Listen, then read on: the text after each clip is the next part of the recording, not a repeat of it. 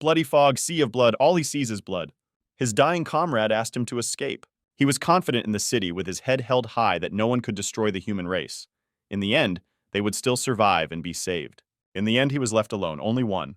The demon flying under the blood-red moon turned to him, wondering if he was called the great god of humanity. After all, he also does not know martial arts. Maybe he's hiding behind some trash. He stood alone in front of the countless army of demons. Ember, the heavenly demon emperor, looked straight at him angrily and even said with some mockery that he would never defeat him and called him the pill god. Our hero, Qin Feng, complete zero in martial arts. Smiling and sweating, he said it was all in vain. After all, Qin Feng, the pill god, had lived a good life for 100,000 years. And during all this time, he did not even delve into the very basics of martial arts. And heading towards the monsters, he began to say that he must help his comrades and continue to fight. Our enraged hero brought 2 fingers to his teeth to perform a magical action. His eyes even sparkled with rage. The young man struck a pose, showing that he was ready for battle. It sparkled with orange and red flames. Monsters began to attack our hero from all sides. The guy defended himself as best he could, at the same time shouting that he will stand his ground until the very end. The guy was attacked by a huge demon. It looked even more terrifying than all the others. But the young man was not distracted for a second. He was ready to fight all the demons he could. But a moment later, the young man was pierced through. He flew away with a hole in his chest. The young man was stabbed. Perhaps this was the end. In this life, he had a useless body, capable of reaching the pinnacle of alchemy, but unable to reach the limit. He really was a worthless weakling. Blood flowed with all its might. Of course, his face was covered in blood. If only our hero had a chance to be reborn, he would definitely master martial arts to perfection. He will right the wrongs of this life against heaven. A green pendant on a string fell from his neck. It looked like it was made of stone, and upon impact it crumbled and cracked. The boy jumped up in a cold sweat, all disheveled and scared. He was in a spacious room, completely filled with many things. Our hero sat in the middle of the bed and tried to understand what happened. The guy's whole body was bandaged. Looking at all this, he tried to understand where he was. Everything was so unfamiliar. His attention was drawn to the pendant, which broke the moment he fell dead. So he raised it before his eyes and looked at it carefully. Qin Feng held his shaggy head with both hands to calm something down. There were a lot of Iris's people running through his head. These were his memories. Our hero has come to life. Already holding his head with one hand and sweating, the guy remembered the moment. The moment when Lin Shuan made it so that he could no longer master martial arts. Exactly 100,000 years ago. Norka remembered bowing his head and sword over a bloody puddle in the pouring rain in front of Shuan, and it is said that he won the contest. But he didn't realize how his fiancée was trying to kill him. He stood in front of the girl who, upon hearing this, said that she had entered into a marriage contract with our hero 3 years ago, only to temporarily join his Qin family. She took our hero by the bloody face, brought him to her, and said that she had climbed the 3rd step. At first glance, Mila and even the beautiful girl with pink hair and amber-green eyes called our kneeling hero a bastard. Then he asked if it was true that he thought he was worthy of her. Hearing this, our hero's pupils dilated and tears flowed from his eyes. In our hero's past life, martial arts were exhausted, and he had no choice but to focus on alchemy. Our hero sat and meditated. During meditation, the guy began to sparkle with yellow light. Remembering the moment when he flew towards the monsters, he realized that although he had reached his peak in alchemy, it was still not enough. Looking at his bandaged fist that sparkled with yellow light, he realized that if he could practice martial arts, the tragedy of the major demon that invaded the Shenqi continent in his past life would not have happened. If he had fixed everything, the human race would not have perished. The boy carefully examined his pendant, which was already hanging around his neck. After all, thanks to this jade pendant, he had a chance to start over. Our hero slowly began to put it on, deciding that he would first focus on becoming stronger. Whether it's alchemy or martial arts, he should definitely pursue it and definitely reach the top.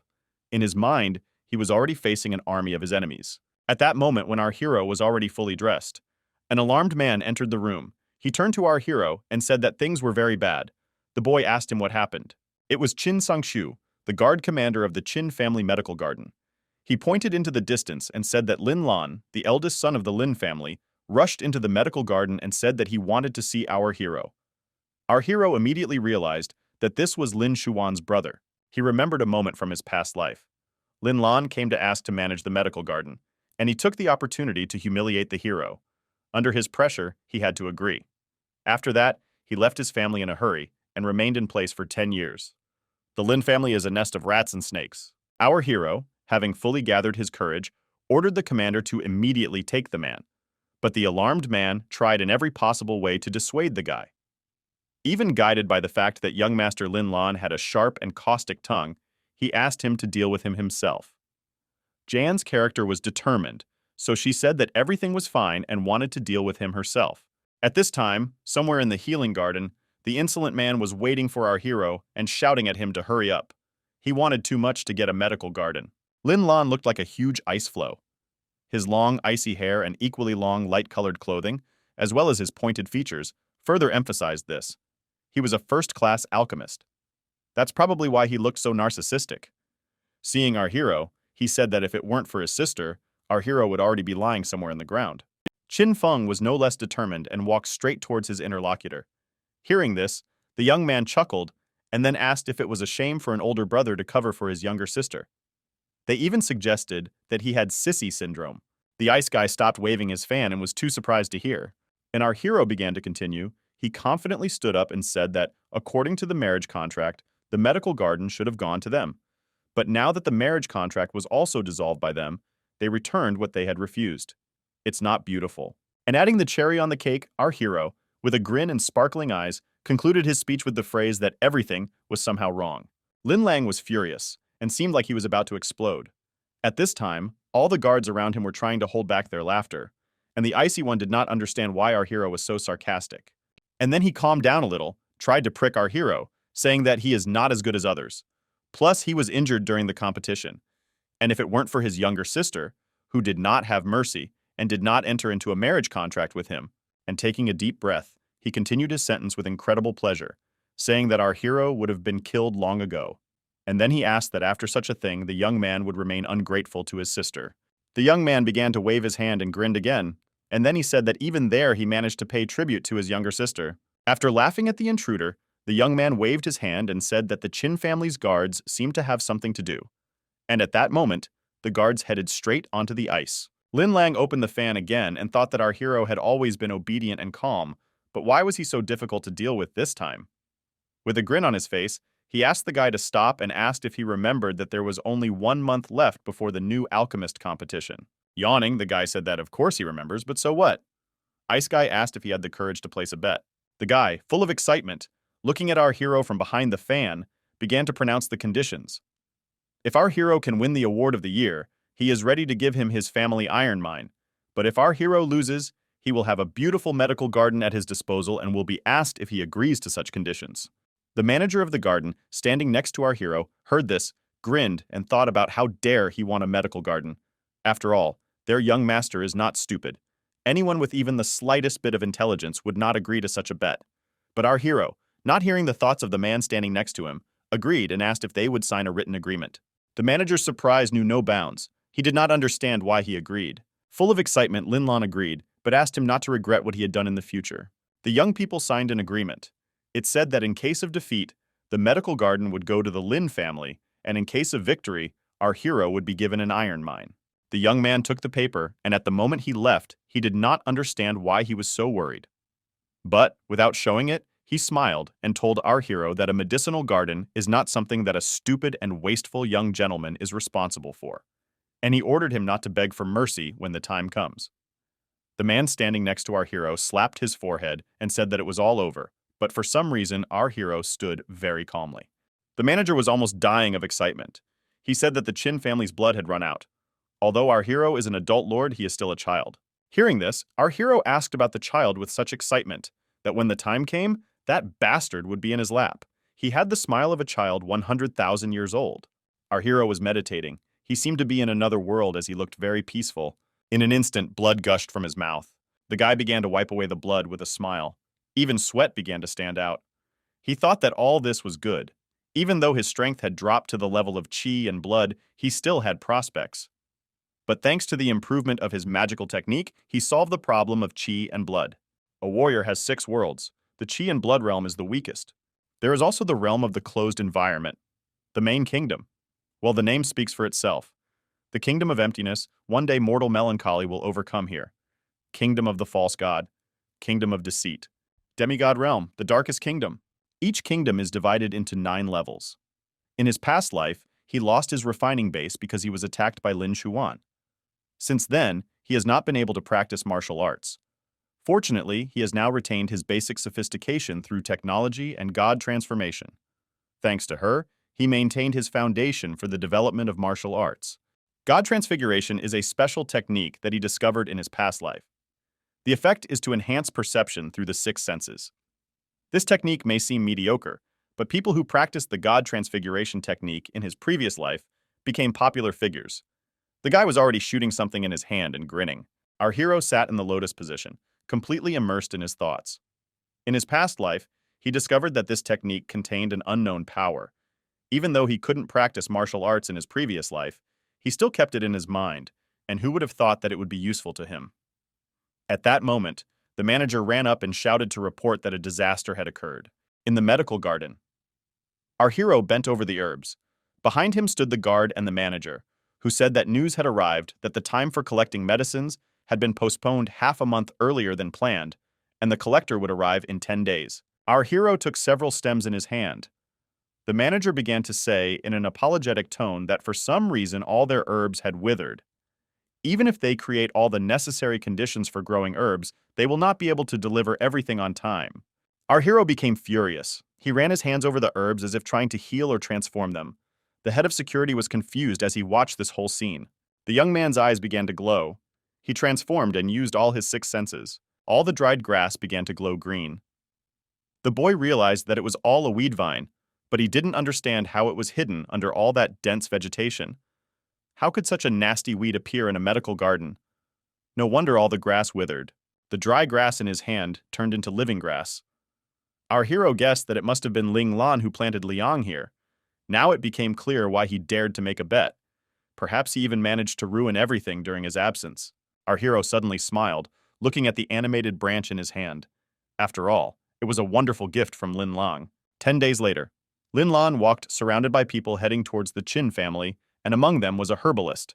The impudent man began to wonder where our hero was and why he didn't even come out to greet the herbalist. At this time, the security manager leaned over the man and began to apologize, and then asked him to wait a few minutes, because our hero would arrive in a minute or a minute. At that moment, the happy hero appeared with a straw hat and grass in his hand and asked the manager, who was making noise at such an early hour, even the roosters had not woken up yet. But they were here. Lin Lan grinned cheekily at the man on the horse, making sure he saw that our hero had not knelt down to greet the herbalist. And he's trying to make a statement. This is clear disrespect. This is the herbalist of the main branch of the Qin family, Qin Yulan. The man turned angrily to our hero and gave him one chance to apologize, and he ordered him to kneel down. The manager desperately asked our hero to do as he asked, so as not to anger him even more. The man was about to fall at the feet of this herbalist and asked the young master to apologize and kneel down, but our hero just stood and watched, without making a sound. The man said, almost crying, that the last time they angered the herbalist, their medical garden was fined 3 times as much. But our hero looked straight at the herbalist and Lin Lan, sending them away for a long time with a smile. Everyone was amazed by this action, and our hero, with an arrogant grin, turned to the herbalist and asked if he really believed that he had any official authority. After all, he's just a spoiled chicken, and our hero has to kneel on his lap? The herbalist is a formidable man, who looked even more intimidating in his rage, and, upon hearing what he heard, angrily asked what kind of attitude this was. Where did such impudence come from? And then asked if he even prepared medicinal herbs. The young man listened to all this and calmly said that he agreed that there are many herbs and they are all ready for humans. He did not expect such an answer, so he became even more angry. But finding a loophole in our hero's words, he laughed and asked who told him that this year was like the previous ones? And then he asked if our hero knew that this year the rate for receiving medications was increased 3 times. And now he has doubled that with his behavior, if he fails to meet the standard at that time. He drew his sword and said that our hero would lose his head. The boy stood very quietly and calmly, and the manager was in a panic. Looking at the whole situation, he realized that it was unlikely that they would even be able to double the norm. What kind of triple norm can we talk about? And then they doubled it. This is bad. Now they will not only lose the Lin Lan medical garden, but also lose the life of our hero. At this time, Lin Lan remembered the moment when he had previously appeased Qin Yulan by arranging for him a luxurious vacation right in his residence. He then offered to split the medicinal garden in half if our hero lost the bet. The man agreed. He later hired a spy. He told the man that only our hero had been working in the medicinal garden all this time. What effective tricks could a boy who knew nothing about herbs come up with? Our hero listened to the herbalist's conditions with a grin and then asked to follow him. Our hero actually led everyone present with him. The manager was in a panic. Lin Lan was anticipating the fall of our hero. The herbalist was already ready to be executed. Lin Lan walked past the withered flowers and plants, waving his fan in front of him. He laughed because he was sure that our hero would be defeated. "I only noticed dry herbs," asks the impudent guy with a status grin. "Are these really the most famous medicinal herbs? Because they are just as rotten and withered as our hero." The herbalist fundamentally wondered how to understand this, and perhaps he was trying to deceive them. And then he said that for the sake of the Qin family, for the sake of the main clan, and ridding it of our hero, the bastard.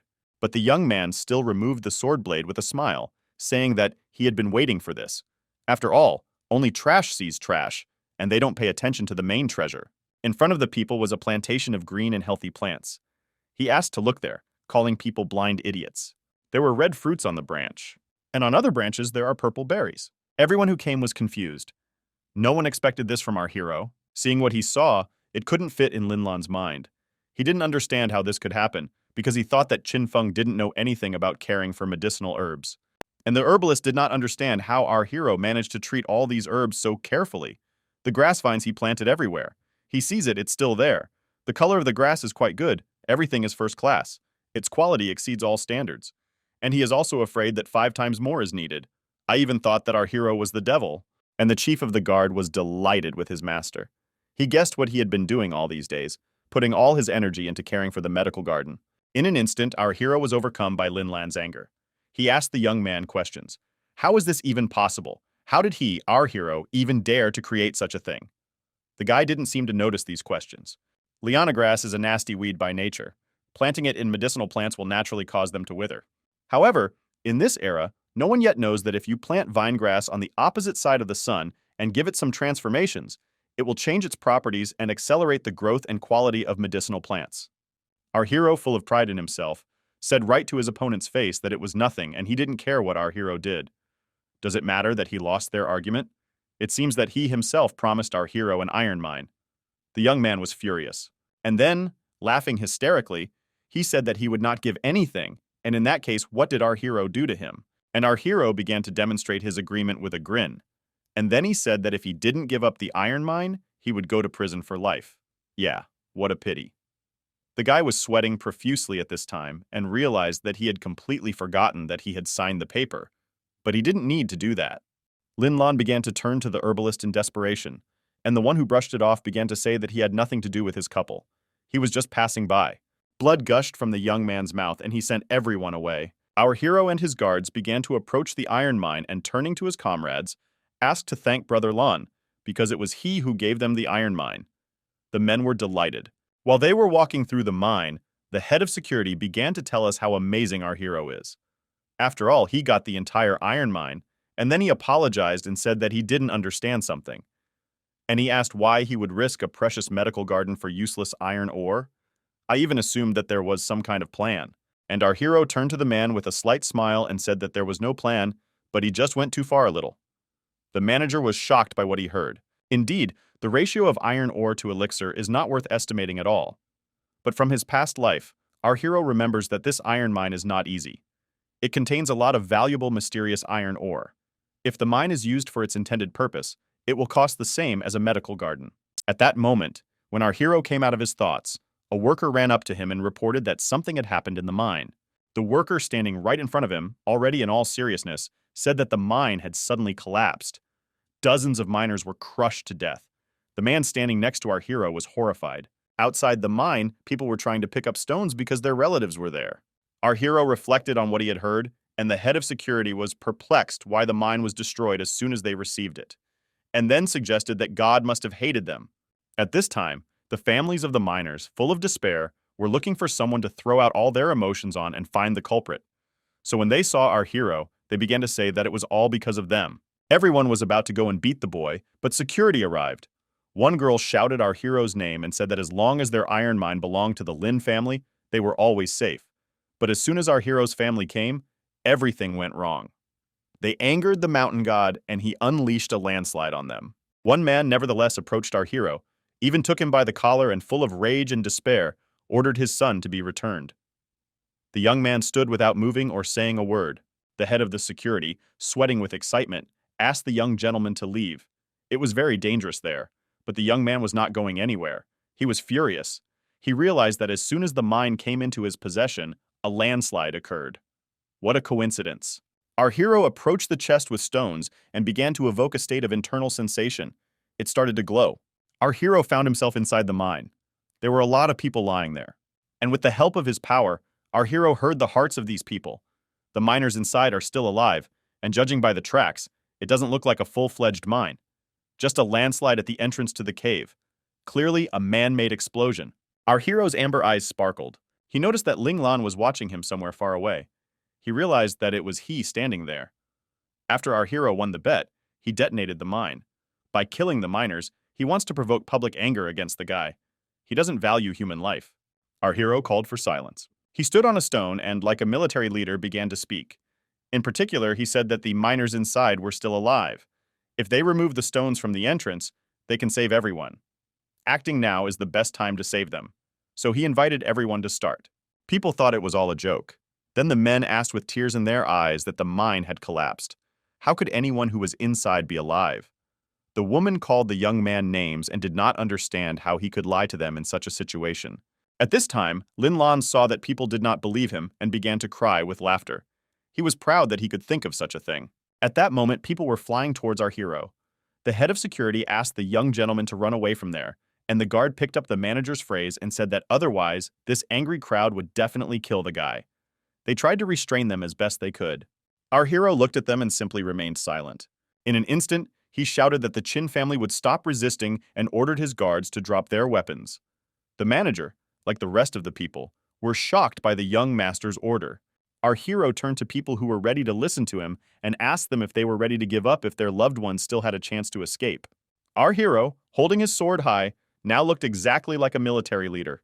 He swore with his life that he would save all people. If they dig up the mine and find people dead, they could do whatever they wanted with it. And then he jumped straight to the people. The guy was determined, so he asked them again if they would agree to this. People were puzzled.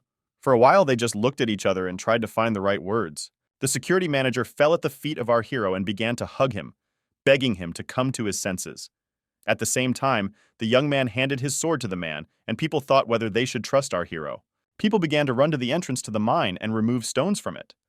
The guards behind were offended and asked to help each other. Some began to say that they would work with a shovel, and someone said that they would move stones. Our hero asked Sangqiu to come back and do one thing for him. The young man began to wonder why the young master asked him to do this so quietly, even assuming that he had gone crazy. At this time, Lin Lan looked at this picture and said with ridicule, "Let the people dig. In the end, they won't be able to do anything anyway." And he thought to himself that he had long ago placed the swamp miasma in the mine, and this is a terrible herb. The people inside will not be crushed to death. They will definitely die from the toxins. Qin Feng, such loud words in such an audience, he will not fulfill his promise and will be killed. 2 hours later, the girl climbed onto a pile of stones and enthusiastically said that they had finally disappeared. What they saw shocked people. They tried to call relatives. People began to grieve again. After all, everyone was dead. Everyone started crying and saying what a fraud our hero is, because everyone was dead. And then our hero began to be accused again. At that moment, Lin Lan approached, and as if the instigator began to ask if our hero had said that they could do whatever they wanted with him. Having said this phrase, the smile did not leave his face. People just looked at him strangely. And then a crowd of people began to fly towards our hero. They really intended to kill him. And behind this crowd stood a young man with his companion and said with a smile that our hero did not fulfill his promise, but swore with his life. Therefore, he must part with it. At that moment, our hero was leaving the cave and the guards were carrying people out. The malicious boy, looking at our hero, laughed to himself, although he realized that our hero suspected him of what had happened. But he has no proof. Even if he tries to dig something up, nothing will come of it. At this moment, our hero ordered his assistant with a basket of fruit to approach him. The boy widened his eyes and didn't understand why he was so calm and noticeable that he didn't even think about running away. The young man took a bite of the fruit and ordered Sangqiu to stuff the pre-chewed peel into people's mouths, but to do it quickly. The young man was very determined and angry. Sangqiu immediately obeyed with a guilty look. He sat over the man's body and wished for the peel. He shoved it into the man's mouth. The malicious boy thought that our hero had gone crazy, and in order to vent his anger, he mocked the corpse. But then he started inciting upset and angry people. But a couple of phrases were enough for them, and they already rushed at our hero with a crazy look. They really intended to kill our hero. Our hero shoved chewed crusts into people's mouths and asked Sankyu to continue. But the guy, sobbing, thought that the young master did not understand that by doing this, they were increasing the chances of being killed. And what's more, he gave this man his first kiss. At this moment, the man's eye began to slowly open. The man began to touch his face, thinking that he slept for a very long time, and it seems he had a very long and strange dream. Seeing that the man had woken up, Sankyu jumped up and tried to understand what had happened, whether the dead had resurrected. In an instant, a girl, an adult man, and a child ran up to the man. Everyone had tears in their eyes. They were the wife, father, and child of the resurrected man. Our hero, wiping sweat from his face, wondered who said that all the people died. He knew that swamp miasma was an extremely poisonous plant, but if the poisoned person had taken the medicated peel of the tianluo fruit in time, the consequences of the poisoning could have been easily gotten rid of, so he asked the manager to go to their family's estate and bring fruit. It's just that in that era, he was the only one who knew about such drugs. The young man approached the poisoned man and asked for forgiveness, and then asked him to tell him what he remembered before losing consciousness. But the man was surprised by the fact that he lost consciousness. The man then put his fingers forward and could be seen trying to remember. He remembered. Linlan, he blew up the entrance to the cave and forcibly locked everyone inside. He was afraid that even then they would be able to escape, so he brought the swamp miasma there. He wanted to poison them. He wanted them dead. Gradually, people began to wake up and support the man's words. Everyone started pointing their fingers at the snide boy. After all, it was his fault. The guy stood there and didn't understand how this was possible. Our hero, smiling maliciously, asked if they really think that Lin Lan is behind all this. After all, the truth has come out. And then, looking directly at the guy who had fallen and was in despair, Qin Feng said that if someone is angry that his loved ones almost died, he can express all his grievances to this person right now. And the child tried to understand what these people were going to do to him. And yet all this happened in the iron mines, inside the mine. Our hero was looking for something very carefully.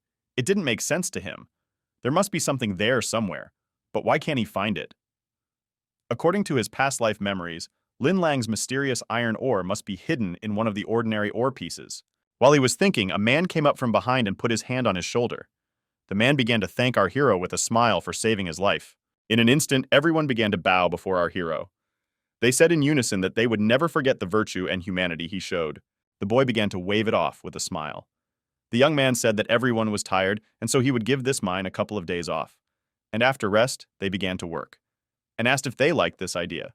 And he thought to himself that it seems in his past life, none of the townspeople recognized him. The men began to swear that from now on, any of his orders would be carried out by them. The young man asked where Lin Lang was, and the man began to remember where he went after the exposure. He remembered the moment when he strangled the boy in his arms. But then he grabbed his head. Our hero asked what was happening to him, and the man said that they surrounded the caustic baby, but he managed to escape. And then he suggested that he no longer belonged in the city. Our hero thought that Lin Lang must have hidden the miraculous ore in advance. If Qin Feng knew that he would escape, he would at least ask him for information about its whereabouts. Our hero came out of the cave and was met by the guard's manager who led his horse. Then, turning to the young master, he asked him if they had settled their affairs and whether it was time for them to return. After the young man mounted his horse, he turned to Sankyu and asked if he knew the moneylenders of Yuning City and whether they were scary people. The boy laughed and said that he knew them. After all, moneylenders in their city terrify even those who have not had contact with them. If you borrow money from them and don't pay it back on time, you risk being disabled for life. And it is almost impossible to return them. The interest rate is too high. The guy sweated profusely and began to say that only desperate fools would ask them to borrow money. Sangshu laughed and asked why the young master was asking about them and suggested that he wanted to borrow money from them. The young man said with the same joy that he wanted to borrow 500 gold pieces from them. The young man hysterically asked if our hero wanted to take him to the grave with him and asked him to say that he was joking, but the guy said he was serious. A completely worried young man began to ask why he only? Because a normal man can live a quiet life 20 years a year, and he borrowed as much as 500 gold pieces. Our hero began to feel his head and innocently wonder where he would get the money to take such good care of the medicinal garden. The man, extremely nervous, said that was the end of it. In the medical garden, at best there is 100 gold. So how will they pay off the debt? The young man thought. After all, he originally thought that if he took all the iron ore and also found the Zhuanfeng miracle ore, he could repay the debt. But now that Lin Lan fled, he did not find the miracle ore. So where can you get the money? Our hero and his companion began to leave. Our hero rode calmly on a horse, and next to him walked a man who shouted that it was all over. And all that remained was to sell the medical garden, and without it the whole family would have died. The girl noticed the two but didn't say anything. Our hero was still sitting on his horse, and in an instant, he heard a strange form of his name. The guy was surprised. Standing in front of him was Qin Wanli, the father of our hero and the guardian of Yunyi City. This friendly man wondered how many days they had not seen each other. And then he said that he would see another person in front of him and would not recognize him. Later, he asked if our hero was feeling better. But the guy responded by asking when he would return. Without thinking about the consequences, the head of security wanted to tell him that our hero borrowed money. But the guy arrived in time and closed his mouth and whispered and asked him to shut up. Our hero remembered that in a past life, his father tried his best to take care of him, literally risked my health. In this life, he would never let his father worry about him again. The boy doesn't want his father to get hurt again because of him. Eventually, the man approached the young man and inquired about his body. After all, he had nothing to worry about now. Father spent a lot of money and bought our hero pills to harden the body, and handed them over to him. With their help, our hero will definitely be able to establish his cultivation base. Qin Feng waved it off and told his father that his body was much better than before, and asked him not to worry about him. He concluded that his father had been worried about his injury all along. For these 2 pills, his father tried his best to do so much work. But the man grabbed our hero by the hand, and more seriously asked him to stop, and then asked how his cultivation base reached the highest stage of qi and blood. But the young man with a smile asked his father to calm down, and when they returned home, he would tell him everything. Father and son were sitting at the dinner table. The man asked our hero if it was true that he had found a teacher who helped the boy. Moreover, he taught him alchemy. The man looked happy, so he wondered if his son would truly become an alchemist. And the guy, in turn, said that the teacher said that he was the most talented student. Qin Wanli laughed loudly, and he began to say that he always knew that his son was a genius of heaven, and no one can destroy the future of his son. And then he asked if his teacher was alive, and if he was obliged to meet him. Our hero, scratching the back of his head, began to say that his teacher did not like strangers, and he clearly doesn't want too many people to know about his existence. At the time, he said he thought he would refuse to see his father. The man hesitated and said that indeed specialists of this level prefer to live in solitude. It might be wrong to lie to his father, but he knows of no better excuse for his sudden knowledge of alchemy. It's better for him to come up with a teacher so that his father doesn't worry. The man had already told him it was time to leave. The man handed our hero a piece, asking him to keep it for himself. He took him for our hero. If he finds himself in a difficult situation in the future, let him take advantage of it. This is the battle order of the Qin family. The boy agreed, but could not believe that his father had given him such an important thing. When saying goodbye, the father told his son that although they had not seen each other for a long time, he really had to go on business. Their family will remain our hero. But our hero really understood everything, so he said that everything was okay. The man stroked our hero on the head. Meanwhile, he pondered the present. He wondered why his father gave it away. After all, the Qin family's battle warrant was indeed of great importance. But for him, it was an honor. He would never, ever let his father down. A few days later, medical garden, someone called the young master. The security manager entered our hero's chambers and excitedly shouted that someone had come and wanted to see our hero. And he, in turn, was sweating, covering his ears and, in principle, very worried. The guy did not understand why they came so quickly. Qin Feng ordered Sanshu to raise all the medical garden's guards and put them on alert. The man immediately accepted the order. Our hero rushed to the entrance. Mentally, he thought this was the end.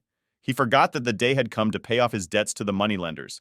Initially, he wanted to take the money from his father, but he spent it all on pills to strengthen the body. And all the family's supplies were used up. Somebody's knocking on the door. Eventually, if the debt is not repaid, loan sharks may take the house. All the security and our hero were at the ready. The young man ordered the door to be opened. When he lowered his head and closed his eyes, he realized that he was ready to fight to the death. The security manager began to address our hero, and he slowly and hesitantly opened his eyes. Someone suspicious greeted our hero. She was an attractive blonde girl. She introduced herself as An Haochen. She said she came to thank him for saving her life. But in the mind of our hero, he could not imagine that this could be a moneylender. I didn't even imagine that there could be such a wonderful collector. Our hero asked if it was by chance that she had come for the collection a long time ago. The girl timidly said that she was just a minor, and the day before our hero saved her life, and she came for her future husband. The young man coughed. At this time, the head of security smiled very much, looking at the girl. After our hero coughed, he realized what he was talking about. He remembered. She was the only girl he fed tunyalit fruit, mouth to mouth. Then he did not pay attention and inadvertently took advantage of her defenselessness. Our hero motioned for his guards to leave. They obeyed immediately. Our hero, still coughing, began to assume that the girl had come to them to pay for their kindness. And he thought to himself that she herself said that she came for this. And how is she going to pay for it? Our hero has huge ambitions and is not going to get married so early. And the girl said that she really came to pay for saving a life. She will be able to tell our hero where the wonderful ore is hidden. But the guy tried to understand how she knew this, because she was unconscious in that place, and how she knew that he was looking for a miraculous ore. The girl said that in fact, at that moment she did not lose consciousness. And Hao-chen took a homemade detoxification pill and was in a more conscious state than the others. It was then that she heard about the location of the miraculous ore, Lin Lan. Our hero enthusiastically grabbed the girl's hand, which contained the pill. Then he said that the birth would have to wait, because the pill was more important. The guy tried to ask if this girl had prepared a detox pill without the proper knowledge. At that moment, when the girl's hand was still in our hero's hand, she fearfully began to say that she really did it herself. After all, she learned it from books. Our hero kept trying to believe it, so he asked her repeatedly. He realized that this pill had a couple of disadvantages, besides the fact that she prepared it without a teacher. This girl has the talent to become an alchemist. Our hero immediately asked her if she wanted to become an alchemist, but the girl said that her family is poor and she has to support her parents, so she will have to work as an honest miner. The guy enthusiastically began offering to take care of her parents for him, and then he said that he knew alchemy, so he could take her on as his student. The girl just has to promise to follow him. The girl stood more and more confused. The young man was already wiping his palms. After all, in every proposal there was a benefit for him, the benefit of part-time work, distance learning, employees who would always carry out only his instructions. In his opinion, he would hire an apprentice so that he would have more time to practice martial arts. In short, a shameless liar. The girl heard this and was confused. For her, these proposals had a completely different meaning and character. No, it sounded like this. From now on, they will be one family, perfecting the art of alchemy together. A sweet couple, or even a marriage proposal. The girl thought that our hero wanted to marry her. But nevertheless, she agreed to the guy's proposal and promised to follow him. And so they went somewhere. Our hero laughed and told the girl that she would have to work hard. He thought he had found a good workforce, and the girl thought she had found a good husband. A few days later, Fengming City. Sangchu led our hero's horse and said that he didn't expect that they would come up with the idea of selling iron ore in Fengming. He then asked how much he wanted to sell. He calmly began to say that he needed to sell so much so that he could calmly pay off the moneylenders. Therefore, he asked not to overdo it with the quantity. With a thumbs up, he asked to sell for a certain amount. The guards and their manager were shocked. Therefore, Sangchu timidly asked, "Is it really necessary to sell for 1,000 gold?" Then he thought about it and said, "Although this is a bit much, they collected enough ore. They just need to sell it. How to get out of debt and why replenish ore. If they find a buyer who really needs the ore, maybe they can get 1,000 gold." But the young man pointed to the paper and said that they needed to sell 10,000 gold ores. Our hero relied too much on Lin Lang's miraculous ore. Although he had delayed the payment of his debt to the moneylenders, he now owed at least 10,000 gold pieces. At the same time, he looked very calm. People were terrified. It was too much. Their ore was worth a maximum of 1,000 gold, so where could they get that much money? No one wants to buy wonderful ore for 10,000 gold. They are doomed. But our hero asked them not to worry. And then he asked, "Is there anything in this world that cannot be sold?" Our hero simply asked to believe him. He really was too self-confident. He and Don Hao-chen then worked hard on this batch of ore for several days. They have improved the quality beyond recognition. Why did he conclude that all the ore would be taken in a matter of seconds? But he and the girl were in too much of a hurry. Thus, they did not achieve the level of quality they were aiming for. Our hero hoped that the ore would disappear in a matter of seconds. But that's not true. Hearing the price, the potential customer said that he would not take this wonderful ore for 100 gold pieces, because he would be sorry to give such a sum. Hui Chengfan, the largest shopping store in Fengming City. The man, looking at some cobblestone, began to say that all people know that wonderful iron ore is crystal clear and shaped like a precious stone. And then he asked if this cobblestone looked like a precious stone. Our indignant hero began to accuse the man of amateurism and then began to claim that this was truly a wonderful ore. And the man was not going to retreat, so he asked our hero again if he wanted to say that he really understood ores better than himself. And then he said that if his stones turned out to be wonderful ore, he would bow to him upside down. The boy took the merchant at his word, and he, in turn, demanded to be convinced that this was a real miraculous ore. At that moment, the store owner, Treasurer Gar, appeared. A stern man. He demanded that this discussion be stopped. After all, young people came here to trade. Then he asked what was the matter. The merchant took our hero's boulder, gave it to Kuznatsi, and said that our hero wants to sell them fake wonderful ore. And he said that our hero says that if he doesn't buy anything from him, he will sell him this ore. The man was surprised. And a few moments later, the manager kicked our hero and his companion out of the store, telling them to leave and that they would not accept counterfeits. The guys just froze at the closed doors. The young man was furious. He flew to the store and said that how dare this man say that our hero's wonderful ore is fake, how he made the young man angry. Our hero's companion held his hand and tried to stop him, saying that he should not do this. Treasurer Gao is a noble man. Influential people support him. They cannot afford to provoke him. In our hero's hand was a 40-centimeter knife, taken from the security guard. The guy stopped and said that he was indeed right. Treasurer Gao's strength and power are not inferior to their Qin family. The companion, wiping sweat from his face, was surprised at how energetic the young master was. The boy sheathed his sword and realized that it was because of this treasurer that they had to leave the city and go to another. But he was afraid that during this journey, he would again fail to pay off his debt. At this time, the chamberlain listened attentively to the merchant with an important look. If he encounters such deceivers again, he must drive them out immediately. Quarrels and arguments with such people will only ruin the reputation of their store. The man bowed and said that he had learned his lesson. Looking at the cobblestones, the owner asked why he put the coal on the counter. It was dirty. Then he realized that this was our hero's miraculous ore. Taking this boulder in his hand, the man asked the seller if there was a mine nearby. The man with a smile began to say that yes, there is, but it is the most common iron ore. In other words, a piece of iron. And this charlatan, or rather our hero, wanted to sell it for 10,000 gold. But he has the wrong guy. He's not a fool, so he didn't fall for it. The owner praised him. But the iron ore in the owner's hand began to crack. And in an instant, a soft blue light poured out of the cracks. The owner tried to shield himself from such a bright light. He didn't understand what was going on. The seller, looking at the owner with this bright light, sarcastically asked if our hero had put a flashlight there. The man further said that after so many years of working in trade, among all the ores that he saw, he first heard about the radiance of the wonderful ore. It was a charlatan who thought they would fall for it. But the owner hit the man in the face with all his might. He said he was an idiot and insulted a very important person. The big man dragged the poor merchant by the leg, saying that it was all over. Because of him, our hero had offended them. And they were ordered to prepare the money. They are going to apologize to this important gentleman, and I hope it's not too late. Our hero and his companion were walking somewhere among the rocks. Sankyu asked our hero if he was sure that he had met a powerful alchemist and not another Chardon.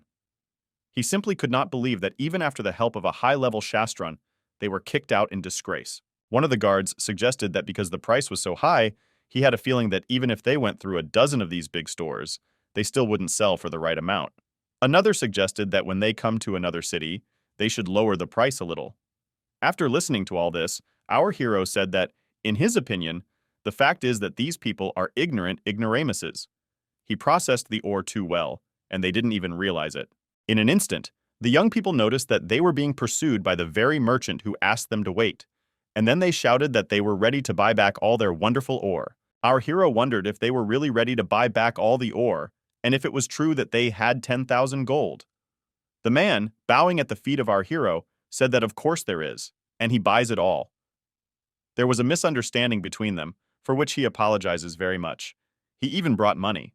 Our hero, with a peculiar grin, declared that he really understood the goods. The head of security and the guards themselves were delighted. Someone was actually willing to buy all the ore. They were very lucky, and they asked the young lord to agree to such a proposal. With a grin, he said that he was not ready to sell it to them and apologized. The guards were horrified by what they heard. They didn't understand how this was possible. Our hero said that he really wants to sell them all the ore, even right now. But still, one question worries him.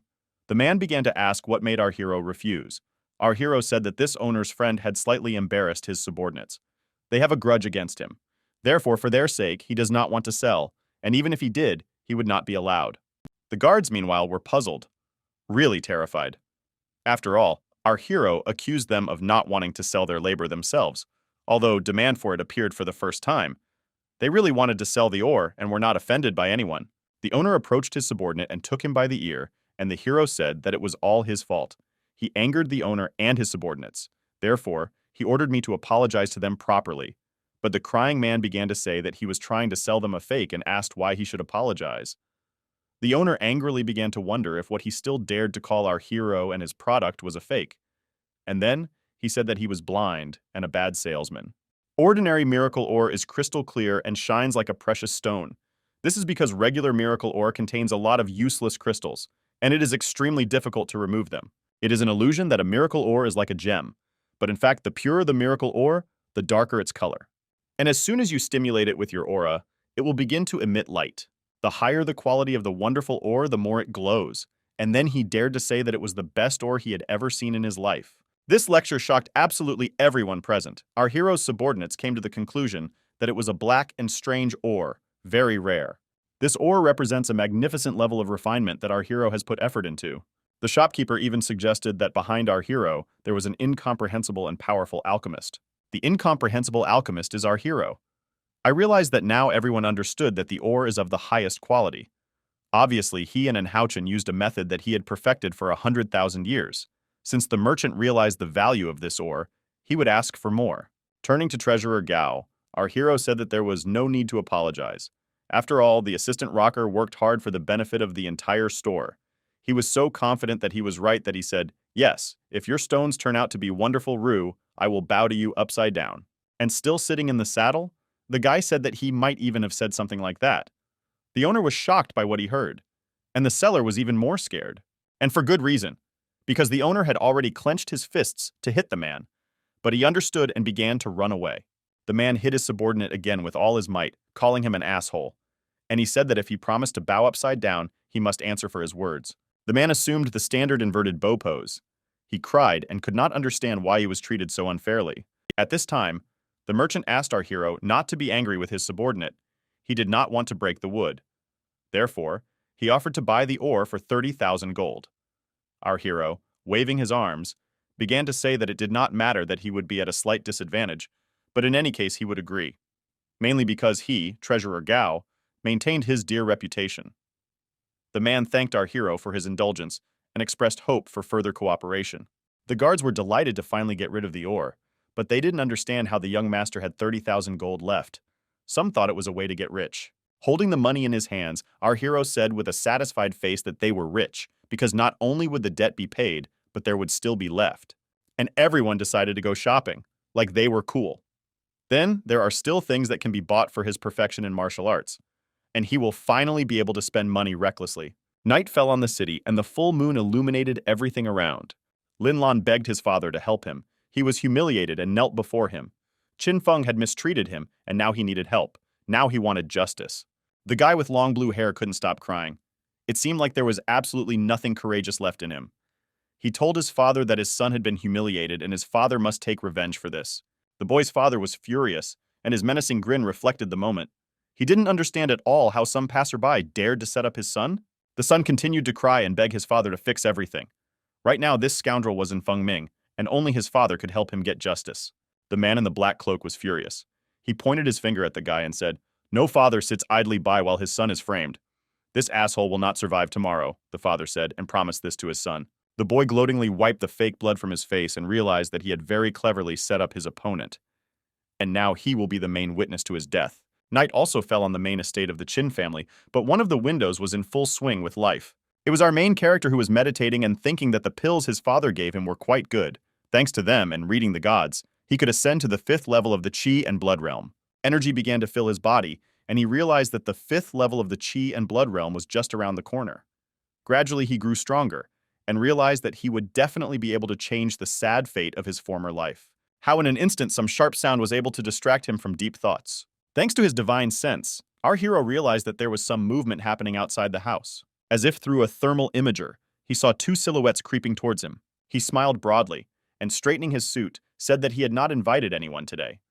But since they dared to invade his personal space, he will fight them and see how much his power increases. The two men stood outside the house and considered their next course of action. One of them was already looking out the window to see where our hero was. Another said that he would distract him, and then the other guy would rush in and kill him. They were ready to attack and put their weapons forward, but suddenly something happened that frightened them. Our hero opened the door with all his might. His opponents were very scared and surprised at the same time. It seemed that their plan was not destined to come true. At the same time, our hero smiled broadly and told his rivals that, apparently, he was the person they were looking for today. The secret killers began to ask him how he did it, to which our hero answered them that he knew about their arrival even before they entered. The men looked at him angrily through their masks and were ready to destroy him at any cost. He scratched his head and told them that even though they were killers, they didn't stand a chance. In fact, he went to practice on them. The men were very dumbfounded. The man in the blue headband looked at our hero with prejudice and said that he was just a scum of the 5th level of the Chi and Blood stage, and he definitely wouldn't be able to train on them. But the second masked man told our hero that they had never killed another person before, but this was the first time that the prey came to them with open arms. Our hero told them that everything happens for the first time, and in general, he's going to fight for the first time in his life. Because in his previous life, he devoted all his attention and energy to alchemy, he did not have to fight anyone for 100,000 years. The time has come for him to try out the results of his work. The male ninjas were very surprised by the boy's courage. Is this really the first time he will fight now? The man in the blue cloak expressed his desire to kill this boy. The masked man didn't put up much of a fight. He just wanted to let the upstart know that he was wrong. The man pulled out a sword and began to swing it in different directions, apparently to intimidate our hero even more. But this did not bother the boy. He became even more excited and filled with the desire to destroy the offender.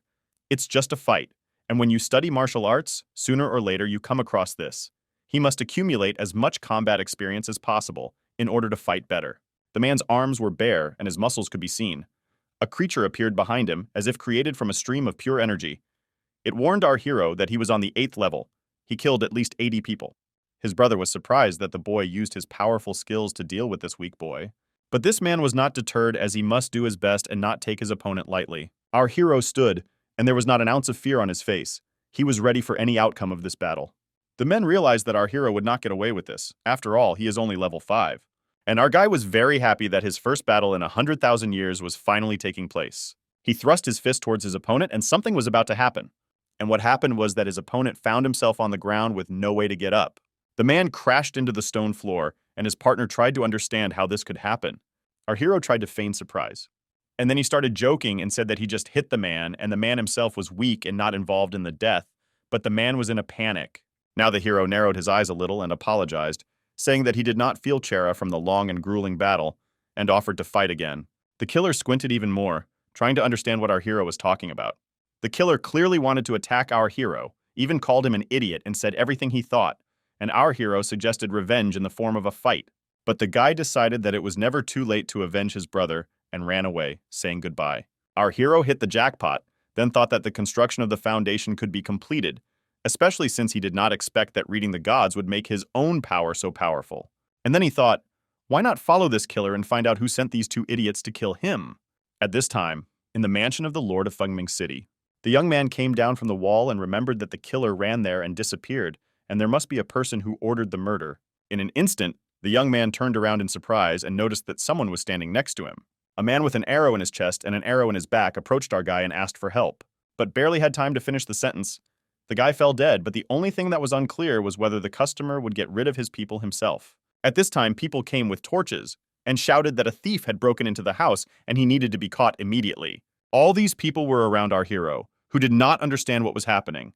Our hero was surrounded by, unfortunately, all these people were level 8 Chi and Bloodmasters. Behind our hero, there was already a bitter enemy who never ceased to gloat and threaten. The guy asked Qin Feng with a malicious smile, did he come here because he couldn't finish him off? But our hero just grinned. He didn't understand why he didn't immediately realize that this bastard had sent those assassins. I concluded for myself that Lin Lang wanted him dead. The two stood in the middle of the circle formed. Lin Lan pretended that she did not understand what our hero was talking about, said that she knew that the guy had come there, straight to the mansion of the city lord, to kill him, and the guy actually noted for himself where located. A map of Fengming City formed in our hero's mind, and he thought that the city lord was supported by his family, and Lin Lang dared to use his family and the lord's mansion, so he wondered whether he wanted to use the city lord's power to plot against him. At that moment, someone tore a bladed weapon from the body of a young man who asked our hero for help. It was a stern-looking man who asked our hero if he had called him. "This is the lord of Fengming City." He wiped the weapon with a handkerchief, turned to Lin Lang, and asked him to be careful if he wanted to kill someone, because if he screwed up, no one would wipe up after him. The guy smiled guiltily and told his father that I had gone a little too far. Our hero was very surprised, so he asked if the man was on the side of his family. The man laughed and asked where such information came from, since so many years had passed, and his family still took the small favors they once did him so seriously. And then the two bandits were ordered to get rid of our hero, whom they bent almost to the ground. And leaning towards our hero, he said that his former bride had not only made great progress in the development of martial arts, but was also going to become the third prince's concubine, and her plans were to oust our hero's family, deprive her of power, and raise the Lin family in her place, making her one of the 5 strongest families. And pointing his finger at the young man, he gloated incredibly and said that the Lin family has a great future, and no one cares about the Qin family, which was also going through difficult times. The young man was beside himself with rage. At this time, behind his father's back, Lin Lan couldn't stop laughing, but still managed to ask the man what he was going to do to our hero. The man asked not to worry, said that he would use a legitimate reason not to interfere in the affairs of the Qin family and still get rid of our hero. At night, in the city lord's mansion in the stone dungeon, the guy tried to meditate, realizing that he was careless this time, especially not expecting the city lord to side with the Lin family. But in an instant, a noise was heard and the guy tried to understand what it was. And it was Happy Sankyu who somehow climbed through the stone wall. He was glad to see the young gentleman. Our hero tried to understand what was happening there, but the young man said that he could not come, especially since the hotel was taken under arrest. A moment later, the guy was already rushing towards our hero, trying to change how a gentleman could do such a stupid thing. But the young man could not understand what the problem was. The guy leaned toward the youth's ear and said that the people in the city lord's mansion were discussing the formation of the third scissor Prince Lin Shuan, and that because of this news, our hero fell into hatred and killed 2 members of the royal family, so the guy is executed in the morning. Qin Feng thought about it and realized that these were all good excuses for his death. But in reality, he was ready to be exiled or something like that, just to serve the Lin family. Right now, the Ye family was the strongest family. Even if they said that they wanted to execute him on their own behalf, it would be the same, because the top Qin family would only have to get angry, but there was nothing to say. Opposition. Sankyu was already panicking and suggested that the young master escape through the hole he had just dug. Well, instead of running away, the young man pressed himself against the wall and said that he had not killed anyone from the royal family and was not guilty, so he was not going to run into a hole. He tried to convey to our hero that they do not have time to think about such things. And the young man grinned proudly and said that he was a member of the Qin family. He couldn't just leave. He had to get out of this situation with dignity. A moment later, the guards heard some sound and decided to go look into the cell of our hero, who was already pushing the guy back into the dug hole. But the young man did not want to run away without the young master. But the guards who looked into our hero's cell did not notice anything suspicious. They even threw Nara onto the straw. And our hero thought that it was completely unexpected to learn that his family would make so much effort to help out such an insensitive, ungrateful person, especially since Lin Lan recognized him as his father, so there was nothing more to do. The guy, putting something out the window, said that there was nowhere to put it, so he would use extreme measures. Then he threw it somewhere into the distance. A few moments later, our hero's name lit up in the sky in fiery letters. In an instant, there was a noise in the prison. Our hero sat as if completely motionless. He could hear the indignation of the guards, and right in front of him was an incredible struggle. A moment later, heads and swords bowed before our hero knights. It was the main group of Qin family guards who were trying to understand what had happened.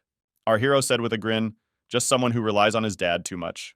Real martial arts masters bowed their heads before our hero. Early in the morning, on the way to the place of execution, our hero's people encouraged each other as best they could. The head of the guard said that the young gentleman had thought it all through and escaped from prison on his own, and the guards immediately supported it all. The boys approached the crowd, and the head guard tried to convince himself that his young master could not be dead. But at the beginning of the crowd, one of the boys pointed his finger up and shouted that someone had already been hanged in the morning. The morning began not with coffee, but with the gallows.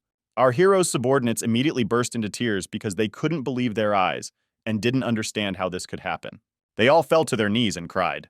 They were ashamed in front of the guy for not being with him in the last minutes of his life. At the same moment, our hero appeared, scratching the back of his head. He was glad that Sangshu had finally appeared in front of him, but did not understand why he was crying. The guy asked if the assistant had brought breakfast, and he was surprised and could not answer at all. And in an instant, the guy and the guards attacked our hero with hugs. They were glad that our hero was alive, but did not understand how it happened. Qin Feng tried to get rid of the floating people. He was embarrassed because there were people around, but replied that Lin Long wanted to kill him with the help of his godfather, but was unable to. Pointing his finger upward, he also said that after all, the godfather is not as good as his. Thus, Lin Long had now lost his godfather.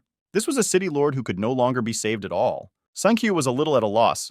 He didn't understand how the young master managed to do this alone. The boy pointed to the thing his father had given him and asked the assistant if he knew what it was. The young man immediately realized that this was a battle order from the Qin family. The Qin family's battle order is equivalent to a treasure of military power. The Qin family's core guard group only needs to see the battle order sign, and then they will arrive and obey the sender's order unconditionally. But still, the adjutant could not understand what would happen next and what order our hero gave. The young man chuckled and couldn't understand how they still didn't understand. So he reported that Lin Lan and the others dared to kill him. Obviously, our hero would not leave everything to chance. So in the end, everyone was mercilessly killed. And after a while, it was the turn of the city lord. The masters destroyed the city lord's mansion and forced his body to endure several circles of hell. But it was a pity that our hero's father had labored for so many years and received only one battle order, because now that it was spent, he had only one empty shell left, although the death of his master had brought him so much pleasure. Sangshu couldn't calm down, so he asked what happened to Lin Lan. Our hero grinned and offered to follow him. This child was smeared with food and poked with fingers. People didn't like him either. He begged the people to stop, but they seemed to have gone crazy and were not even going to stop. Admitting his defeat, the young man cried and raised his hands, admitting that he had falsely accused Qin Feng. He was to blame for all the troubles. Our friends approached him, and they were very amused by what was happening, how much this poor fellow received from the people. Apparently, they didn't like him very much.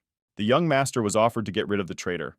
Well, our hero just waved his hand. He was too merciful today, and this man has a lot of power. And if the young master kills his rival, he will not get away with it. He will be caught and punished. Our hero's comrade considered it a big mistake not to kill this bastard. You have to do whatever you can to him so that he doesn't die, because he deserves it. The young master was very impressed that his subordinates sometimes seemed more cruel than himself. At certain moments, the boys turned into devils, who did not know such words as regret and fear. The poor guy was still in the wall. He had no idea what would happen to him. Although the best solution was to simply leave because our hero had to prepare a new plan. The guys left, and he was still shackled and humiliated.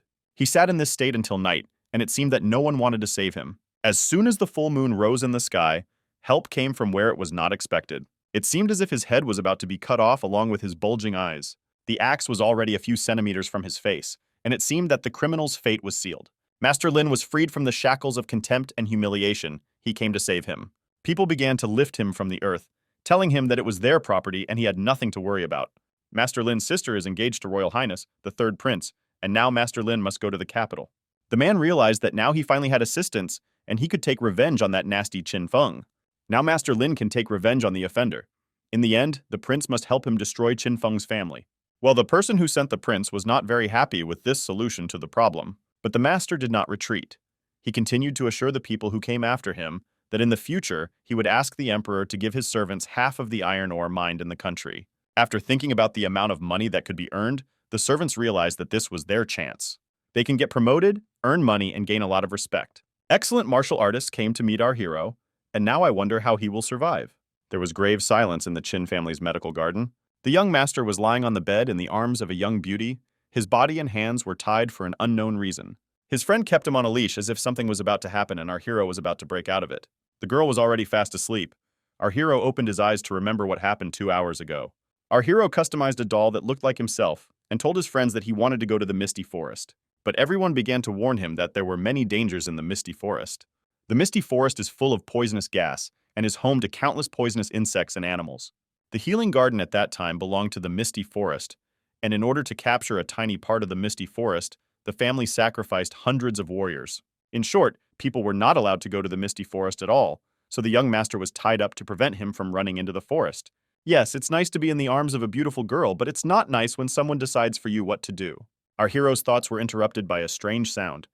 In the middle of the night, someone was walking in their yard. The Lord felt a divine sensation and his eyes glowed bright yellow. These were the same 2 great warriors who were tasked with destroying our hero. They dealt with the guards and were ready to receive a reward for our hero's head. Once the guards were no longer a danger to them, they headed towards the Lord's house. Our hero, realizing that the masters of the hardening stage had invaded his house, realized that now he was in huge trouble because none of his guards could resist them. He broke free of his shackles and was ready to leave because if they fought here, it would involve all the people in the medical garden, and he wouldn't be able to put them in danger. The warriors of the hardening stage saw our hero and were already heading towards him. They were determined because money was the most important motivation for them now. Mach has an axe behind him, and in a couple of seconds our hero will be headless. And indeed, this is what happened.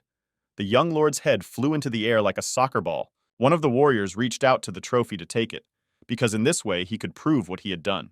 But something really surprised him. It wasn't a real head, it was a wooden puppet. These thick-headed guys stood and looked at the wooden statue, realizing that the hero had escaped, leaving them by surprise. Our hero was very glad that he was able to deceive two masters in the hardened stage of an ordinary puppet. But to get away from them, he needed a magic fruit. When the men noticed that their target was slipping right out of their hands, they became furious, and our hero seemed to be flirting with them. He took his trusty horse and decided that the best thing to do would be to simply ride away. Yes, indeed, this is the only way to save your friends. After all, the angry hunters will destroy everything in their path. Our hero will leave, and they will have to catch up with him. And so it happened. The money-hungry guys rushed on the heels of our hero, and he only sprinkled dust in their eyes.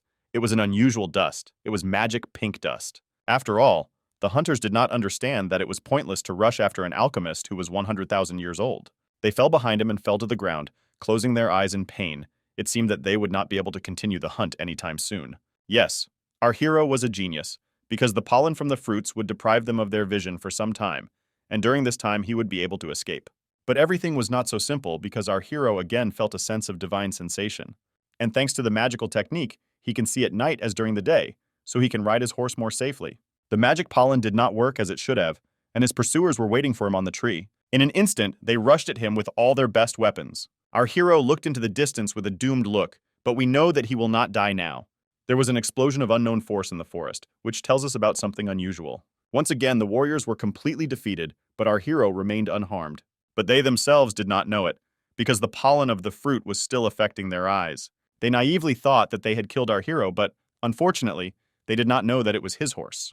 Our hero realized something in particular, that if the hunters thought they had caught up with him, they did not take him for a horse. So, they are hunter-killers who hunt by scent, and they have their own animal spirit. The guy was able to pull off the trick not because hunters are stupid, but because they hunt by his scent, and he was able to do the same with a horse. They are again on the trail of our hero, and if two hunters smell him, the prey has very little chance of escaping. The guy began to tear his clothes, as this is one of the ways to hide from pursuit, because in this case the hunters will be confused by his smell. The hunters understood how our hero wanted to hide from them, but this method only made them laugh, even if they are blind. Even if our hero scatters his clothes with his scent, he still has only one way to escape from them, and they know it. What our hero saw in front of him did not make him very happy. This was the misty forest, a forbidden place for the living, a forest that was both frightening and alluring with its violet glow. Our hero realized that he had taken a wrong turn, and now he has one chance to escape. The hunters were getting closer and closer to him every second. They realized that the guy would not be able to jump off the cliff, because as soon as he did, the poisonous gas would kill him. When the fruit disappeared, the hunters saw the light. They assured the guy that they would kill him quickly, so that he would not jump into the forest and die painfully. Only the young man did not agree to such a death. He crushed the fruit and jumped into the unknown, into a forest that could kill him. Flying down, the young man shouted again that he would never give up and die a dog's death. But the pursuers froze on the rock. They did not understand why our hero chose such a death. The young man flew into the misty forest. One of the killers suggested that our hero thinks that he is some kind of protagonist of the story and will survive if he jumps from a cliff, and the other confirmed such assumptions, because the poisonous fog will immediately kill the guy. And after that, the villains laughed loudly. It was funny that a young gentleman from the strongest family would die from some kind of fog, and the young man could not stop admiring. He was sorry that he had not come there earlier. The boy began to study everything with interest. There were medicinal plants 1,000 years old and fresh, poisonous complex flowers also several thousand years old, and many spiritual herbs. But the guy himself realized that these two bastards thought that he was dead. Well, so be it, because he is the one in the forest who is really deadly. The guy drank the juice of the Tianluo fruit in advance. This is the easiest way to protect yourself from fog, and now this forest is not only safe for him but even saved his life. The effect of the fruit may not last long, but there are so many high-quality spiritual herbs, so you will have to prepare a defense with what you have on hand. You are a genius alchemist like our hero. It's a simple matter. This kind of spiritual herb is worthy only of our hero, so it's time to get started. 2 hours later, the guy was still shamanizing something, but a moment later he heard a certain rustle. It was a red raccoon dog, which is very difficult to catch. Apparently the pill the guy prepared to scare away the animals was so strong that the animal lost consciousness. Our hero thought for a very long time about what to do with these two bastards, but he never came up with anything, but now it made sense. Early the next morning, the poisonous fog at the edge of the swamp cleared, and the two were already heading into the forest. They wanted to find the body of our hero. In one of the chapters, one of the two men noticed a guy. It was even assumed that he was tormented by local miasma before his death, so one of the men decided to take the head as evidence. But at the same moment, our hero jumped up and pointed the thing towards the villains. Naturally, they were very surprised and did not immediately realize that our hero had not died. Our hero jumped some distance. One of the assassins came to the conclusion that the guy was very weak due to poisoning, and the other decided that because of the poisonous fog, the young man was extremely dumbfounded, imperceptibly seeing attacks at close range. Qin Feng crossed his arms and smiled, thinking about whether he could really make a mistake. After all, he was at the qi and blood stage, and it was difficult for him to injure his opponents. But, as professional hunters, they should know something about swamp poisons. So one asked, smiling excitedly, what would happen if the blood of a red raccoon dog collided with a miasma tree in the sunlight? One laughed loudly, saying that it was too obvious, a new poisonous fog would appear, and the other continued to say that if such a thing appeared, 10 breaths would be enough to make even the second stage bet practitioners die. But the red raccoon dog is so agile and cunning that it is almost impossible to catch her. Meanwhile, our hero, still smiling maliciously, began the countdown. These two hunters noticed this behavior of our hero, noticed the fog appearing from nowhere, and were very scared. And almost immediately both realized what was happening. One still managed to guess and put together the puzzle, so he shared this guess with his partner, saying that our hero smeared the darts with the blood of a red raccoon dog, and the miasma tree had already begun to produce a poisonous fog, and they unknowingly began to inhale the fog. Meanwhile, our hero continued to talk, for unfortunately for the boys, he had accidentally picked up the red raccoon dog last night. And yes, the target of the darts was not the assassins, but the miasma tree. A couple of minutes ago, when the boy was playing dead, the only thing he could do was take a chance and pretend to let the two men get close and shoot, and then create a distraction so they don't realize what he did. These two killers never stopped giving up.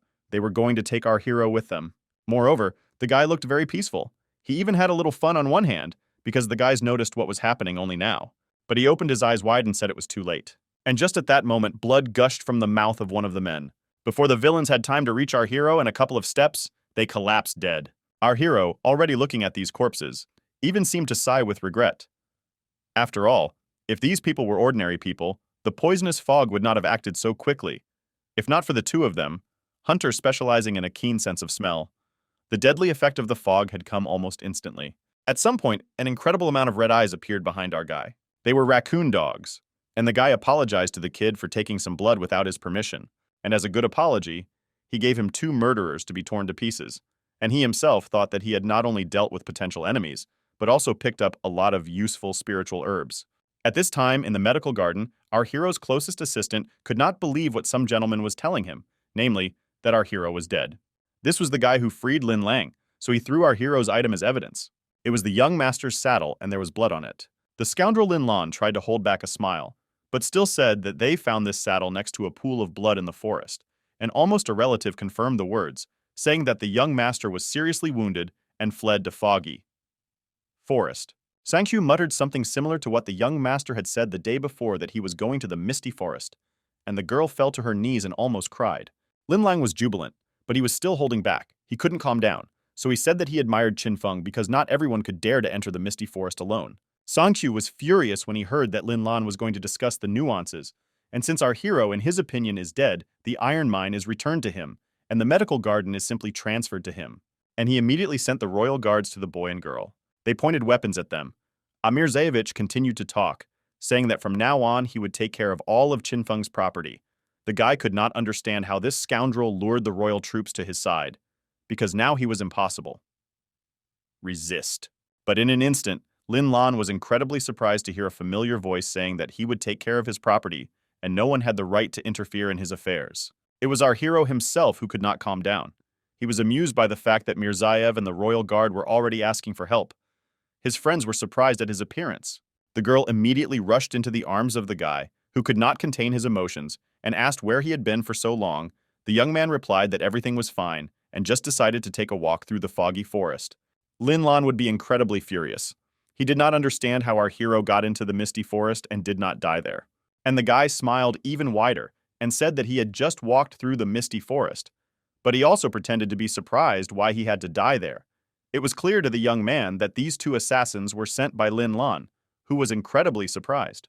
Almost immediately, our hero was approached by a member of the royal family, who asked if our hero knew what family he represented, and then informed him that they had come to discuss ownership of the iron mine. Sankyu was a little embarrassed, realizing that this eunuch represented the royal family of Yi.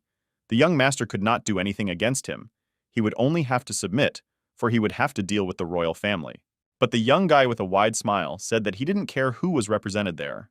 The guy put on an unpleasant gloating smile and said that he was in too bad a mood today. He dared to get angry and almost killed. Even if the person standing in front of him was from the Qin family, you would still kill. Our hero leaned on Lin Lang's shoulder, turned to the eunuch, and asked if he knew that the lord of the city was hanged a few days ago, and he belonged to the Qin family. He thought it would be better to go along with Lin family since she joined the royal family and supported the idea of killing our hero. It seemed as if our hero's capillaries were about to burst, but he continued to speak. That night, the young man activated the Qin family's military order. The lord's mansion in the city was completely destroyed. This was the order of our hero. And last night he was walking in a foggy forest and suddenly two men appeared out of nowhere and wanted to kill him. And looking at the frightened faces of these two men, Qin Feng finally said that he used another military order of the Qin family. The masters cut them into pieces and fed them to wild animals. And coming almost close to the eunuch, he threatened him that if he dared to provoke him again, the guy would send a military order to him. And then, as if nothing had happened, he asked what they wanted to talk to him about. The eunuch barely restrained himself from screaming. He did not understand how the killers he sent ended up dead, and why a puzzle formed in his head, because without this military order, the guy would not have been able to leave the forest. Our hero still continued to poke this order into the cheek of the man, who realized that he had already felt in his own skin how terrible the military order of the Qin family order was. He did not want to go through this anymore. Thing then swallowed nervously. A moment later, the eunuch smiled sweetly and bowed, saying that he truly represented the Ye royal family, and walked up to our hero for a simple visit.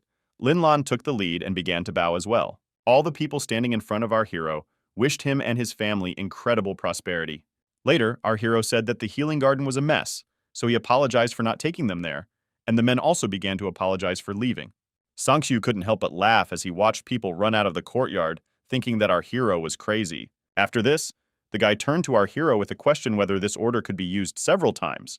Although earlier he said that it was possible only once, looking at this thing he said that it was just a cartridge case, and it remained from the same military order, and that's all, it was just a bluff. The girl asked the teacher where he went at night, and then added that she was very worried. The boy repeated what he had said earlier. Sankyu asked not to lie to them because the misty forest is a forbidden place, and especially the guy does not have the level of strength to get there and get out alive, especially where this harvest of spiritual countries is, which our hero always talks about. The young man smiled and pointed to a figure, saying that he had collected so many medicinal herbs that he had to dress up the horse that had already arrived with them. The poor animal was already falling from helplessness. There was an incredible amount of herbs, all of low quality, and people were glad that the young master did not deceive them and actually went to the misty forest alone. Yawning, the young master said that she was very tired and wanted to go rest, and asked her to unload all these herbs. There were more herbs there than their medicinal garden produces in a year of active work. Sankyu was impressed, as he never seemed to be able to understand the young master's methods, and the girl never stopped admiring our hero. A few days after the incident in the misty forest, Lin Lang was taken to the capital for the wedding of his sister and the third prince, and I received orders from the third prince and stationed family guards in the city to stand by. In the carriage, the scoundrel reasoned that he had tried too hard to get rid of our hero, and it was all in vain. At this time, the young man sat and reasoned that even though the city is controlled by the Qin family, the royal family is starting to interfere with their bodies and station troops in it. Apparently, the family began to be afraid of him. There is no other excuse for deploying troops. The guy cannot find another excuse, and he also cannot sit still. The boy asked the security chief to double the monthly salary of the security guards from now on. The boy even began to stutter and asked where such generosity came from. The young man, smiling maliciously, ordered to form a detachment, and then they would go to clear the foggy forest. The head of security could not believe his ears, because it was impossible to get out of there alive. The young man asked him not to worry, because first he needed to gather the good guys into one squad, and the details would be known later. According to the recollections of our hero, now is the era when he will begin to actively clear such wastelands. So our hero needs to start training his subordinates to protect the wastelands now so that he can build his own professional army and increase control over the city.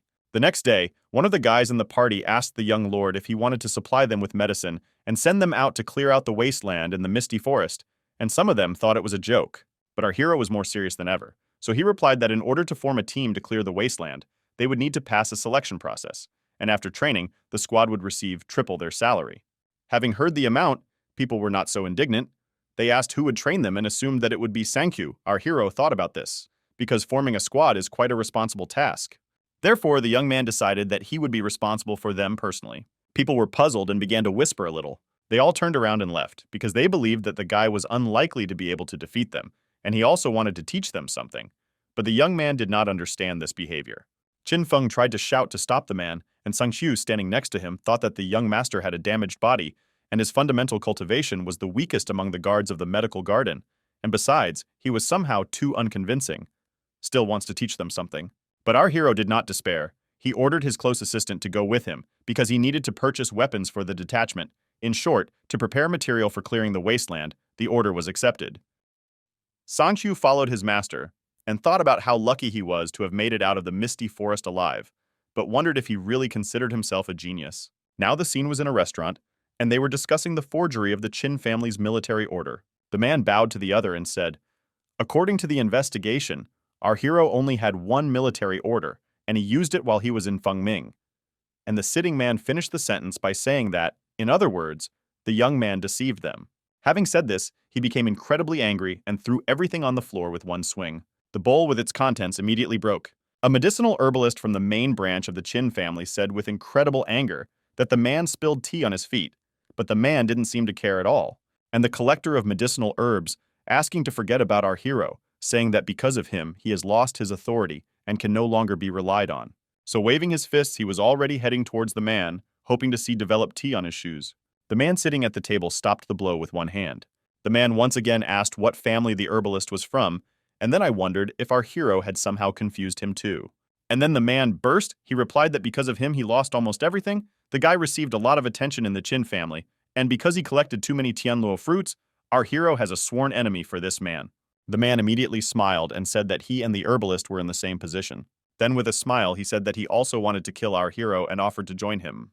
During the conversation, this man from the royal family realized that our hero's teacher was an alchemist, and having learned about this, everything began to make sense. The herbalist said that everything was correct and asked what the alchemist needed most. Thus answering her question, she said that the alchemist always needs spiritual herbs, and in order to destroy our hero, they must first destroy his medicinal garden. They replied that their family represents the royal family, and if someone from their family destroys our hero, he will be able to deal with the war between the royal family and the Qin family. Well, the collector cannot escape. He was obsessed with the idea of destroying the medicinal garden and asked, "Nose, did he say anything about the boiling blood tablet?" The boiling blood pill attracts ferocious beasts, and recently it was the migration season of the iron bulls, so they would not say a word if the medicinal garden was razed to the ground by the iron bulls. So, coming closer, I noticed that these pills were expensive, and the royal family had money, but the man knew where to buy them. Before he could finish speaking, representatives of the royal family immediately agreed. He was ready to spend as much money as he wanted to kill our hero. At this time, our hero decided to use part of the fruit to prepare 20 tablets to strengthen the body. Ordinary alchemists often have to refine them several times, since preparing tablets to harden the body is a very complex process. But for our hero, the pill god, it would be easy because he had mixed hundreds of spiritual herbs in his time, not to mention how easy it was for him to process spiritual materials. Soon, he had already prepared 24 tablets of the highest quality.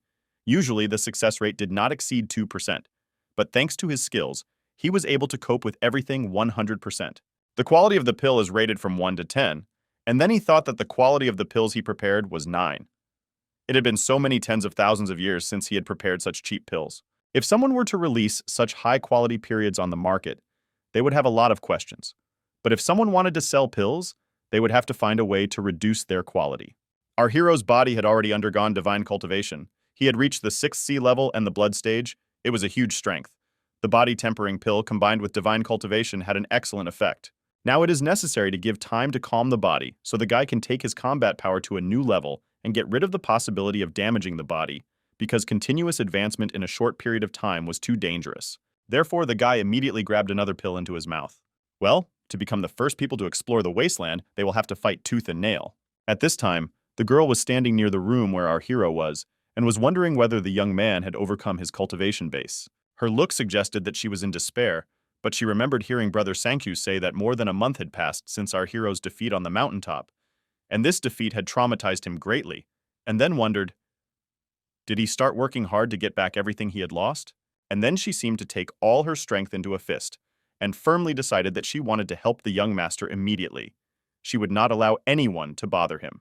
At this time, near the medical garden in the forest, someone shouted the alarm and that ferocious animals were approaching. We should immediately prepare for battle. The girl froze in incomprehension, but after waking up from the shock, she could not understand where they could have come from. She was more worried that the young master had not yet completed the breakthrough. At this time, the spears broke like branches. People couldn't resist this iron bull at all because its defenses were too strong. The iron bull, possessing incredible strength, speed, and power, crushed everything in its path. But then, out of nowhere, an arrow flew.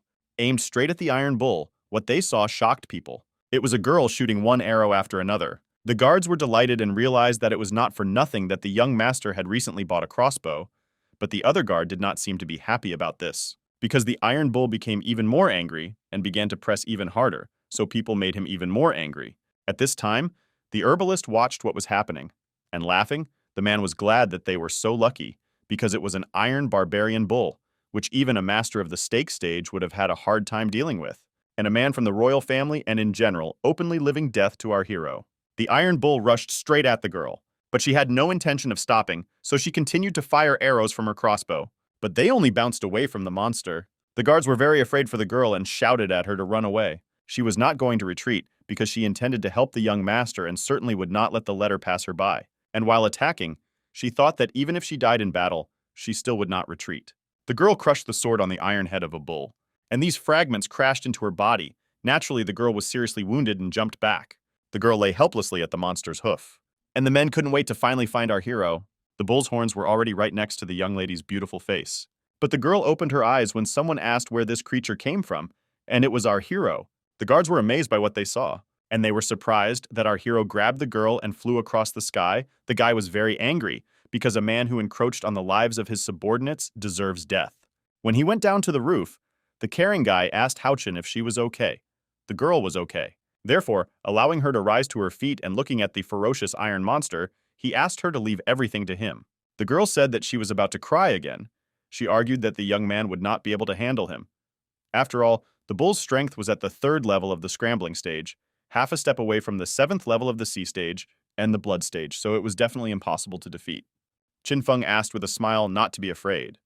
After all, this is not a realm of power. He dared to go on a rampage in his realm, so should he let it go unpunished? The men who wanted to kill our hero could not stand still and smiled. One of the men noticed that our hero sent the head of security with his subordinates to go shopping, so he does not have enough security, which is another advantage. At that moment, the young man jumped from the roof right in front of the horns of the iron bull. The guards were already screaming in horror, for the beast had taken the young master by surprise. They asked him not to go to them, and the men continued to stab our hero. At this time, the young man wondered why everyone was panicking, and could not understand whether the bull's skin was so thick. But not even a second had passed before the guy went to his opponent to tear him to pieces. A few strokes and the blood gushed out. Everything happened incredibly quickly. The young man left his weapon in the back of the iron bull. The men were incredibly angry. They considered such virginity impossible. They did not understand how the guy broke through the armor of the iron bull. And the guards kept asking questions about how the young master could use martial arts of such a level, whether he simply tempered his body, or thanks to pills. The girl covered her mouth in delight and surprise. She did not understand. What kind of lord I have, who is only at the stage of chi and blood, could do this? The guy understood that usually martial artists can only use weapons in combination with chi at the hairpin stage, but the guy, with the help of divine providence, broke through the barrier and reached the 7th level. In his previous life, he was familiar with the best martial arts skills, but was unable to use them. But in this life, it's the other way around. Our hero finally fully grasped everything and was able to put it into practice. However, the Iron Bull did not want to experience everything. On the contrary, the young man longed to feel the ray of martial arts light. The animal was amazed at the guy's speed and agility. The guards also could not see their young master approaching so close, so they tried to stop him by shouting. In an instant, the bull was already rushing to hunt. The blonde was already in a panic. A second later, this iron bull fell onto a stone slab and trampled everything. At this moment, people around behaved differently. Some were happy, some were crying, some were simply in panic. And at that moment, our hero wondered if someone had died. Indeed, thanks to lunar martial arts, the guy's ability is that he dodges even a minor blow. In addition, this technique helps him analyze the enemy and identify his weak points. Therefore, the young man relies on this technique, and he immediately decided to finish off his opponent, or rather finish him off. And at this moment, absolutely everyone was surprised, especially those who bought the Iron Bull, because Qin Feng is more destructive than the bull itself. After the blow, the guards rushed to our hero, who did not understand what had happened, because the guy is on the third level of the order stage, and began to ask the young man how he did it. Only the girl rejoiced at the success of the young master, who was already at his best. At that moment, when our hero, sitting on the bull, saw that the guards had approached him, he asked, "Well, are we really still someone that he does not have the skills to train them properly?" And then, smiling cheerfully, he said that he was giving the last chance to enroll in his team of hunters, because then it would be too late. And at that hour, people began to raise their hands. They all wanted to enroll with our hero, because they thought that under the leadership of the young master, they would be able to break through to the hardening stage. Our hero was a little flattered by this, so with an incredible smile, he asked everyone to calm down, to which she said that first, they needed to bring the bull to the warehouse, because they might still need it, and he rejoiced in his heart that it finally solved the problem with the group of hunters. But in fact, he didn't understand how the iron bull entered directly into his medical garden, and why, and what haunts him is that there is a smell of some kind of pill around the medical garden. Then he sniffed and realized that it was a boiling blood pill. Qin Feng thought for a moment and then came to the conclusion that this iron bull was angered by someone with this pill. And with the help of his divine instinct, it was not difficult for our hero to see two people on the rock. He noticed how these two scoundrels were arguing, blaming each other. They were blaming each other for a bad idea. And then he realized that now they had not only lost the pill all bloody, but also given away the precious iron bull. The herbalist got really angry in front of his comrade, saying that the idea was excellent, but they didn't kill him just because of the bad pill he bought. So this pointless argument continued. They were arguing so much that they didn't notice that they were right on the edge of a cliff, and in an instant their guards came to their senses, because the two men were nowhere to be found. They fell with incredible speed, and noticing this, our hero became much more cheerful, because at least these bastards were of some use. A few days later, all the guards and the Qin family joined the hunting party. They wanted to know what spiritual herbs the young master would give them, in the form of an iron bull. A serious opponent, the guy must have spent a lot of energy on him, but recovered from this battle in just a few days. The guy answered with a smile that it was true. He was taking medicine prepared by his alchemist teacher to heal wounds and restore energy, and if interested, he would share it, because under his supervision, the guards would only improve. And then he added that Hao-chen's performance at a critical time for their family was commendable, so they would reward her with special iron oxhide armor. The girl was very surprised, but our hero added that if there were equally outstanding people in their squad, he would reward them for their deeds, so he tried to motivate people. The moment our hero handed the armor to the girl, everyone around admired her. And then he continued, saying that in addition, every guard who had guarded the medical garden the day before would receive a pill to harden the body personally from him. People began to thank him. But that's not all. He smiled and said that in the next fortnight, he will choose the most worthy, and those who prove themselves the best will join the squad of hunters, because their goal is to clear the misty forest. As a gift, each member of the squad will be given 2 tablets of blood and a bonus. He then asked them to remember that he was Qin Feng and should encourage his subordinates in this way. The young man relied on them a lot. At this time, in the tavern in Yuning City, people at the entrance were discussing some rumors. One told another that our hero was gathering a team and going to the misty forest, but others did not believe it. And at some point, people even started betting. They put everything they had on the line because they believed it was impossible to return from the misty forest without losing personnel. But a moment later, one man screamed desperately, saying that today only their family was making a bet, namely that no one would survive. When he entered the room, all the people looked at him sideways, but he continued to say, or rather ask, "Does anyone really think that it is possible to return from the misty forest?" And then mentioned something about the royal family. People were naturally scared and surprised, so they asked the man several times what made him angry. He intended to brazenly take away the money. People cried from the injustice. But the man, rubbing his ear, thought that the blood-boosting pill was too expensive, and he even had to resort to such methods to get the money back. And then he decided that in order to ensure his victory right in the forest, he should organize a secret attack on our hero's detachment, and this time, the guy must die. Half a month later, our hero's closest friend reported that they had assembled a detachment of hunters. There was even a young girl in the front row. They were selected in half a month, 12 guards at the Chi and Blood stage. They showed their abilities and were recognized by the elite.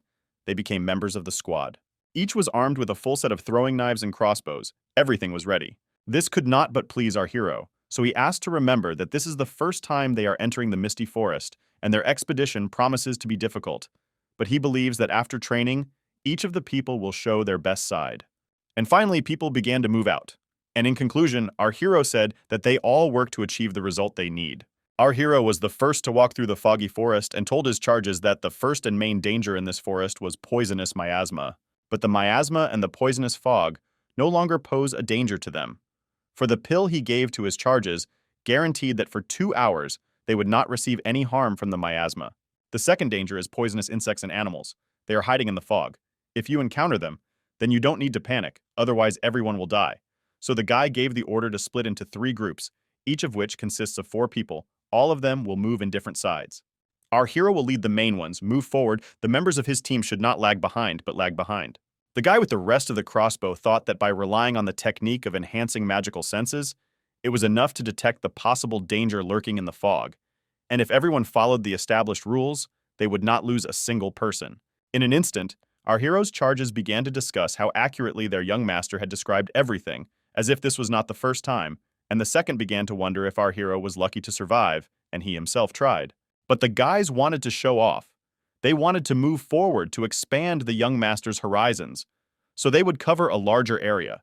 So they would let the master know that they were not a finger, and that even in the misty forest, they could be relied upon. On them. The boys really intended to break half of our hero's rules. They wanted to sneak up unnoticed and get their prey. After all, then the young master will give them more rewards. We didn't have some insects crawling right over their heads in this chapter. Noticing something was wrong, one of the guards turned around and was very surprised. A monster was flying towards him. At this moment, our hero was trying to understand what was happening. The guards, when they realized that there was a steel centipede in front of them, decided to run away. They really rushed off without waiting for anyone. In an instant, one of the guards decided to laugh at his comrades that this poisonous insect could be shot. Another realized that the guardian who was mocking everyone was very strong and could be relied on, and said that he had already been in the misty forest long before the young master, and he had more experience. At this time, several more centipedes crawled towards the men. And then our hero shouted to the people to look around. He said that the corpses of centipedes make noise. That is, they attract other insects, and a whole army of these monsters already reigns around them, because killing one centipede will attract fellow insects there. The man who had previously been in the poisonous misty forest was no longer the same as before. Our hero shouted, or rather ordered the soldiers to hold formation. They tried to do something. Some of them had their crossbows jammed. Some were simply afraid of the numbers. These steel millipedes were everywhere and looked quite scary. One of the guys turned to the brave man, trying to find out what was happening to him, because the guy had already been there before and was now in a stupor. A moment later, the man humbly said that it was all over, but he didn't want to die, so he could handle 1 centipede, 2 at most, but they wouldn't survive among so many. And at that moment, the centipedes flew into the man's hands, and he was really sure that they would all fall there. The rest of the guards tried their best to fight off the centipedes flying at them. Our hero saw what was happening, called everyone idiots, and ordered them to stand behind him. The guy decided to use moonlight martial arts. Some of the guards were crying because these monsters kept coming and coming. Meanwhile, the young man coped as best he could. The men were confused. But still, some monsters managed to bite the young man, precisely at the moment when the guy was saving his charges. The guards were amazed by this action of the young master, because he literally covered them with his body to protect them. In fact, they already had tears in their eyes. Our hero's closest friends, or rather a girl and a guy, rushed to the rescue. Our hero looked at them angrily and ordered them not to stand aside under any circumstances. After all, no one can cope with these monsters. And at that moment, a sharp weapon appeared in his hand, with which he killed the iron bull. The guy began to swing at incredible speed, cutting the creatures in half. The young man looked like he was going to die. He had to deal with these things alone. They were everywhere, and even behind him. The girl was horrified watching this picture. But our hero stopped at nothing. It was clear how green blood was jumping in all directions. Steel millipedes flew in all directions. Our hero could not contain his emotions and therefore shouted periodically. The girl was really very excited and surprised. After all, our hero single-handedly interrupted everything. The guards, when they realized that the danger had passed, fell to their knees and began to rejoice. And the supposedly brave man began to cry and give thanks for life. At that moment, someone ran up to this guy, grabbed him by the collar, and started yelling at him. It was our hero. Covered in blood and incredibly angry, he was furious that this man did not do what was ordered. After all, a rash act almost led to the death of the entire team if our hero had not killed everyone, especially since everyone was sitting and shaking like puppies, which means that all the training was in vain. The men did not stop crying and tried to say something. But something began to happen to the young man, and he bent down to cough. At the same moment, his comrades ran up to him to help. But it was at this moment that the group of hunters realized how stupid they were, because they had failed the young master and almost killed them all. The girl took Chin Feng, who was barely standing, under his arm, but did not stop saying that he was fine. The whole point was that one centipede hit and poisoned him, so it was worth spending several periods of detoxification. The young man's face was devoid of life. He understood that his vitality was greatly undermined, and he could really die, especially since this was their first expedition to clear the wasteland, and they had already encountered such problems at the beginning, so it was quite likely to end here. At that moment, absolutely all the freaks knelt in front of the guy, asking him not to punish them. After all, those who put their team members in danger will, according to the rules, voluntarily leave the team. Our hero sat on a rock trying to catch his breath, and at the same time the guys left. Since they had already killed almost half of the people and they had no right to stay there, they decided to punish themselves. But almost immediately they were followed by a bag and a question. Where are they going? The girl was still helping the young man get up. He said that he knew that the impudent man had decided to join the team, putting his life at risk. And since his parents were sick, they urgently needed money for treatment. So if he left now, he will let his parents down. There were green restorative tablets in the bag. The men tried to understand what was happening and why their master did this. At this moment, our hero managed to escape from the girl's embrace. And then he said that even heroes make mistakes. But if they are ready to change, success will not be long in coming. And besides, if they are going to get out on their own, they will definitely die, so they must first restore their strength. Strength and rest, and we'll talk about punishment a little later. The men were very surprised, because the young master almost died because of them, and he was still willing to stay with them. Chin Feng did not stop walking forward and talking. The guy agreed with his charges, and then kindly asked them to find a safe place to set up camp, and if the guys behaved well and followed the rules, he would lead them out of the forest. Alive, everyone immediately accepted the order. 3 days later, our heroes were still in the forest. The young man was very focused. The level of the elixir with which his body was now in contact was too low. Otherwise, it was impossible to explain the fact that his body was recovering from the centipede poison for 3 whole days. Now all that remained was to use the divine technique to speed up detoxification. But until the intoxication passed, he would definitely not be able to fight. The young man hoped that he would not die in this forest. But in an instant, he woke up from meditation. Near the cave, someone shouted that poisonous insects were approaching. And at that moment, our hero jumped out as if scalded. In front of the cave where our hero and his subordinates were, there was an incredible number of spiders. More precisely, bloody spiders, of which there were countless numbers. The young man ordered everyone to run away and deal with the spiders himself, although he thought that his team did not have the proper combat experience, and there were bloody spiders right there. So even if he now has insufficient combat power, he still should not attack you. Fight with full strength to protect everyone. It seemed like no one was going to retreat. The man ordered everyone to take a defensive formation. It was necessary to protect the entrance to the cave at the cost of their lives. Then he ordered not to let the spiders near the young master, who had not yet completed detoxification. The young man was shocked because he was already face to face with a wall of his own subordinates, who fell like puppies at the first battle. The men immediately began using the bags.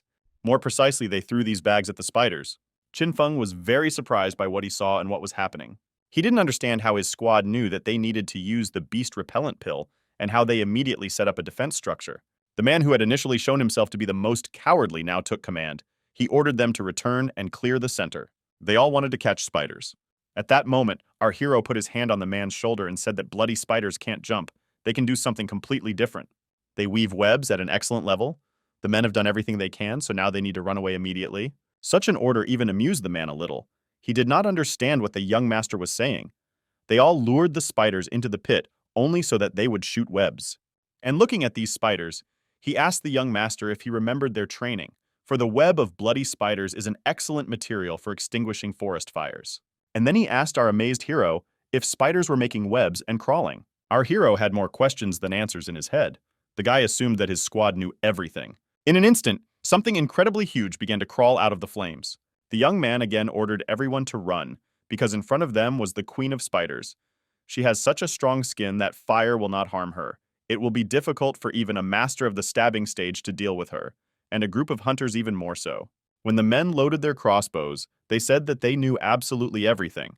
And when they flew into battle, they said that if they killed the small spiders, then they could finish off the big spider. And what about the fact that the Queen of Spiders is not afraid of flames, because this does not mean that they need to stop. Hero Gunner taught them that even when a warrior finds himself in a desperate situation, he has the right to flee the battlefield, even if the enemy is stronger. You need to immediately make a decision, get rid of fear and fight for life and death. These guys seem to really want to die. They all pointed their weapons at the same enemy. They attacked this huge spider with all their might. Green blood gushed from his head in all directions. One of the men, when blood got on him and he tried to wipe it off, he turned to the young lord and said that during the entire time they were sitting in the camp and he was recovering, the boys reanalyzed all the information. He taught them. Therefore, although he is ready to rely on them, the squad is ready to give his life for our hero in order to become a worthy support for him, and asked him not to bear this burden alone. The men want the young man to be able to hide behind them. The young man stood and did not know at all what to answer. He only realized that his boys had grown up and even destroyed the queen. And then, scratching his forehead, he smiled and said that he had somehow underestimated them all, so now they could continue the main goal of their expedition. His closest friend suggested that he was talking about returning home. But the guy shouted and said that the detachment was moving very quickly, and therefore there was no question of returning home. Now they should move forward and take as many spiritual herbs with them as possible, otherwise their expedition would be pointless. The next day, in the safe area outside the misty forest, everyone was waiting for the Chin family's hunting party to return soon. The people prayed that no one would survive, as the eunuch had forced them all to make an unwanted bet that if they lost, the people of the city would be impoverished. And the eunuch sat and rejoiced that he made everyone argue that our hero would win complete victory, although he was sure that no one from the detachment survived. The man did not believe that the boy, who didn't even have hair on his chest, would take out the entire team without loss. Yes, even if he succeeds, God willing, he will be the first in history to realize this. The man prayed for the death of our hero because this would allow him to get rich. And in an instant, someone noticed something moving towards them from the foggy forest. If they did, it would be clear that someone in the party was dead, and they wouldn't have to lose money. It was just a bird's flight. The eunuch was also a little disappointed. People were desperate as the day was ending and no one came out. Everyone thought that our hero and his squad were dead. The eunuch rejoiced, for what he wanted had come true, and at that very moment the eunuch's guards began to demand money. After all, no one survived.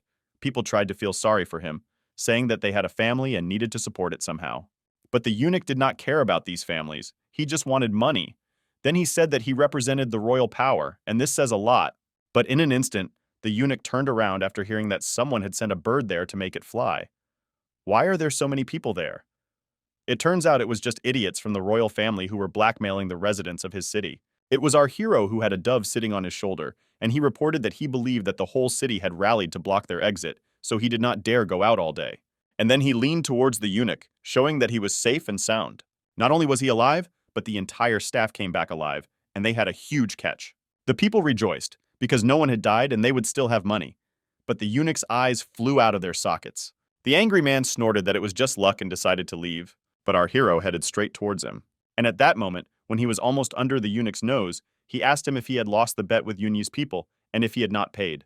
The man became slightly agitated but shouted that he represented the royal power, so he would not give anything away, and then asked what our hero would do with him in this case. But he just smiled and said that he could not do anything, but he would put up a notice everywhere that he, a member of the royal family, owed money to the people of Yunyi City, and if the royal family saw this, he would be dead.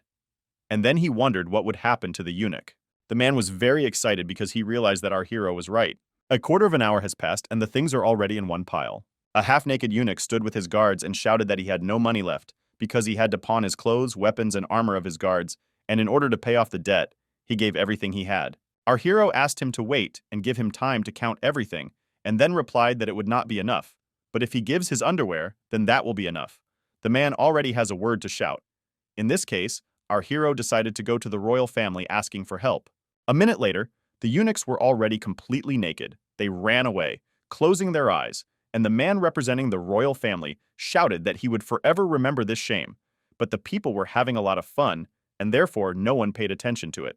After some time, people turned to our hero with gratitude because he stood up for the people, tried to joke that everyone was flattering him because he did it in his own interests. And then, smiling even more, he said that in the future, he will come with his team to the forest more often and will count on the help and support of people. For example, if you ask to produce more equipment and trade resources, of course, at a price, he will never offend those present. People were really happy and agreed because the young man had helped them so much that in this situation, in the iron ore situation, they would try their best to help him. 3 days later, the eunuch and his guards, half naked, sat by the fire, covered with some things, and talked about how our hero came out of the forest and how they now live on the street. In an instant, someone appeared behind them. This someone said that, according to royal intelligence, our hero's detachment came out of the foggy forest without a single poisoned person. He must be counting on the help of the mysterious alchemist. The eunuch asked this man how he received the royal intelligence and who he even was. This is Ye Wen, the royal alchemist. He said that he is a first-class alchemist.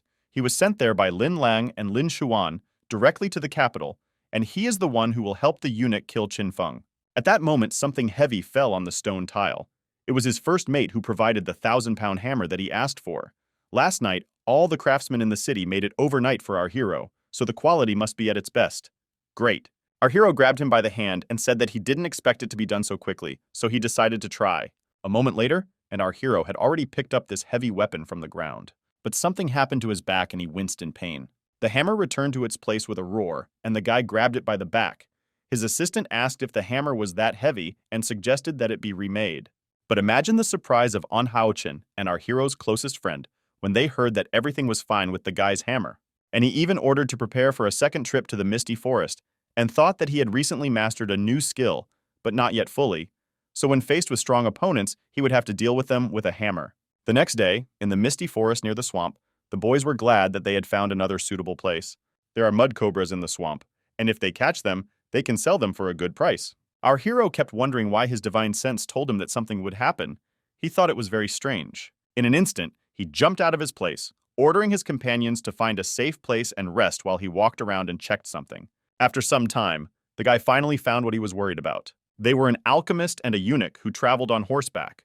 The first-class alchemist told the eunuch that he had prepared an advanced detoxification pill for him, so they would definitely make this forest a grave for our hero.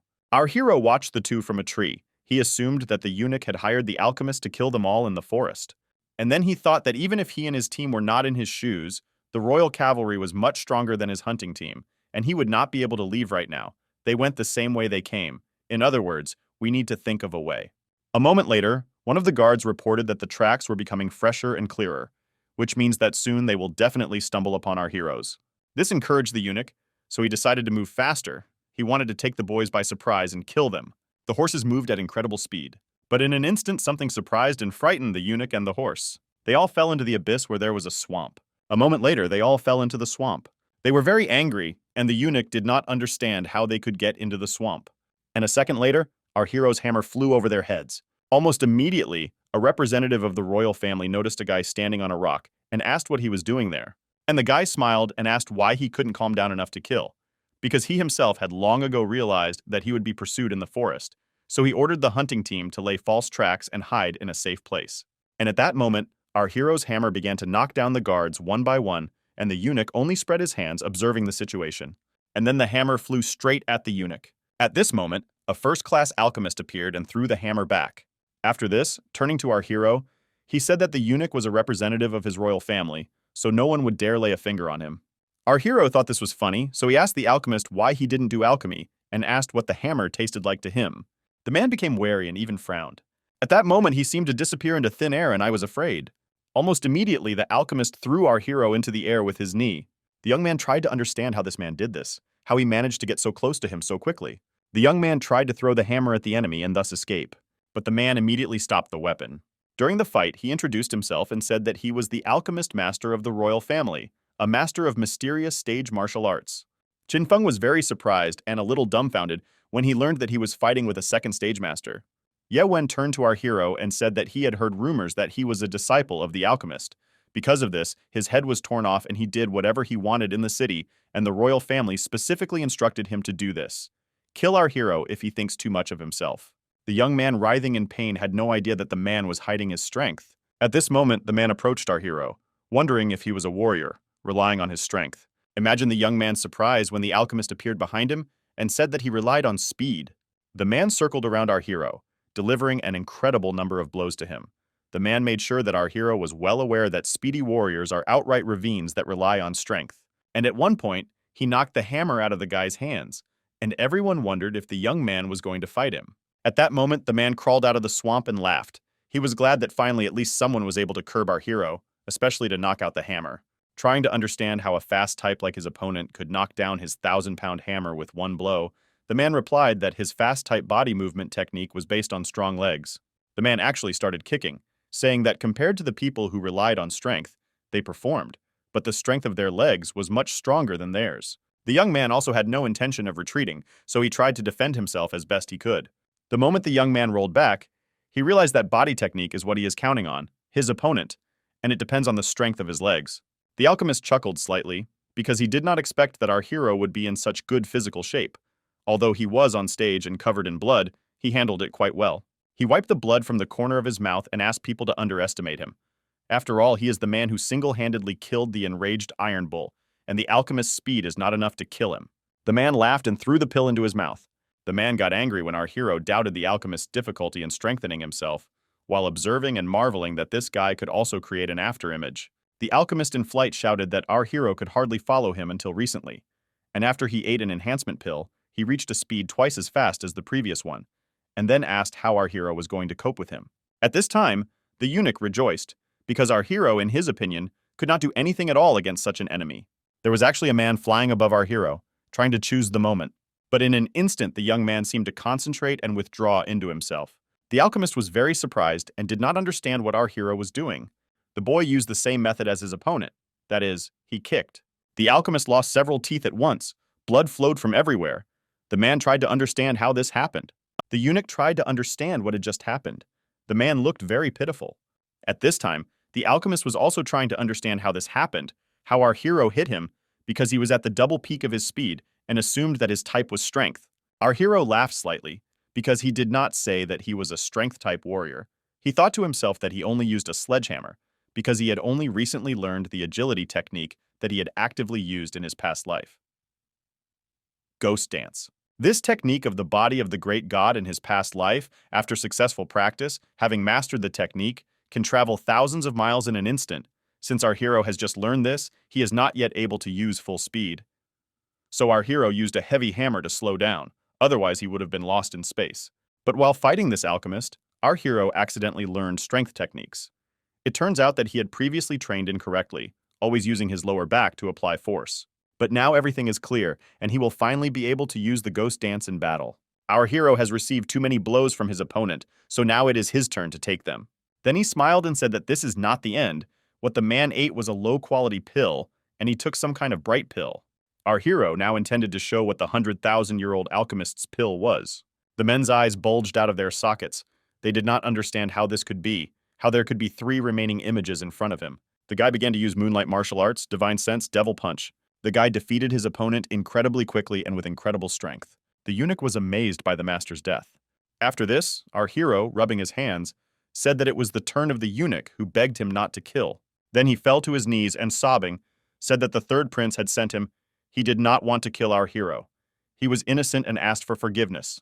The guy smiled and said that he understood everything and realized that the eunuch was not guilty of anything. But a second later, the master jumped up, broke the eunuch's neck with his foot, and said that he had better tell his story to the Lord of the Dead. In the end, 2 men lay dead.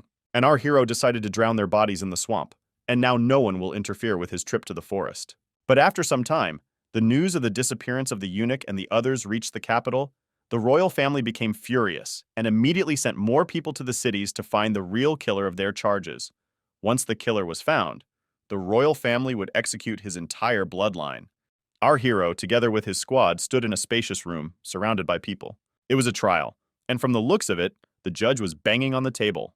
"This is the royal commissioner. He said that our heroes were in the misty forest at the same time as my grandson and his subordinate. So he ordered them to confess whether they killed them there, and if they told the truth, he promised to apply a less severe punishment." Our hero asked Malort with a smile what he was talking about. Our hero burst into tears, saying that every foray into the foggy forest causes only fear in him and the entire team, and even more so, how could he, in such a state of fear, dare to kill someone from the elite squad of the family?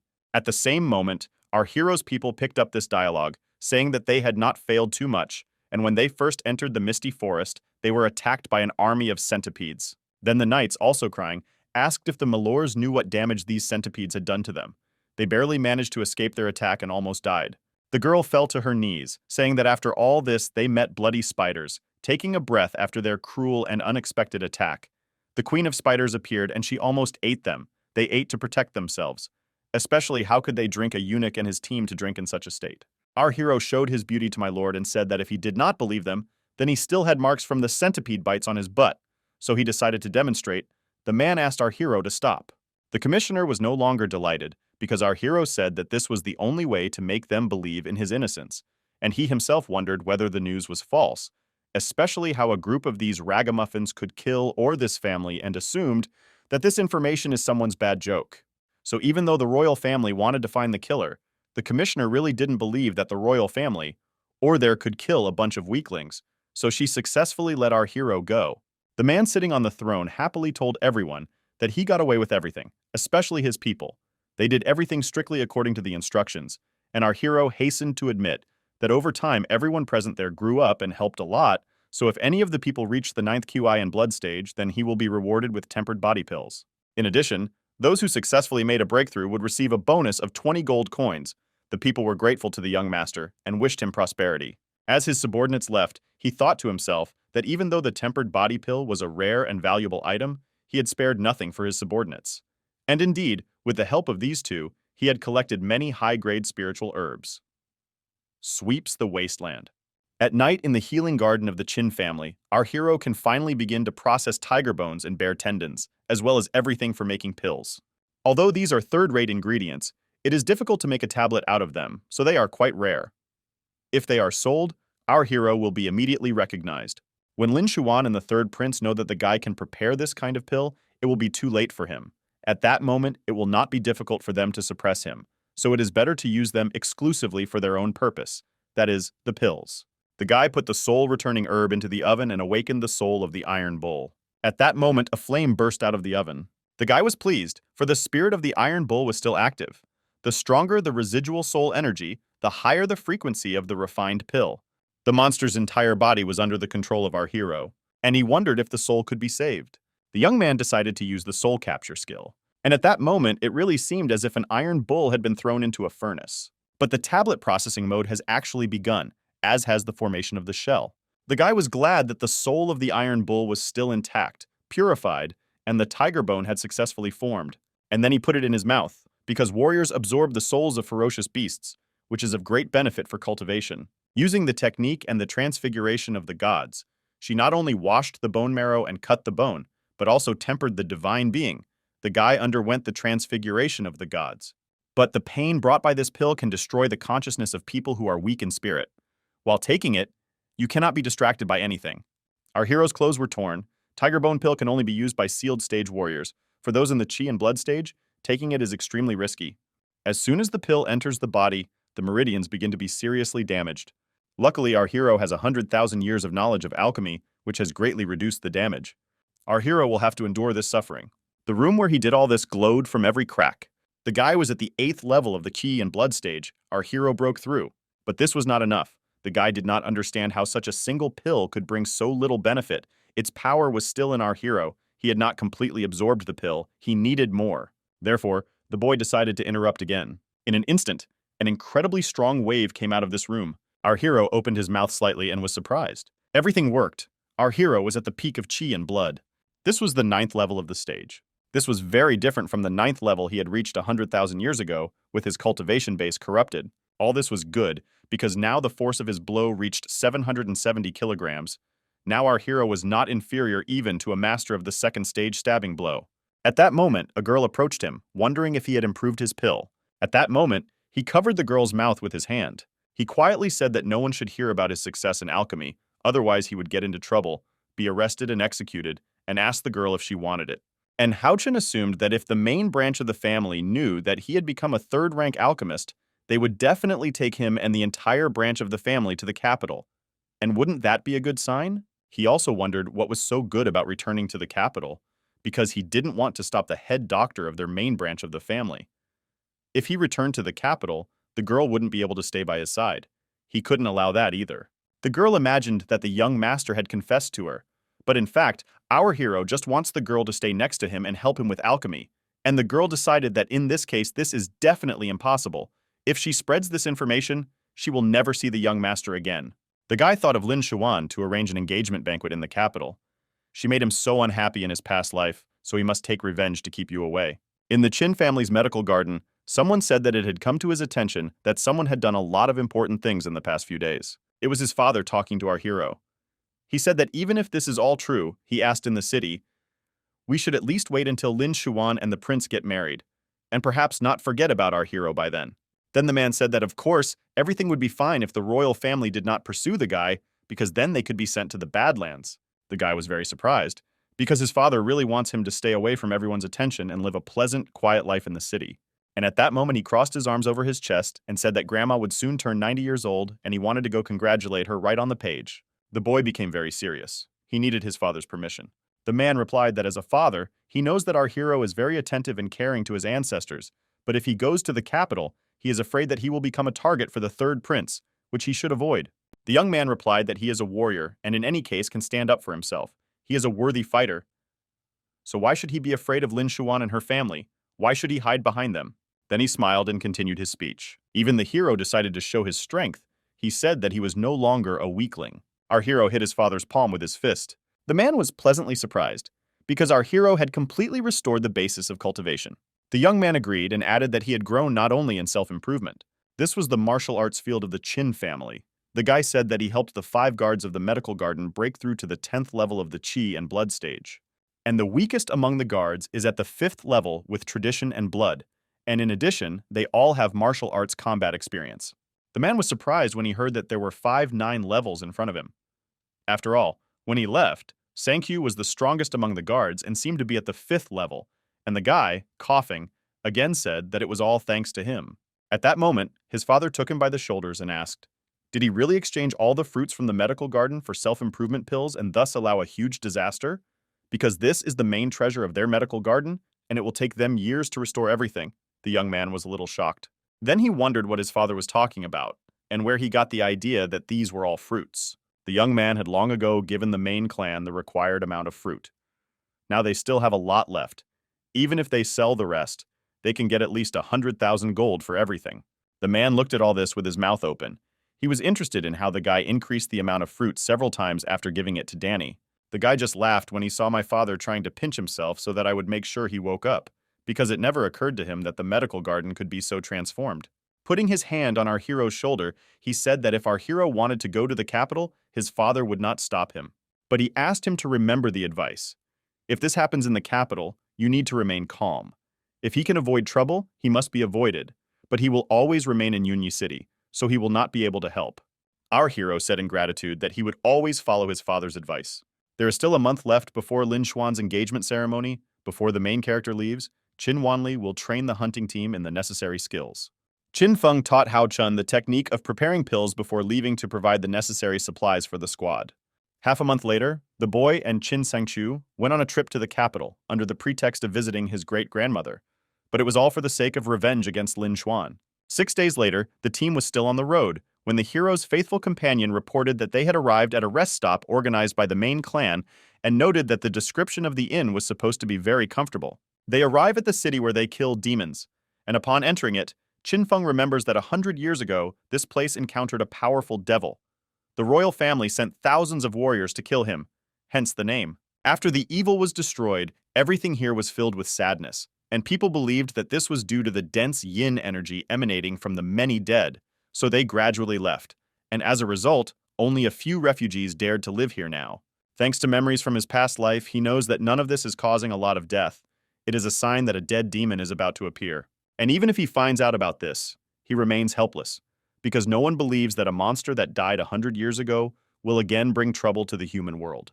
Qin Feng, together with Sang Shui, finds the ancestral hall of the Qin family, who died in this city, among the entire city, And then the faithful companion asks the young master why the main clan arranged a rest stop here, to which the main character replies that perhaps they want we paid tribute to their ancestors.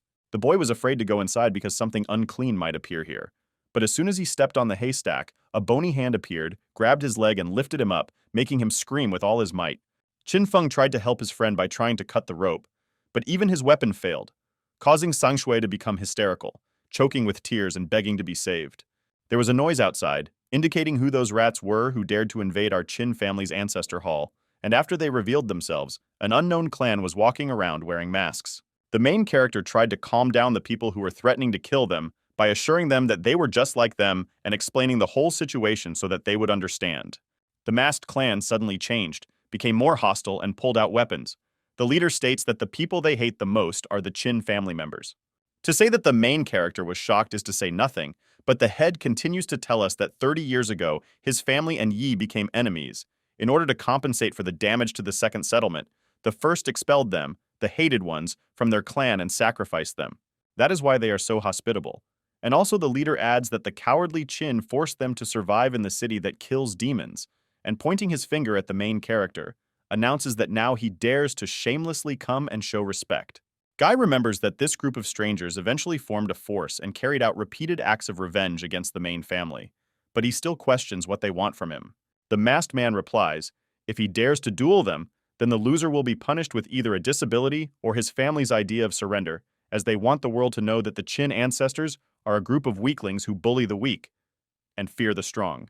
Clarifying that if he wins, his people will be freed, he agrees, to which San Shui, who was hanging upside down, notes that his cultivation has just recovered.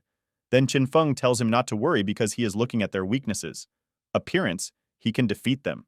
Stepping forward, the protagonist smugly states that they are all pale and gaunt, so he will allow them to hit him first, and only those who can deal damage are worthy of being his opponents. Suddenly, the clan fell silent for a moment and then burst into loud laughter, remarking that this was wonderful, for they could not have asked for anything more. Sang Shui asks the young master what nonsense he is talking about, to which Qin Feng replies with the same confidence as him that everything is fine. He cannot believe that anyone can defeat him. Unfortunately, at the last moment, the main character notices an approaching fist, which takes him by surprise, and not having time to dodge, takes the entire blow upon himself, flying off in the other direction.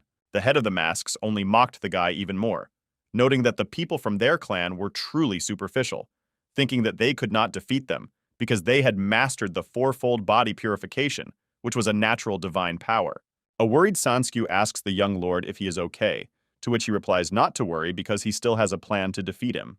The big man grinned, saying that the guy could still smile, and swinging his powerful fist for another attack, said that he hoped he could laugh when the battle was over.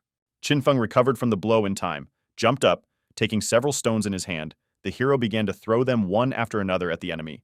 A caustic grin appeared again on the fighter's face, who notes that these blows don't even hurt or itch. He tried to humiliate his enemy as much as possible, but he only smiled harder. The main character said nothing. He attacked again and again with stone pellets and dodged the enemy's formidable blows. An experienced person in battle says that everything is not bad for a cowardly clown who does not dare to fight, as it should be. The Qin family is full of cowards who do not dare to fight, to which Qin Feng replies with a smile that it doesn't matter. Holding another pebble in his hand, the guy asks if his attacks really didn't give him any feelings. The young lord adds what he must now feel, and at the same moment, 1,000 lightning bolts pierce his opponent's body, causing him to fall to his knees, unable to move. The fighter was in shock. He did not understand why he suddenly felt weakness and numbness throughout his body. The masked men of the clan also could not believe it, noting that it was simply impossible, since the guy could not defeat their best warrior. The protagonist confidently approaches his trembling opponent, asking if he can still fight or if he is just finally admitting defeat. At that very second, the big man began to get up, although it was not easy, but he said that even if he died, he would never surrender to him, such an impudent idiot. Standing on two legs, the fighter is about to throw a powerful punch again, to which Qin Feng remarks that he should not waste any more energy, since his energy is no longer enough to even hit him. The man still attacks, filled with hatred, and asks the guy to feel his blow, which is a result of his arrogance. Suddenly, the fighter notices that the hero's legs are grabbed by his father's bony hands. After thinking, he asks the leader to free Qin Feng, because he has never committed unjust and dishonorable acts for the sake of victory. The head of the masks began to swear at the strongest warrior, saying what kind of justice he wants in relation to the members of the inner clan, and added, saying that the main character is an alchemist, so there will be no fair fight. Anyway, and he used stones to disturb the main points of his body. Hearing that the protagonist is secretly undermining his cultivation, the fighter turns to his opponent in shock, clarifying to him if this is indeed the case, to which Qin Feng agrees, smiling mischievously and telling him to continue because he has not given up yet. The guy's answer angered the big man, who clenched his fists harder to strike. He is about to attack and says that this is a duel between two men, and he dared to resort to such cunning tactics. The main character once again reduces the time, jumping, calculating the right moment when no one expected it, and the bony hands holding his legs rattle the enemy with their fists. Once free, Qin Feng grabs the fighter's arm and does a somersault, causing the man to fall to the ground, who in turn kicks him to the ground, saying that his strength alone is not enough to win. From such a strong blow, the ground around cracked and split into many fragments, as if the battle was over. While all the masked people were in shock, Sansky was the only one who rejoiced at the young lord's victory. Noting that he used his own power against him, the guy out of sorts repeated that the main character is amazing. Qin Feng again approaches his trembling opponent from lack of strength, asking if he can still fight, or has he given up, or should he block his improvement. The guy said the last sentence with a creepy grin on his face, throwing up pebbles in his hand. The man shouted with all his strength that he should do what he wants. He doesn't care. He will never surrender to them, the dirty members of the inner clan. Throwing away the stones, the main character with a radiant smile declared that then he would admit defeat, which would shock everyone. The big man became furious and started shouting what he was even saying, because he should know that he represents the entire family, and if he admits defeat, it means that the Qin family has given up. Spreading his arms to the sides, the guy calmly says that this does not happen. This is wrong, because this is just a matter between them. It's all over anyway. Turning away from the enemy, he leaves to help his people, namely Sansky, who will soon have a hemorrhage in his brain. The rest of the masked clan members began to help the man up, asking about his old wounds. It was then that he realized that he felt no pain in his body, and all his internal injuries had healed. The martial artist also realized that Qin Feng did not use the stones to hinder his cultivation, but instead he healed his past injuries during the battle, as they had caused his power to become unbalanced, and even taught him how to use his skills in battle. Combat. Realizing all this, the experienced man shouted to the main character that from the very beginning of the fight, he did not consider him a worthy opponent. He could defeat him, but for some reason he gave up. He was bothered that they were trying to humiliate him by this. Passing by his former rival, the young master declared that they were all members of the Qin family, and therefore should not fight each other to the death as enemies. Upon entering the temple, Qin Feng sat down on his knees and began to pray to his ancestors, vowing that the younger generation would do their best to correct the mistakes of the exiled people, and one day they would rewrite the family genealogy and restore the status. Then there will be no more outsiders. Everyone watched the guy in shock. Then the big man remembered that his adoptive father had told him that the Qin family had always looked down on them as strangers. But now he feels differently. He was wrong about them. Hanging his head down, the fighter says that he lost, and now they can leave. They will no longer be disturbed. His words shocked the leader of the masks. The adoptive father beats the big man with a wooden club, shouting that no one gave him permission to surrender. Now he must attack and kill the hero for him. But the man answers him that, as agreed, he will not fight with him anymore. The duel is over. The head hit him over and over again and tried to change his mind, forcing him to continue fighting, while the other members of the Sea Otter begged him to stop, as his older brother's internal injuries were caused by such a beating before. No one was going to help the fighter. Then Qin Feng stood up for him, grabbing the baton, stopping the blows to his back. Coming close to the leader of the masks, the main character told him in his ear that the secretary who sent him here was Qin Dahai, to which the leader became worried, clearly hiding something, repeating that he did not know what he was talking about. Oh. Then the guy continued, saying that although the adoptive father of this group claimed that he was an outsider, he had already seen him before in the main clan, and if he was not mistaken, then he was the one who brought them to this city on purpose, and if he had such a weapon, he must have been a relative of the Ai family. The leader denied everything in a panic, but Qin Feng continued, saying that if he still wanted to argue, would he dare to confront the Qin and Yi families with him? And if he was innocent, they would meet again.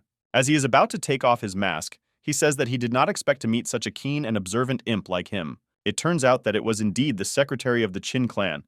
Showing his true colors, Dahai admits that he is going to become a member of the Yi family because she is the strongest, and Qin was the weakest. He trained outsiders to hate for so many years and gained trust. Everyone watched in shock as the former foster father continued his story, shouting that the Yi family had decided to give him a chance, on the condition that they eliminate Qin Feng and present him as a gift at the engagement banquet. The most disappointed was Fan Jiang, who could not believe that he had been deceived all these years. Qin Dahai said that everyone should be grateful to the Yi family, and now that Qin Feng has revealed his identity, anyone who is willing to follow him to enjoy prosperity in the future must kill a hero for him. The remaining members of the Mask clan began to doubt the words of their former adoptive father, for they too had been deceived, but in the end they accepted the fact that they would continue to follow the leader and rushed at the young master to destroy him. Worried, San Shui asks Qin Feng to run away, to which he tells him that some people are ungrateful, but there are others who are willing to sacrifice themselves for justice, so there is no need to worry. Suddenly, the big man began to rise, his eyes lit up with rage, and the main character clarified that the lion had woken up.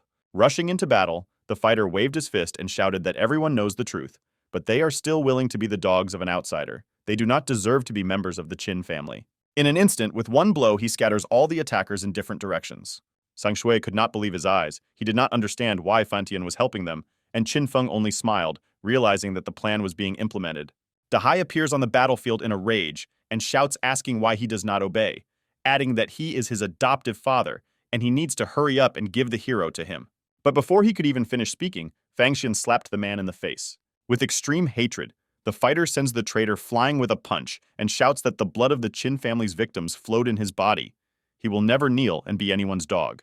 The protagonist notes that, in fact, when he learned that this group of people were outsiders, in his earlier memories, he remembered that among them was a man named Feng Zhan who had unusual talent and great strength, and if he could to get him to favor him, would be a great help to him. So he sprang into action and used his ability to find him. With a wild look, the man turns and sees Qin Feng with San Shui.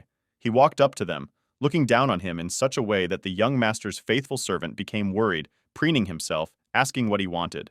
Taking their luggage, the man hung it on his shoulder, saying with a smile on his face that because of them, he now has nowhere to eat, and henceforth he reluctantly has to communicate with them. Following them, he will at least get something to eat. The main character extends his hand to the fighter, telling him that if he follows Brother Feng, he will be fine. However, he may end up hungry and miss 9 meals. Feng Zhan shakes his hand in response, answering that it is still better to starve with him than to be someone's dog. But suddenly there was a noise around.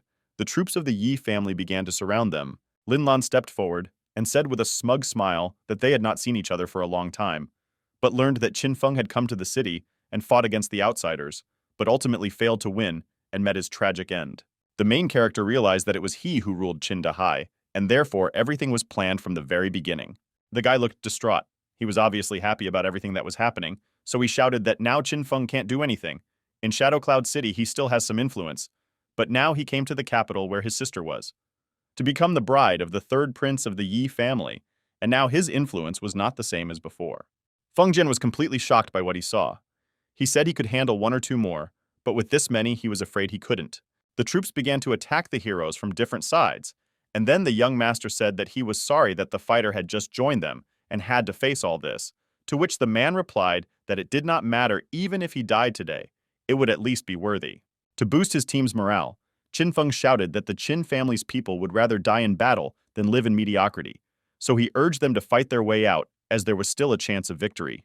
Feng Jian really liked the guy's words. He said that he owed a great debt of gratitude, and he would do everything in his power to help. Sang Shui also noted that it was well said, and he was no longer afraid, although you couldn't tell.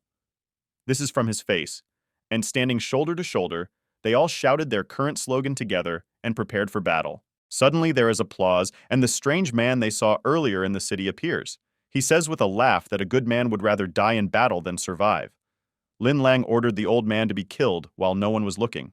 The guards immediately obeyed the order and began to attack him, but suddenly an unknown man with one touch sends the fighter flying straight to his master. Lin Lan was furious at this act. He managed to get injured. He again ordered the army to protect him and kill the man. A group of experienced warriors began to attack the old man, but he threw them aside with one movement of his hand. They could not even touch him. Everyone was shocked by what was happening.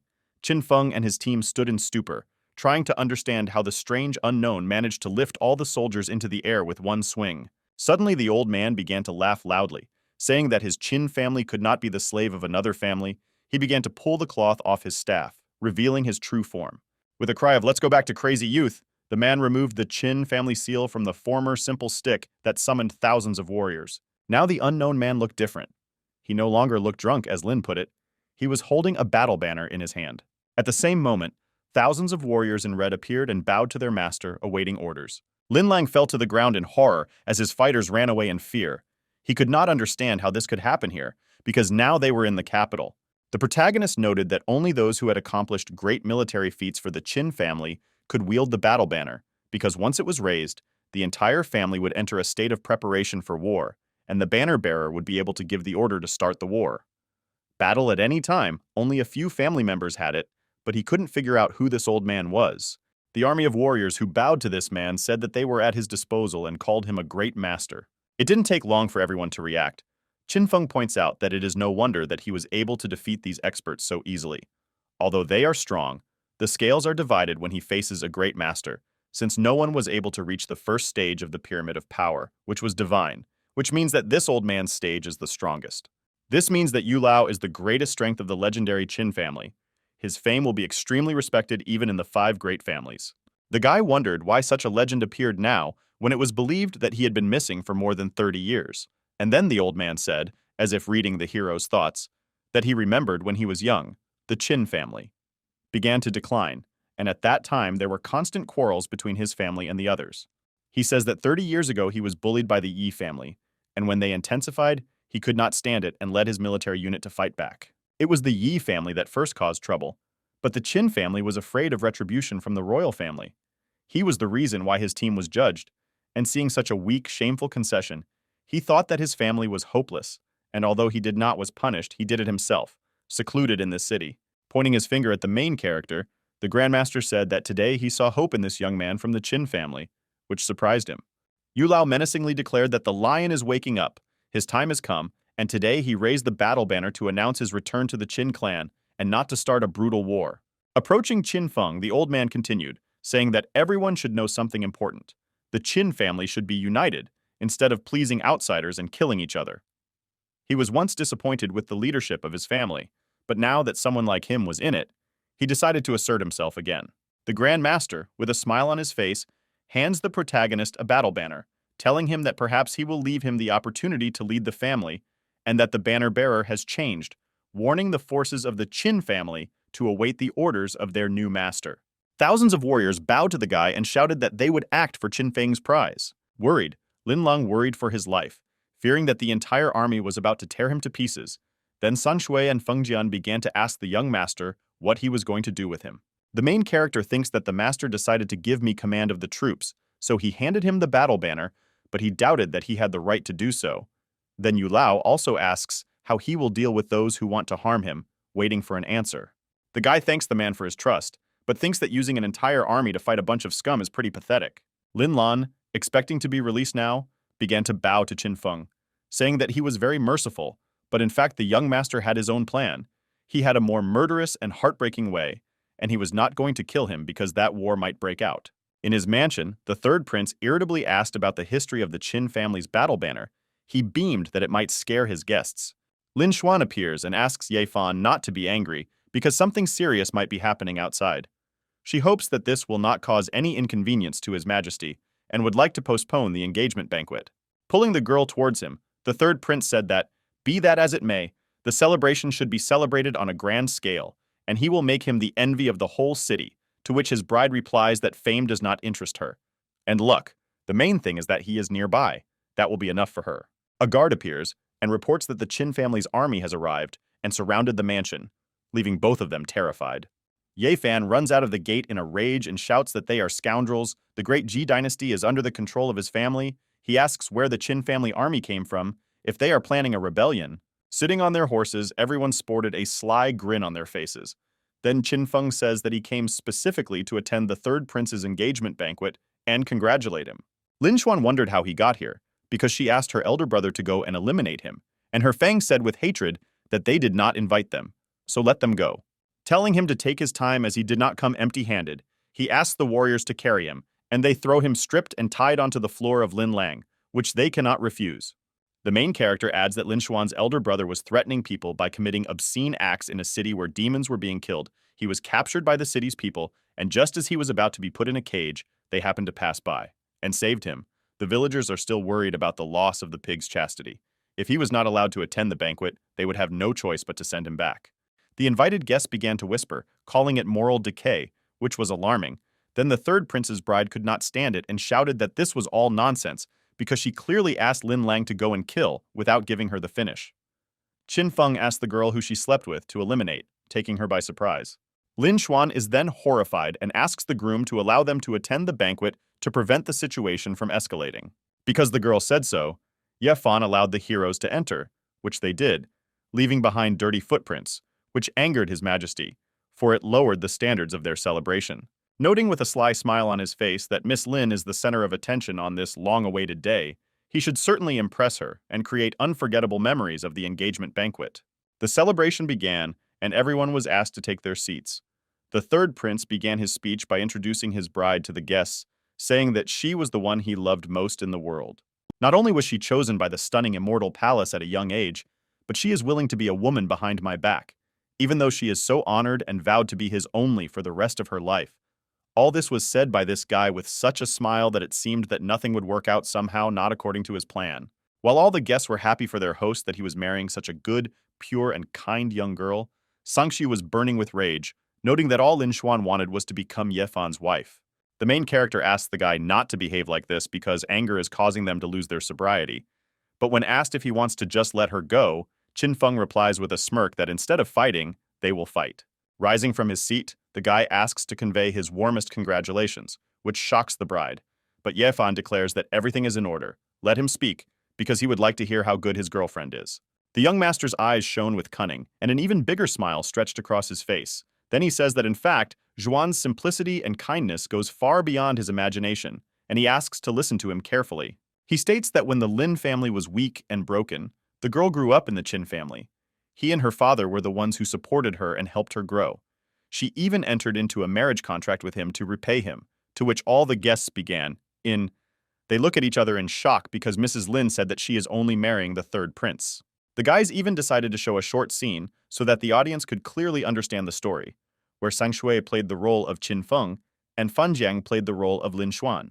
Continuing his story, the main character says that the girl was so good back then that the third prince fell in love with her. It was great, and she didn't want to cause him trouble, so she left him. But in reality, she wanted to kill the young master and took the initiative to cement his fighting skills, which ultimately broke the engagement and left him. Finishing his story, the guy says that Zhuan's condition has improved over time, and he is just the one who helped her become this way, so he cannot interfere in her life. The guests immediately picked up on this and began to call the bride a liar and ungrateful. Then the girl realized that it was Qin Feng's cunning plan to pretend to praise her, but in fact he was laughing at her and turning everyone against her. The third prince began to defend his woman, calling all this a farce and a lie, because he does not know her. She is not that kind of person. Throwing a plate at Ye Fan, which he successfully catches, the main character says that it may be, but he knows one thing for sure. He will be responsible for the consequences of its use. Enraged, the third prince orders the guards to go and arrest Qin Feng because insulting him is already a big deal. The soldiers obeyed the order and rushed at the main character, who pulled out a battle flag, put it on the table, jokingly calling it a toothpick, and that this is the big one with which he likes to brush his teeth. The guards saw this and rushed to the floor, bowing their heads in front of the guy, causing all the guests to be horrified, not believing their eyes. Ye Fan didn't understand how the Qin family's battle banner could be so far away. Then one of his subordinates walked up to him and whispered in his ear that they had investigated and found out that the new banner bearer was Qin Feng, which His Highness could not believe, because he was still too young. The guard also added that they shouldn't do anything reckless because one of the people sitting next to the main character is one of the 10 masters of the Qin family, which terrifies the bride and groom, and then Yu Lao, as if reading their thoughts, said, intervening to the third prince, that he had just ordered. Ye Fan's face changed in a second. He now looked friendly and said that he just wanted to offer them a drink to enjoy the meal. The martial artist also adds that they investigated Lin Lan and his molestation of pigs, and it turned out to be Qin Feng's slander, to which the third prince said that it no longer mattered. Now he had the battle banner, and the great master was on his side. Who would dare to touch them now? Lin Xuan understands that from today on, her family will be famous in the capital, but now that the commotion has arisen, the Lin family has become the object of ridicule for the entire city. She promises that she will not let him get away with it. The team began to rejoice that they managed to anger people and their plan came true. Sansui notes that the young lord is very smart, to which he replies that he would not be proud even if he praised him. But suddenly an army in red appears, which forcefully takes away the battle banner from the main character and grabbing him by the shoulders, puts his hands behind his back, pressing him to the ground until the guy realizes what is happening. The guys also did not understand who dared to arrest the standard-bearer of the Qin family. And then, the head of the Qin family, Zhang, came up and announced that, on the orders of the Association of Family Elders, they had come to pick up the battle banner and bring the criminal Qin Feng to the law enforcement hall to hold him accountable for his actions. The whole team was in shock. Everyone did not understand how to act in this situation because they did not expect such a turn. But they cannot influence the decision and go against the entire army. In the law enforcement hall, the protagonist is brought before the Qin family court, and one of the elders said that the guy used the battle banner to cause a huge commotion at the Ye family's engagement banquet, which almost led to a war between the families. He asked the culprit if he pleads guilty. To the words spoken, Qin Feng replies that the Yi family was the first to attack him in the demon-slaying city, so he counterattacked. And since the battle between the families has not started, he cannot call him a military intruder. The hooded old man notes that the boy, as he called him, has a very sharp tongue, but let him not think that he can get away with it just because there is no evidence against him. And also, adding, said that he should know that they won't judge him, Grandma will do it. Everyone in the hall began to look at each other and whisper. Even Qin Feng himself was surprised by this turn, not understanding what to expect from this. San Xiu wondered in horror that this woman was the most powerful in the Qin family, and everyone who fell under her. Power will be brought to an end, even if they are innocent. Yulan began shouting from the top of the podium, who was clearly happy about this turn of events. He said that he never thought he would see the guy in such a situation. He notes that the guy will be sent to prison. This is the difference between in relation to the two. The man also adds that he was the first to inform the court of his use of the battle flag. People reported that Grandma had come, and when asking the main character, she stated that some people said that he used the banner to go to the Ye family and cause trouble. She also points out that, in addition, he violated family laws and arbitrarily associated with outsiders who were exiled long ago. She asks the culprit if he will confess to his actions.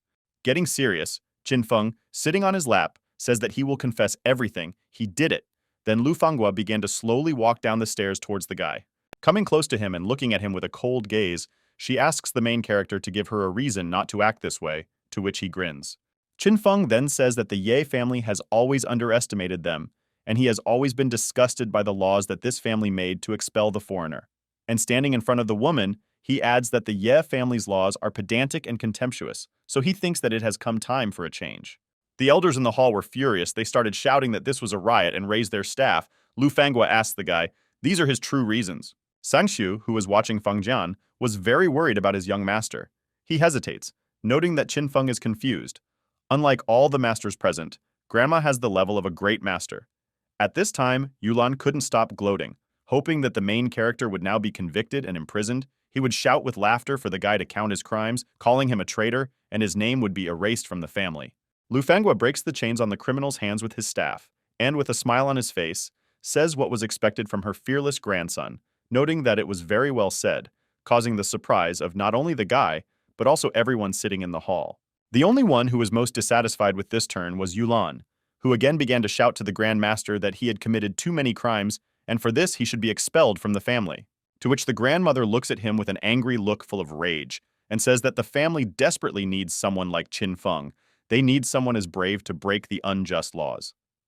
She also adds that she talked to Mr. Yu, and then she understood the main character's train of thought. He told her that he treats all people equally without discrimination, and besides, foreigners are also good people, but no one was visiting them to get to know them better. The elders sat in shock, unable to believe that the returning old man was already talking about their former criminal, and at this time Lu Fanghua notices, asking if the Five Great Families Wasteland tournament is just around the corner, and concluding with her words, she says that the guy will go and take part in this. The Judicial Council was even more horrified by what they heard, noting that he was not only not punished, but also rewarded. Then the man who hated the young master began shouting that the number of seats was limited, and they were all already taken.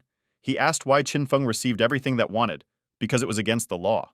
The grandmother lowers her head, thinking about the man's words, remembering that people have already gathered for the tournament. But after thinking for a while, she says that then the protagonist will take Qin Yulan's place.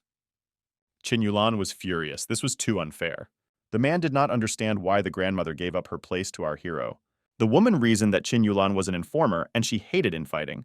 Qin Feng bowed to his grandmother in gratitude, and at the same time thought that the Wasteland Development Tournament was the best way to improve the family, and if he performed well, he would achieve great success for the core family.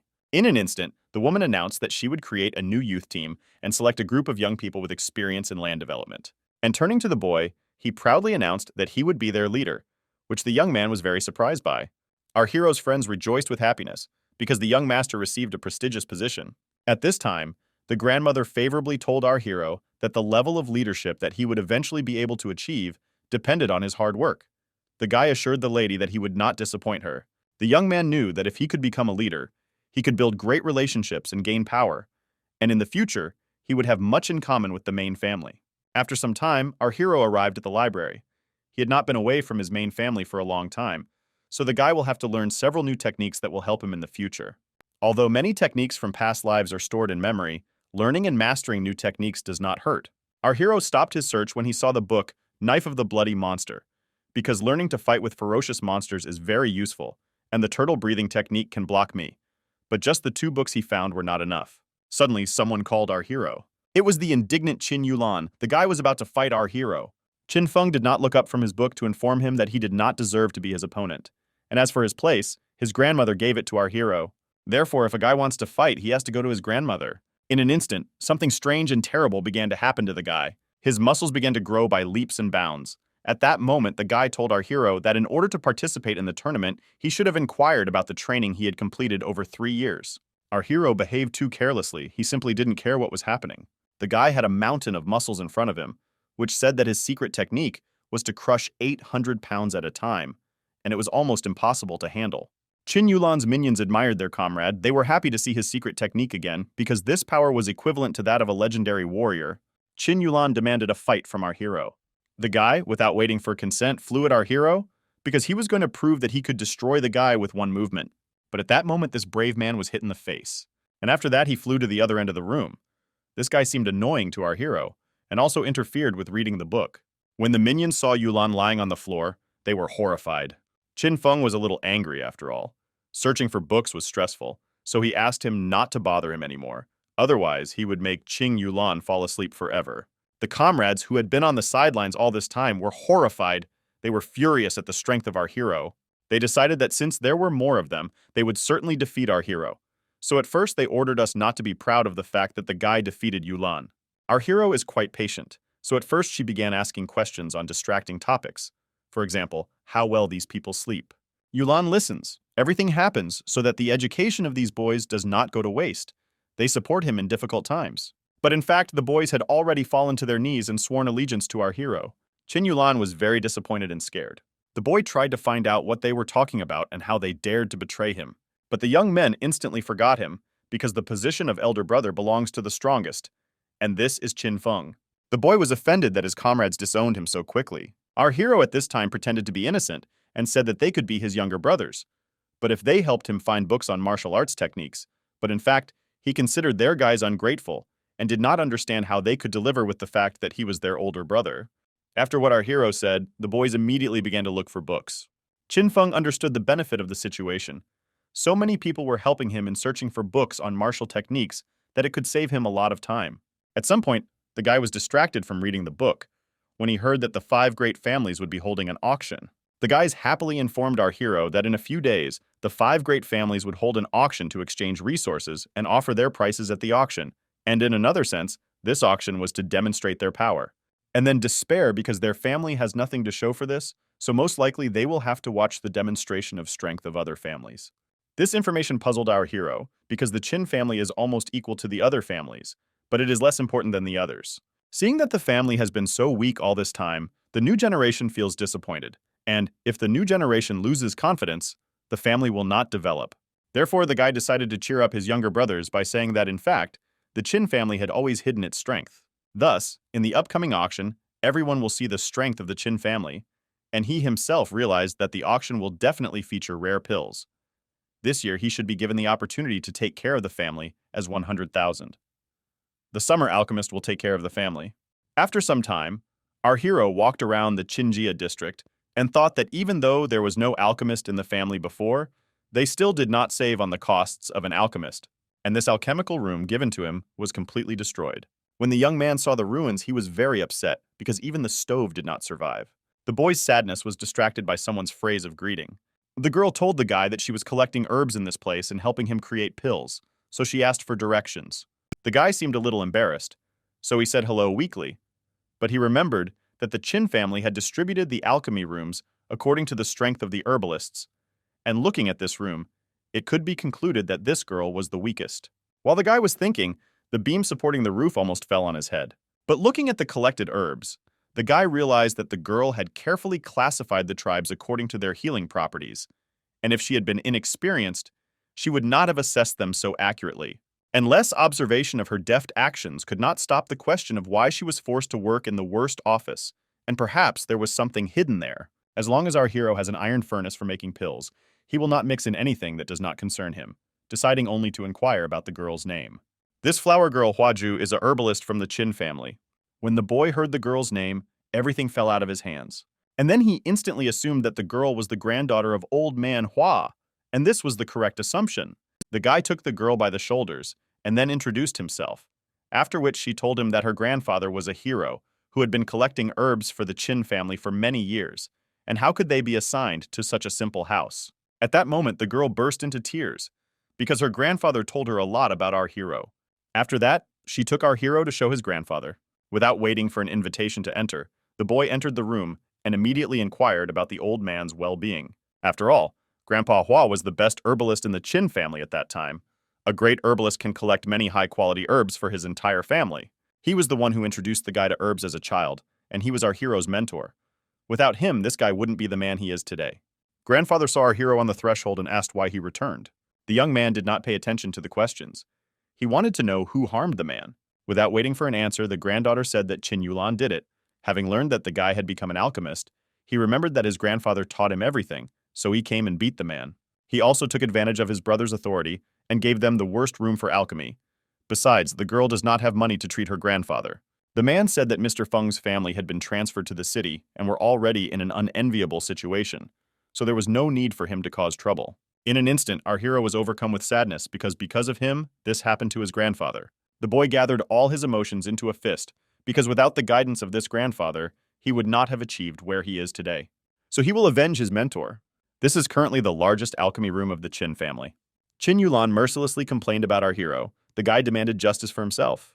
The person Yulan complained to assured that he had just recently allocated the worst room to the alchemist Qin Feng, and this was his first step towards revenge. It was Qin Guang, the general manager of the herbal department of Jiadan district, and he intended to force our hero to change his mind.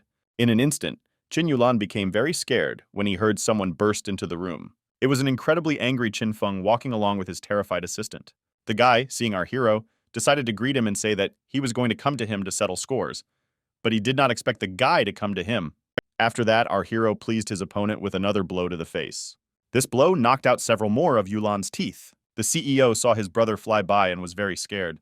Qin Feng was of the opinion that a real man does not fight helpless people, and he harmed Grandpa Hua. The CEO was very afraid of our hero's further actions. The guy intended to challenge them to a herbal competition against Hua Zhou, and if she won the competition, they would take over this room. And if she loses, then you, our hero, will be completely at their disposal. Qin Yulan could not calm down. He wanted our hero to die, but his brother still agreed to our hero's proposal. The girl was very scared. She was sure that she would not be able to do this, because her grandfather used to collect herbs, and she only watched him and trained. The guy assured her that she could do anything, and he himself wondered how he would manage to catch them if he did not use himself as bait. Here it was time for the traditional herb collecting competition. People had to go to the barren mountain for 2 hours, and the one who collected the highest level herbs would win. The CEO introduced our hero to the best herbalists. And on our hero's side, there was a girl who was trained by Grandpa Hua. The guy trusted her very much. And now the general manager has already announced the start of the competition. And at that same second, all his wards rushed to the place. Only our hero's candidate remained in place. The girl was very nervous, as she was not at all confident in herself. She was late from the start. After some time of meaningless wandering through the forest, she finally found something interesting. The woman found a rank 2 spiritual herb. If she took it, she might even be able to win. But her opponent snatched the grass from the girl's hand so quickly that she didn't even have time to object. She tried to say something to the guy, but in vain. Our hero then appeared and tried to calm Hua Zhou down, because she had learned from Grandpa Hua that second-rate spiritual grass had no meaning. Qin Yulan couldn't understand how a girl could be stronger than dozens of people. Our hero's opponents were very surprised that the guy bet on the girl. They thought he was a very stupid dreamer because she was lagging behind everywhere.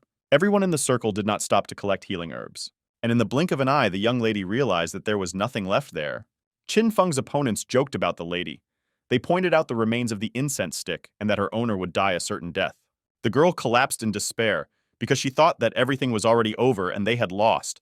And besides, she dragged Qin Feng into this. But then our hero whispered that there was still a chance. The girl was very surprised and through her tears tried to understand whether everything was imagining everything. The young man advised her to use Grandpa Hua's method. You need to search with your heart. And after that, he tried to cheer her up, because it was impossible to lose in this competition. And it worked for Huazhou. She immediately got up and went to do the impossible. Something on a very steep cliff caught her attention. There is still a chance of winning because the spiritual herbs need to be collected, and she found them. While she was overcoming obstacles, all her arms were already covered in bruises. But no matter what, the young lady was not going to give up. Looking at the desperate actions of the girl, the wards of our hero's rival laughed, because she had already risked her life, and all this was impossible, because they had collected everything that could be collected. At that moment, when the girl had already reached the desired grass, the words spoken by our hero echoed in her head. Reaching for the healing herb, the girl clearly understood that this was her last hope for victory. After a while, inspection revealed that what Huazhou brought was nothing more than a bunch of ordinary weeds. The manager, looking very carefully at the herbs brought by the girl with a smile on his face, said that she had lost, and she was really the worst herb picker. When she heard this, she almost cried, and those around her laughed at her failure. Qin Yulan, when he heard about our hero's defeat, had already begun to tell the guy that he wouldn't hurt him too much if he admitted defeat. And in an instant, a torch appeared in the guy's hands. He was amused by the fact that everyone thought that he had lost. The guy threw the flame onto the table with herbs, and everyone was taken aback for a moment. After a few moments, the CEO finally realized what was happening and assumed that our hero was trying to burn the herbs and destroy the evidence. But our hero proudly declared that real gold is not afraid of fire and wants everyone to look at it carefully. Qin Yulan was furious because all the medicinal herbs were burnt and there were ashes on the table. In an instant, the general manager noticed the grass. Qin Yulan was so stupid that he didn't understand what was going on. After all, the top-grade grass they found was second-grade grass, and they thought that after burning it, it might turn into third-grade grass. The older brother understood much more and therefore knew that this was something more than just third-grade weed. It turned into a fourth-grade magic grass. It was a fire stream flower. Our hero was still very calm and small flames flickered in his eyes. No one could believe that this was a fourth-grade magic counterfeit, and it was one of the rarest herbs in the entire region. The fire stream flower is reported to be like dry grass and grows on the mountainsides, and to reach it for recording requires not only keen eyesight, but also great courage. Many men could not find him even after overtaking Huazhou, so the guy demanded to identify the strongest herbalist, pointing to the girl. Everyone was furious because no one wanted to admit defeat. Qin Yulan couldn't believe it, and the general manager was generally acting very strange. Addressing the girl as a sister, the man offered to sell him the found grass, for which he would pay 500 gold coins.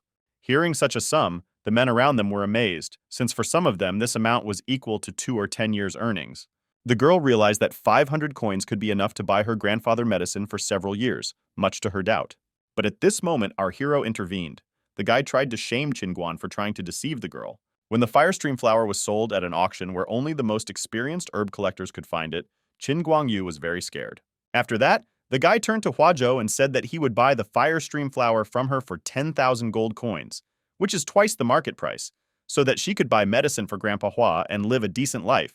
Everyone was very surprised to hear this. This amount infuriated people, because some people had never received such amounts in their entire lives and did not understand when our hero managed to get so rich. Qin Yulan muttered through his teeth that Qin Feng had won and thought to himself that none of this mattered. It was just a fourth-grade magic herb, and as long as Huazhou worked for him, he would have a continuous flow of fourth-grade herbs into the future. Approaching the girl, our hero told her that his team needed a herbalist, and from now on, he would take care of Grandpa Hua, so he offered to become his herbalist. The girl agreed without the slightest hesitation. Something seemed impossible to the people around them, and they began to offer the girl a job and a room much better than the one they were in, and even better places to collect herbs. But the young lady was adamant that she only wanted to work with Mr. Qin Feng. These words were like a huge stone falling on their heads for the men. Looking at our hero, the girl realized that he was the first person after her grandfather who believed in her talent. He also helped her and her grandfather. And our hero realized that a good herbalist is a powerful support for the alchemist. And in the future, When he is not in the medicinal garden, Hua Zhou will be able to collect spiritual herbs with his team. And pointing to the door, Qin Feng proudly announced that from now on, this room will belong to Hua Zhou, so people must leave the room. And so they descended the stairs in a friendly crowd. For the general manager, the loss of a house is a trifle compared to the loss of such a rare talent. The man began to beat Qin Yulan because he thought that it was all his fault. He should not have turned our hero against them. Looking at the huge furnace, the guy realized that this was indeed the most luxurious alchemy room in the Qin family. And with the help of this furnace, he would be able to refine high-level pills and put them up for auction. He uses the fire stream flower to improve his strength, as the healing properties of the fire stream flower can help a person penetrate his body. Although his main benefit is to defeat his inner demons, there is a tournament ahead, and the guy wants to show a good result in it. Therefore, our hero will have to take a risk. This test of himself was difficult for the young man. After some time, his own opposite side appeared before him. The dark side did everything possible to destroy the guy in an instant. She told our hero that he was a sinner who failed to save his family, so why should he deserve to live? Our hero could not understand why he was in so much pain and whether the devil really lived inside him, because they say that if a person is killed by internal demons, his body will die. But none of this matters. Our hero can still use his most powerful abilities. But the demon managed to stop this powerful fist without much effort. The guy was really very surprised by this. The demon begins to mock our hero because he knows him too well. By punching him in the face, the dark side told our hero that he was just a coward who would hurt others. And he had absolutely nothing to protect. The bleeding guy didn't even know what to do. The demon thought that our hero did not deserve to live at all. So he kicked the guy in the stomach with all his might. And lying on the floor, he remembered that in front of him was his 100,000-year-old demon, and he was also very strong. Closing his eyes to the demon, he could not believe that this was the end. But images of people close to him surfaced in his subconscious. This helped him wake up and scream as loud as he could. He was helped to live and hope for the best, so he must make every effort. After the crushing blow, blood gushed from the demon's mouth. Having dealt the fatal blow, the guy was not going to give up. Even if he died, even if he was doomed, he would never give up. And that's not to mention the guy himself. Something began to happen with the demon, or rather with our hero, as if he began to free himself from it. And something was happening to his physical body too. He had finally broken through into the realm of body strengthening, and now he could fight with level 4 body strengthening experts, and now practicing alchemy would be much easier for the entire family. Our hero's closest friend reported that Mr. Qin Yuzulan and Elder Qin Wen had arrived again, and this time they were here to cause trouble. But our hero thought that the elder was a good person, so he went to take a look. Upon seeing our hero, Mr. Izulan immediately accused our hero of coming to cause trouble in the clan and occupying the alchemy room, and should have asked the elders in the family first. This man is the father of Yulan and Guan, as well as one of the elders. He said that the auction was approaching, and the family was in dire need of an alchemy room to make pills. But our hero was already an alchemist's apprentice, and occupied the alchemy room only to prepare pills for the family, so that the family could compete with other families. The elder didn't understand whether a few days of studying chemistry was enough to deserve a better room, and Guan thought that a pill created by a newbie would probably put the family in an awkward position. But Qin Feng was not going to endure this humiliation. The guy demonstrated what he had been doing for the past few days. It was a body-strengthening pill. Qin Yulan and Qin Guan shouted in unison that this would not change the fact that the family was furious that he had taken the room, and these pills were not enough. But blindfolded, our hero, together with his henchmen, was pilloried third class. After that, our hero ran up to the frightened old man and whispered something in his ear, which made him feel even more uneasy. At this time, the brothers believed that our hero had been given a fake and that Qin Feng would not be able to make a third-rate pill. At that moment, the older one ran up and hit them both, and then told them to shut up, because she did not belong to the same generation as our hero, but there was an incredibly large gap between them. After this, the young man and the elder shook hands. The man said that the room would be treated as a reward from the main family, and he would go with him to represent the Qin family at the auction. The brothers were incredibly surprised by the blow, but even more surprised by what they heard. And after a certain period of time, our hero thanked the old man for his kindness, but the guy was even more happy because he got what he wanted and was going to the auction. And now it's time for the auction. The auction of the top 5 families has officially begun. Our hero believed that auctions are a demonstration of family strength. Only powerful families have the right to vote. And it seemed that someone very influential was present there and said that for 50 body-strengthening pills, the Yi family was offering 40,000 gold coins. And the big bone bow that the Yi family bought for 20,000 gold coins seemed quite daring to this guy. Finally, he added that the Ye family paid 300,000 gold for the 7th grade pills. People were angry that the Ye family had stolen everything again. This happens every year, and most people can just watch. And looking at our hero, the guy thought, since he dared to come there, he would make the Qin family lose face, all in order to avenge the shame at the banquet. But in the past, the Qini family usually looked embarrassed when they failed. But this time it was different. This time our hero had the face of a winner. And at this time the announcer announced several times that the auction was over.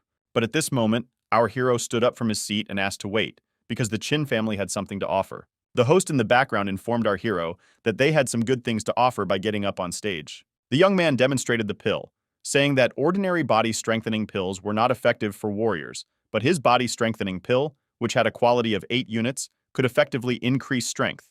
The Ye family representative was even a little amused by this, because the quality is indeed rare. But this is just one pill. It is no worse than the 57th grade pills his family just bought.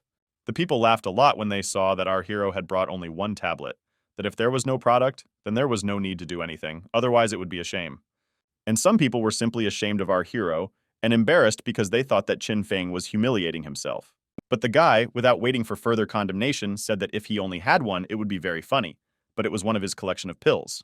And at that moment, our hero showed off countless pills. The young man said that he had produced hundreds of tablets. Seeing so many people at a dead end, they were truly shocked. The Ye family representative was very convinced that an ordinary family like the Qin family could not produce such things, could not produce 8-fold quality pills. But our hero's comrades were very pleasantly surprised, because their owner had prepared a pill to strengthen the body with an 8-point quality. The rest of the people were like crazy. Everyone wanted to purchase these pills because with their help, they could significantly increase the strength of the family's warriors. And the representative of the Ye family intervened in this dispute again. He offered 200,000 gold coins for these pills, and then added that anyone who dared to oppose him would be considered an enemy of the imperial family. People were outraged again. This guy was once again relying on the obscene power of the royal family to dominate everything, but they realized that 200,000 gold coins was really a lot of money. The guy didn't understand why the Qin family didn't want to keep such good things, but instead simply sold them. After some time, our hero reported that the Ye family bought pills to strengthen the body. But they don't actually need the extra pills, and the third principal thinks they've won the deal. So now our hero intended to show the main lot. This surprised everyone even more, because everyone thought that the main lot was 100 high-quality tablets. The box contained a third-grade elixir. This confused some people because a third-rate elixir isn't exactly a grand finale. Addressing the audience, the young man said that this was an unusual third-class elixir, and with a grin he added that everyone will understand what it is when they see it with their own eyes. After opening the box, a spirit like a fire dragon came out. He eclipsed the entire space and rushed at people. This beast was beautiful and very scary. Seeing this, the gentlemen were amazed and scared, because it was an illusion created by the modified elixir. It was an extremely rare modified elixir, and the ordinary third grade was nothing compared to this. The elder who helped our hero thought that all this was very grandiose. In the end, when our hero told him that this was a third-grade change elixir, he asked Qin Feng to accompany him. The elder was very glad that he did the right thing. The Ye family representative was sweating with amazement and horror. The guy did not understand how this could happen, and even thought that the Qin family had actually hired an alchemy master. At this point, people really went crazy. They went to your hero in an attempt to buy this elixir. But this time, a representative of the royal family intervened again. He intended to buy this elixir on behalf of his father, and anyone who tried to take it away would be accused of disobedience to the imperial family. People were very upset because the guy was using the imperial family to put pressure on them. Our hero agreed to give the elixir, but for only 500,000 gold coins. Guy, our hero is a fool because he is essentially selling this excellent elixir, but he ordered his servants to give the money. It was whispered in the buyer's ear that since he had bought 100 body-strengthening pills and spent it recklessly, he had already spent all the money allowed by the emperor. Everyone started laughing because the prince had no money. Our hero pretended to be upset when he saw the heir to the empire crying. But then he started laughing because he wasted money on really useless things. This made the third prince of the imperial family incredibly angry. In the end, the Qin family auctioned the tablet for 700,000 gold coins and became the most honorable family. And the Yi family became a laughingstock at this auction thanks to the prince. The elder could not help but thank our hero because their family had not had such a good time at the auction for many years. This time he brought great glory to their family and will celebrate the guy's great achievement. But the man asked not to be so happy just yet, because the guy was the center of attention, and this has its pros and cons. Although he shone at the auction and was remembered by many, when the tournament takes place, our hero may become a target. This information did not seem to bother our hero at all. But for sure the third prince in the Ye family, Ye Fan, although his cultivation is ordinary, he has a 5th-level bodyguard, and this person can defeat many. Or the new member of the Bai family, Bai Leng. His martial arts skills are so strong that he has no rivals below the 6th level in the field of body strengthening. Nangong Xuanqin is from the Nangong family. They say that when she fights, no one can defeat her. Situ Xuan relies on the fighting style of his ancestors and is good at killing, so he is considered an extremely dangerous enemy. The elder believes that Nangong Xuanqing and Xiu Xuan are the most dangerous, so our hero should always be on guard. It seemed to the young man that the elder thought that the third was the most ordinary, but in fact, he was the biggest threat to our hero. Our hero remembers that in a past life, the third prince had a strange ability to hide his power. No one can tell what he was up to. But the countdown has already begun, you know. My hero has a lot of work to do before the big tournament, and he has a lot of work to do before he hits his body. 3 days later, a banquet was held to celebrate the birthday of the Qin family's grandmother, Lu Fanhua, and representatives of the 4 great families arrived. The Yi family, the Bai family, the Situ family, and the Nangong family sent excellent gifts. The grandmother of the Qin family was very grateful to everyone, and then a girl appeared and said that all 4 major families gave gifts, but she had not yet seen the Qin family give their gifts. The Ye family's protector, Lun Xuan, said that the Qin family would not even be able to afford a worthy gift. The brothers from the Qin family were very angry because they knew that their family was not as rich as Ye, and deliberately compared themselves with them. The girl sat down and concluded that, as expected, in terms of wealth, the Qin family would not be able to cope with the Ye family, and it was a wise decision to abandon the Qin family from the beginning. The girl was distracted from her thoughts when she heard that our hero had come to present gifts. In the young man's hand was a box containing a high-quality 9-point body strengthening pill. The young man opened the box, and there really were incredibly beautiful tablets. All people opened their mouths because, firstly, it was very expensive, and secondly, they were very difficult to make. But this seemed extremely rare for a girl. After all, compared to the gift from her family of 300,000 gold coins, the pills weren't even worth mentioning. The senior manager was very angry because all this happened after the secret rivalry battle of the 5 families, and he thought that it would be better for our hero not to give this little gift. But then the guy said that he was not finished yet, and wondered why Zhuan immediately began to brag. The guy asked to bring something else, but the girl was already beside herself with rage and surprise. Pure showed 200 high-quality body-strengthening pills that reached 9 points, and this was his gift to his grandmother. Everyone was in absolute shock, because 200 tablets were worth millions of gold coins. The girl couldn't believe it, and didn't understand where the poor family got so many pills. The young man then leaned towards the girl and told her with hatred that she abandoned his family when she won the heart of the prince from the Moon Palace. And now that he has become an alchemist, the guy hopes for her, or rather, that she will not regret her choice. The girl became even more angry because they were trying to disrespect her. When leaving, the young man did not notice the admiring glances and conversations. Everyone in the room rejoiced as the Yev family had suppressed the Qin family for many years. The grandmother was delighted, because from the moment our hero returned, the family became proud of him, and he also gave her the best gift she had ever received. Elder Yu thought that our hero had given so much, so he deserved a reward, and Grandma in turn decided that she could grant one request. The adjutant considered it a great honor to ask the elder for a reward, so our hero should think carefully before saying what he wants. And then the guy began, "Since Elder Yu has been doing him so many favors, his request is that someday he will return to Cloud Shadow City in the future. Guy would like Elder Yu to go with him and stay there for several years." This request really shocked everyone. The assistants immediately began to shout that our hero had exceeded all his capabilities, especially since the elder asked for a reward for him, and the guy wants to take revenge on him.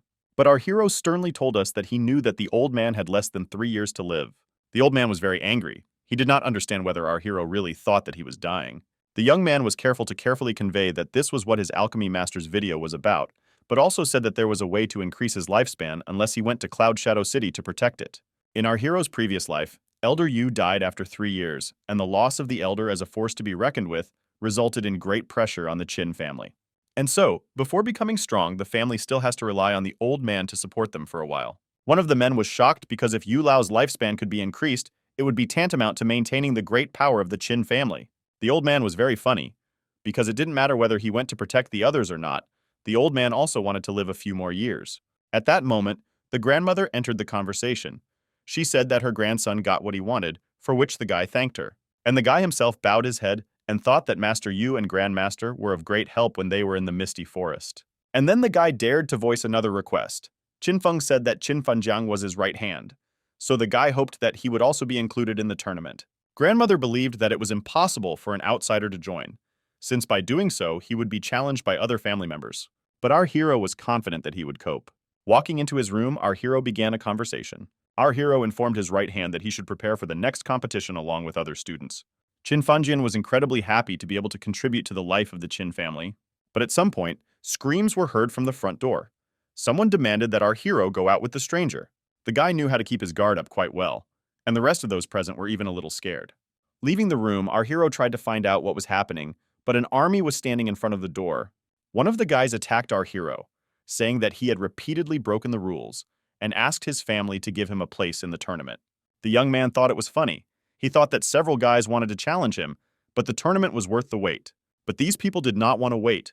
The guys believed that our hero was still flying, and then they left our hero's beaten comrade. The young man was surprised to see Sankey. They continued to beat him and said that if our hero wants to be left alone, then he needs to return the places he occupied in the tournament, otherwise his friend will die. Out of pain, Sankey nevertheless asked his friend not to fight with them, as he needed to save his strength for the tournament. The villains were amused by this because, in their opinion, Qin Feng must have wanted to take Qin Fanjiang with him to the tournament to be his bodyguard. Otherwise, they would have beaten Qin Feng to death. But now they were beating Sanke.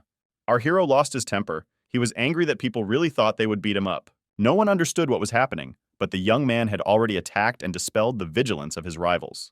The young man hit the man with all his might, who could not keep his mouth shut. After all, the young master had warned, but if he wanted a fight so badly, the boy deserved it.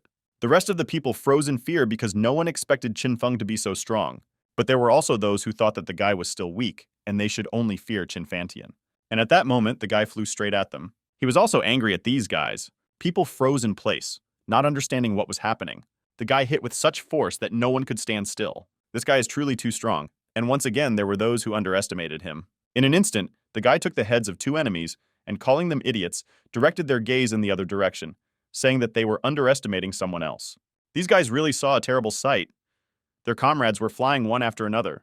It was our hero who scattered them all, and Qin Fantian, chuckling, said that they still don't know who the Great Master is and who the Junior Master is. The people who were being held by our hero's assistant already seemed to have their eyes bugged out, and the guy didn't understand whether they really wanted him to defeat them. Our hero nevertheless decided to fulfill the request. He will defeat them, but maybe there is something else. People were trembling in fear, as they did not understand how everything happened so quickly. In the blink of an eye, Qin Feng was able to defeat everyone by himself, and they are all first and second level body strengthening experts who came up with the idea that our hero should be at the Qi and Blood Realm level.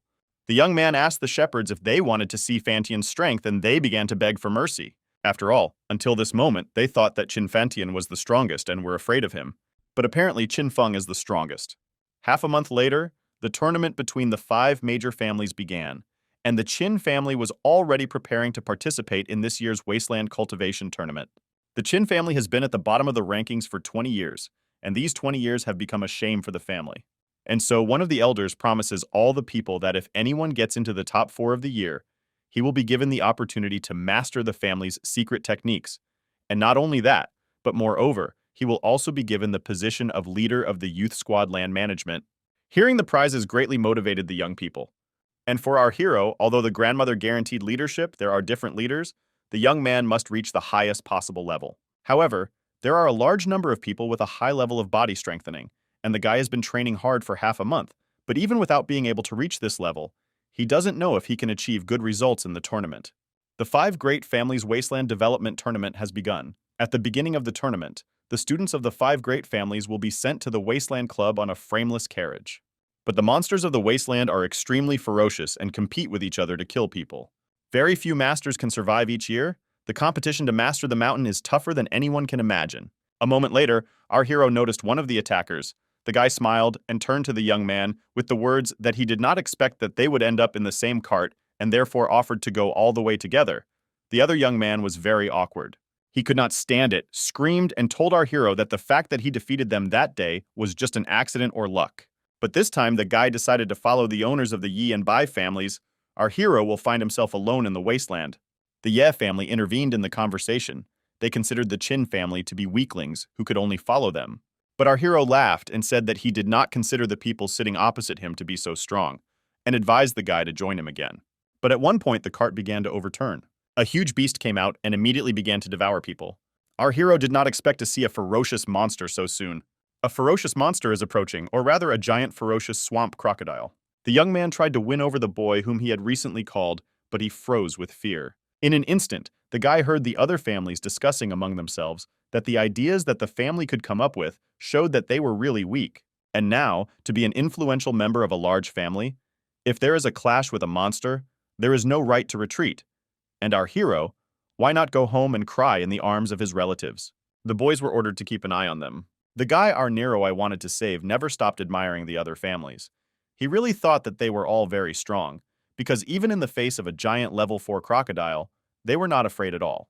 But the crocodile threw everyone from side to side.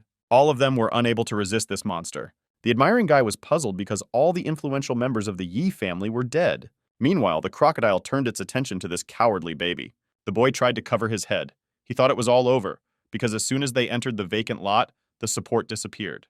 But then our hero intervened. The guy tried to protect the young man. After some time, the crocodile collapsed with a roar, blood gushing from its mouth. But at one point, the guy with tears in his eyes began to frantically shout out the name of our hero. The guy couldn't believe that our hero single-handedly killed a giant crocodile. At this time, Qin Feng was trying his best to catch his breath. After that, he jumped off the crocodile and headed towards his friend. Without waiting for an answer, he took him by the collar. And then, he dragged himself after him, because the guy didn't understand why he was still standing when he should be running. It didn't fit in the guy's head that our hero had just killed this ferocious monster. And even more so, why run? Didn't our hero want to take the skin of a giant crocodile as a souvenir? Qin Feng seemed to have already a little regretted taking this grumpy man. Here he revealed that the swamp crocodile was allergic to blood. And when someone is standing in a swamp with a giant swamp crocodile, if you don't hurry up and run away as soon as the blood starts flowing, you could become a snack for other crocodiles. Horror was reflected in the guy's pupils. A dozen giant swamp crocodiles were running after them. While our hero was running and dragging his comrade behind him, the latter thought that he was the best of the best in the family and much better than our hero. But as a result, he despised Qin Feng without knowing him at all. The guy decided to talk at least a little. He repeated that he initially said that he would not follow our heroes but somehow still saved him. Our hero, without hesitation, replied that it was all because they were one family and no other reason was needed. The young man was very surprised because he had never considered Qin Feng as a family member but recognized him as a family member. At the same moment, when our hero had already begun to hide in the forest, the guy behind him had a strong desire to recognize our hero as an older brother. Meanwhile, somewhere in the wasteland, a member of the royal family announced that in the end, the competition would come down to how many monsters each person could kill. Therefore, he should focus on the hunt. The guy had set a reward for the destruction of the Qin family, so he wondered if there were any willing participants among those present. And at that moment, someone pointed a finger at the best killer of the tournament. Situ Xuan is from the Situ family. This guy is a 6th-level body-strengthening expert. Killing was his favorite pastime, and he did not leave behind a single insect of the Qin family. After these words, the third prince's eyes lit up incredibly, and he thought that in any case he would make our hero regret that he opposed his family. At this time, our hero and his companion were wandering aimlessly through the forest, when at one moment they heard someone's screams. Two guys were sitting on one of the stones and asking for help because monsters were already waiting for them below. Our hero's ward, peeking out from behind a tree, told our hero that he felt sorry for these guys from the Nangong family and suggested leaving. But our hero did not agree, because the Nangong family is the only family that is friends with the Qin family, and he can lend them a helping hand. And having said this, our hero pushed his comrades straight towards the monsters. They turned out to be huge panthers, which immediately drew attention to the young man. The boy immediately began to cry because he did not want to die. But after a while, he opened his eyes and noticed that nothing was happening, which was very surprising. Our hero stroked these kittens and affectionately asked them to never bite anyone again. The dogs wagged their tails with pleasure. Our hero informed his ward that he had brought a monster-taming pill with him and threw it into the mouths of the black panthers while his comrade attracted attention. A moment later, our hero's companion saw another huge beast above him, and so he asked his friend if he still had a pill for taming monsters, because he was incredibly scared. Well, the guy said that these pills are only effective for killing small monsters. At that moment, when the huge panther was approaching our hero's comrade, he was already praying, because he thought that everything was already over. He was so scared that he could not move his legs. Our hero tried to encourage the guy that everything was okay, held out his sword and asked him not to let go. He grabbed the sword as if it was his last hope for life, but he thought that Qin Feng was still saving him at critical moments. While the guy was thinking about this, our hero pulled out his sword and summoned moonlight. And then it began to spin around itself at incredible speed. And finally, with incredible force, he struck the jaws of this huge panther. The blow was so strong that our hero's comrade was thrown aside. And when he landed, the guy could not recover from disgust and again shouted the name of our hero because our hero treated him like a tool. I tried to change the subject, saying that all this does not matter because they killed this monster. But the guy could not calm down because he is not one of our hero's people and he cannot use it. So write it down, as he wants. At this time, the Nangong family came down and thanked him for his help, to which our hero replied that the Nangong family had always been on good terms with his family, so it was his duty to help. He said that after the tournament, they would definitely inform his family about what our hero had done, and they would never forget it. And our hero's comrade also asked not to forget about his help. This surprised both guys very much. And after that, the guys collapsed dead. Our hero's subordinates did not understand what was happening and were very scared, and our hero at that time became very serious, because two people had just been killed right before his eyes. The young man heard a mention of himself from somewhere. The same killer was sitting on a tree. For him, all this was ironic, because he did not imagine our hero as an insect that had not yet developed its body. He doesn't have to do anything to kill our hero. He will just leave him with the Nangong family. And after that, the guy seemed to teleport. The hero immediately realized that it was Situ Xuan. At that moment, arrows flew at the boy and his comrade. But they were noticed in time and managed to jump away in different directions. Someone thought that the Qin family members dared to kill the Nangong family members. Our hero's comrade immediately began shouting that it wasn't them who did all this.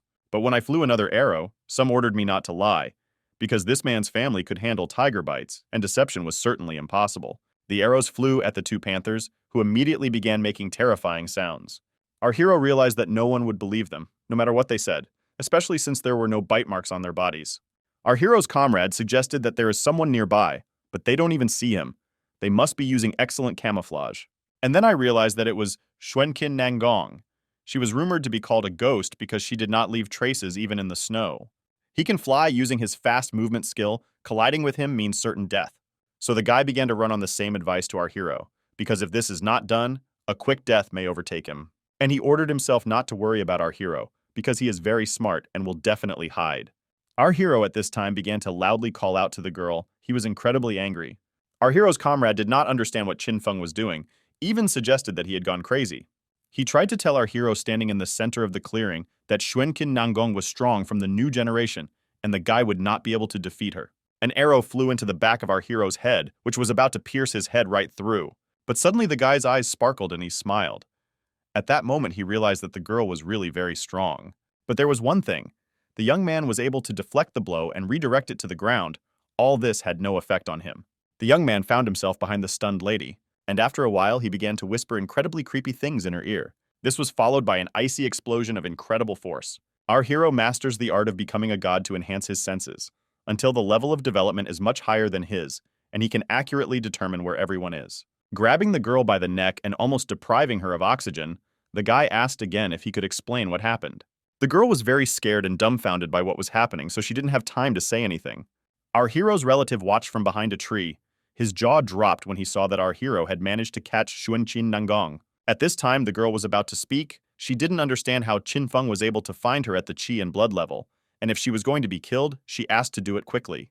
Our hero pulled out a dagger and with an incredibly evil grin declared that he did not come here to kill people, but it was the girl who started it all first. After that, he threw the dagger at the girl's forehead with all his might. At this time, somewhere in a vacant lot, people were trying to run away from someone. They were members of the Qin family and did not understand who was pursuing them or why. But at one point, someone asked these two guys not to blame him for cruelty and ruthlessness. And if there was someone else to blame, let those people blame the Qin family, the most dangerous killer attacked from behind. But just at that moment, someone interrupted him. Qin Fantian appeared and using his axe was able to deflect the blow. The man was very angry and immediately realized that this was the scammer who was persecuting his Qin family. The man wanted to fight, but his opponent slipped through his fingers. But still, the man managed to tear off the guy's clothes and throw him some distance. The guy could not understand who he was fighting with, and how this person, with a 4th level body enhancement, could almost injure him while at the 6th level. At this time, the men were trying to figure out why Qin Fengjiang, but the boy only replied that our hero taught him this. At this time, the killer was already laughing evilly. He already realized that he was fighting with the strongest youth in the Qin family, and then asked if he had heard that our hero was dead. Licking the blade of the knife, he said that he had been framed and died at the hands of Nangong Xuanqin, by which time he should have already been a corpse. When the men heard the girl's name, they were afraid, because not only was she the strongest young fighter in the family, but no one survived the fight with her. Qin Fantian pounced on his opponent. He couldn't believe what he heard. After all, our hero wouldn't be able to stay so easily. The guy started throwing a lot of punches at his opponent, but at one point he stopped because he did not notice where the guy had disappeared. But at this moment, the young man hovered directly above Qin Fantian to better worry about his life. The killer began to give the guy countless wounds on his back. There were so many blows that it was almost impossible to resist. And after some time, the killer began to flee, leaving behind the corpse of the strongest young man of the Qin family. It was funny because by participating in the tournament, no one has to worry about the life and death of others. And raising the head of an almost dead man told him that he just had to think about himself, otherwise he might lose his head. But the man was distracted by a phrase that he did not expect at all, and he was ordered to move. If anyone dared to harm Qin Fengjian, he would kill that person and throw the body to the ferocious monsters. The rest of the Qin family are incredibly surprised to see our hero. Meanwhile, the killer laughed again. He was a little surprised that the guy was still alive. The rest of the family began shouting to our hero that this was Situ Xuan. He is a strong and evil man, and none of them can defeat him. The guy intended to finally kill and dismember Qin Fengjian, because after that he killed the strongest young man in the Qin family. He goes to kill our hero, but did not see that he was already rushing towards him. The young man immediately knocked out several teeth of his rival, or rather even his enemy. Our hero previously said, or rather warned, that no one dare touch his family members. The guy hit his enemy with incredible force. He flew some distance away and could not understand how this was possible, because in his opinion our hero is in the kingdom of qi and blood. The people watching him could not tell whether Qin Feng had actually thrown the scoundrel into the air, but he managed to get up, and then something strange began to happen to him. At the same moment, the guy teleported again. Our hero was not very impressed because he was ready for it, but the killer decided to do the same thing to Qin Fengjian again. He loomed over our hero. At the same time, people began to warn our hero, or rather ask him to be careful because Qin Fantian was defeated by this trick. The killer thought that it was too late to do anything, and our hero really stood still. The killer thought the family lost because they cared so much about each other. But a moment later, our hero appeared with a smile next to the face of this scoundrel. It seemed that he was still standing below, but in fact he was already above the killer, and for him it remained a mystery. The young man tried to find out to the killer why caring for each other was considered a disadvantage for him. And at the same moment, with incredible force, he kicked this opponent in the head. He crashed into the ground with incredible force and power. During this time, our hero's family members tried to help each other. The two men who tried to warn our hero about the attack could not believe what was happening, and our hero's comrade and his right-hand man tried to cheer up their friend. The killer fell with such force that he crashed into the ground and almost buried himself in it. The guy walked up and asked, "Does this guy really think he's just a jerk who only knows how to use brute force?" The man tried to get up. His whole body was covered in blood, and he couldn't imagine that the young man was using his reflection to make him think that the guy was still lying down. But in his opinion, Qin Feng was on the level, so it was impossible. But he decided that if he fought directly, he would be able to use long-range attacks, because dagger techniques were passed down from generation to generation in the Situ family. Our hero stood motionless, and the dagger approached. The guy didn't move when knives started falling next to him. One by one they fell to the ground. The killer became even more agitated, and this could not have happened. Qin Feng's hidden weapon technique is superior to him. People from our hero's family did not understand what was happening. Did our hero really fight off the powerful daggers of the Situ family? And the rescued comrades seemed to have become accustomed to Qin Feng's surprises. Flying up to his opponent, our hero revealed that the Situ family's light weapon skills were just child's play compared to his moonlight skills. And even his physical skills were at their best. The guy took upon himself the full grip of his enemy. He tried to see out of the corner of his eye what was happening behind him, and thought that it was happening too quickly, but he had to get out of there. Otherwise, he would be dead. At that moment, the guy was about to be hit again. The young man flew again from the powerful blow. The blow was so strong that it formed a kind of corridor that burned absolutely everything in its path. Our hero finally stopped when he noticed that his opponent had collapsed. After this, the guy decided that he had learned his lesson, so he couldn't be blamed for anything. The guy tried to get up and then strike. He was in the impact crater and could not believe what had happened. After that, he launched something like smoke into the sky. Members of our hero's family saw this and immediately realized that it was wolf smoke. At this time, the young man was already standing as firmly as possible on his feet, which he underestimated our hero, and did not expect that he would turn out to be the strongest person in the Qin family. At that moment, unknown people began to run out into the clearing where the battle was taking place, and everyone naturally was scared. Our hero was also surprised that every second there were more and more people. A representative of the imperial family entered the clearing. He immediately praised his mercenary, but wondered why he was called if the work was not finished. Everyone in the area was surprised by the appearance of the third prince, and at that moment our hero realized that in front of him was the strongest enemy of the wasteland. The mercenary informed the third prince that our hero was not as weak as they thought, so he needed help. One of the Qin family ordered our hero to flee, taking his right hand with him, because the guards of the third prince, the 6th level strongmen, the realm of body strengthening, which means that they are stronger than Situ Xuan. Everyone really thought that it was completely impossible to defeat the force, but they would fight them and buy time for our hero to escape. But the guy didn't understand what people were talking about, because they were all from the Qin family, and there was absolutely no difference between them. The young man asked not to worry, because absolutely everyone would come out alive anyway. At that moment, the young man launched something unknown into the sky. It was the smoke of the Qin family. Seeing this, the third principal thought that our hero was crazy. After all, armies are not allowed to enter the wasteland. And after that, the third principal, with great pleasure, ordered the death of our hero.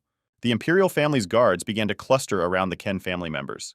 People really believed that if they didn't escape at this moment, it would be too late later. But the third prince's people were body-strengthening experts, and it was not like them because the Ken family members didn't do it. I didn't get past level 2. The guy still remained calm. Even when people were flying at him, he was going to take care of everything. With a smile and a wave of his hand, he thrust his spears into the guards once. The same thing happened with the others. A couple of seconds later, almost all the people of the imperial family were already lying dead on the cold ground.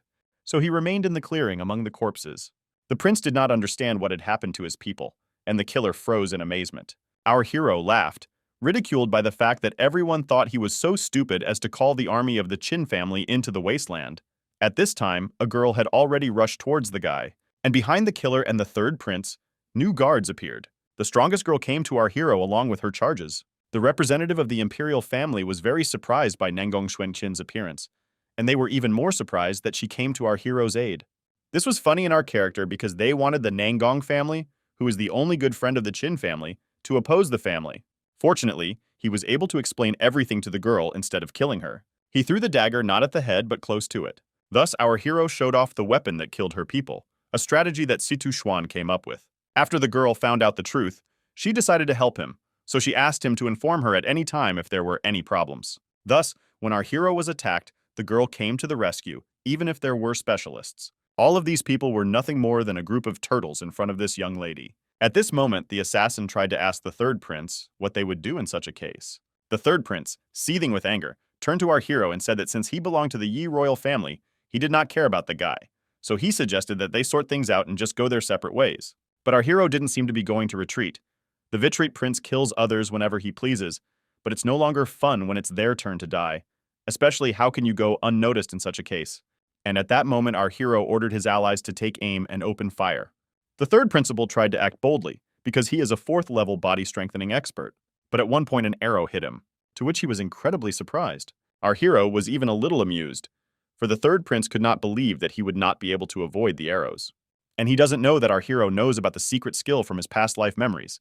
But if the third prince uses his secret skill, they may all fail. So our hero must find a way to defeat the third prince in one fell swoop. Shunkin's blowing out of smoke and shouting was just a disguise. His purpose was to make the third prince think that the guy was just blowing out smoke. But the smoke was taken from the misty forest.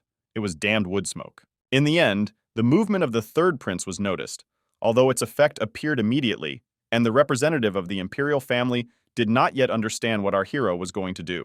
In an instant, the guy's eyes went incredibly crazy, and he slammed his enemy into the ground with incredible force. The earth actually began to fall from all sides onto the young man's head. At this time, the killer, beaten and flayed, did not understand what was happening and what he should do next. But at that moment, the girl set her bow and arrows on him, because the next move had come. The guy would have to pay for the murder of her family members. And a moment later, an arrow pierced the guy's head. In the end, our hero was able to defeat the third prince's guards and himself. The young man thought triumphantly that he had solved his biggest problem and could now finally prepare for the hunt. But at that same second, something pierced the young man's flesh. The third prince plunged his sword into the young man's body. He asked Qin Feng with a sort of chuckle if he really wanted to go hunting. All the people on our hero's side froze at the same second and said his name in unison. The young man tried to resist, but she wondered how the third principal could survive. At the moment when he was pierced with a sword, he was still trying to fight with his bladed weapon. But soon this weapon was knocked out of his hands. At that very second, the same killer appeared, who was surprised by the life of our hero. He came and was even more confused, because things were not going as they should. The third principal continued to deal fatal blows to our hero. But in an instant, he stopped and became incredibly interested in something. He was amused that our hero was able to force him to show his main trump card. The warrior girl pointed her bow at the third prince, thus warning of the impending attack. He, in turn, pointing to his subordinates, proudly announced that everyone present was lucky enough to see him in a secret skill. And at that very second, the dead came to life. The rescued guy could barely stand on his feet, as did the girl. Our hero, unable to move, tried to seize the moment he had missed and finally realized the third prince's secret skill, to cause death. This skill can transform the newly deceased into a warrior who is not afraid of death. Although the cost of this skill is the user's lifespan, its effect is very strong. And it was at this moment that the third principal became extremely angry. He was going to destroy everyone. The guy flew up to a very surprised girl. I'm sure that even if the third prince is alive, you're only at the 4th level of body strengthening expert, so he won't be able to keep up with her. The third prince didn't say anything. He just slashed the girl with one blow. The dying woman could not understand how she could be defeated in all these ways, and he just stood there and enjoyed his triumph. His face was demonically terrifying. He was amused that everyone around him considered him an incompetent prince who only relied on his army to show his strength. In fact, these were just troops that he brought in to show weakness in front of the enemy, because he is actually at the 8th level of body strengthening and is stronger than everyone here. Our hero and the dying girl were immediately speechless from surprise. The third principal continued his triumph by informing our hero that it was time to pay for the shame he had previously caused. He hit our hero so hard that he almost broke in half. To the young man, all this seemed impossible. Perm is too strong, so strong that he cannot even look him in the face, and until our hero reaches the next stage, he will not be able to fight at all. What had been created did not seem enough to the third prince, and he decided to intimidate Qin Feng even more. Our hero's captured friends asked to stop the bullying. Our hero could not move, watching this scoundrel heading towards his comrades, and even offered to do everything to leave his comrade alone. But with one swing of his sword, he killed them all. This prince killed all the young man's men with one blow before his eyes. They all lay there bleeding. Our hero was so shocked that for some time he could not even believe what had happened. Absolutely all stages of hatred and despair were reflected on his face. Under his petrified fingers, there was almost nothing left of the earth. He gathered all his strength to try to rebel. As he rushed towards his enemy, the promise he made to his comrades was spinning in his head, namely that everyone would come out of there alive. The guy didn't even have time to touch the enemy when he received another powerful blow. The third prince was happy because everything was going exactly as he dreamed. Qin Feng couldn't believe that the end had come, but in an instant one of his comrades, his right hand, appeared before him. But this only amused the third prince even more. The guy clearly couldn't stand for long, so he tried to say something very quickly. But having collected all his thoughts together, he turned around and, covered in sweat, was able to smile and very sincerely admit that he trusted our hero and the future of the family in his hands. And then he received another blow from the sword which pierced him through. His last word was pleadingly begging our hero to run away. Everything happened so quickly that our hero didn't even have time to say anything. And at that very second he began to scream inhumanly, and tears flowed from his eyes. A few hours ago, while they were wandering through the forest, our hero reminded his companion that when they fought the Panthers, he said that he did not want to be his tool. So the guy wondered who he wanted to fight for. And he said that he would fight for someone he trusted to support and protect his family. And when it came to such a person, he swore that he would dedicate his life to him. Our hero laughed when he heard this, because the Panther guys met was scared to death, and how would he have the courage to sacrifice his life for someone? And he angrily said that in any case, if such a person is in danger, he will intervene. So they continued on their way.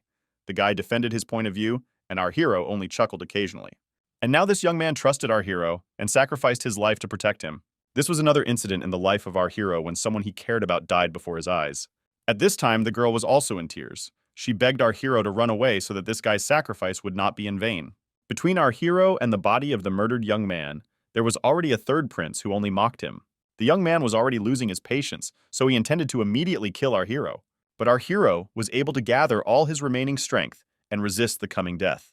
The third prince did not expect this at all, so when he realized that our hero was not going to give up so easily, he was very surprised.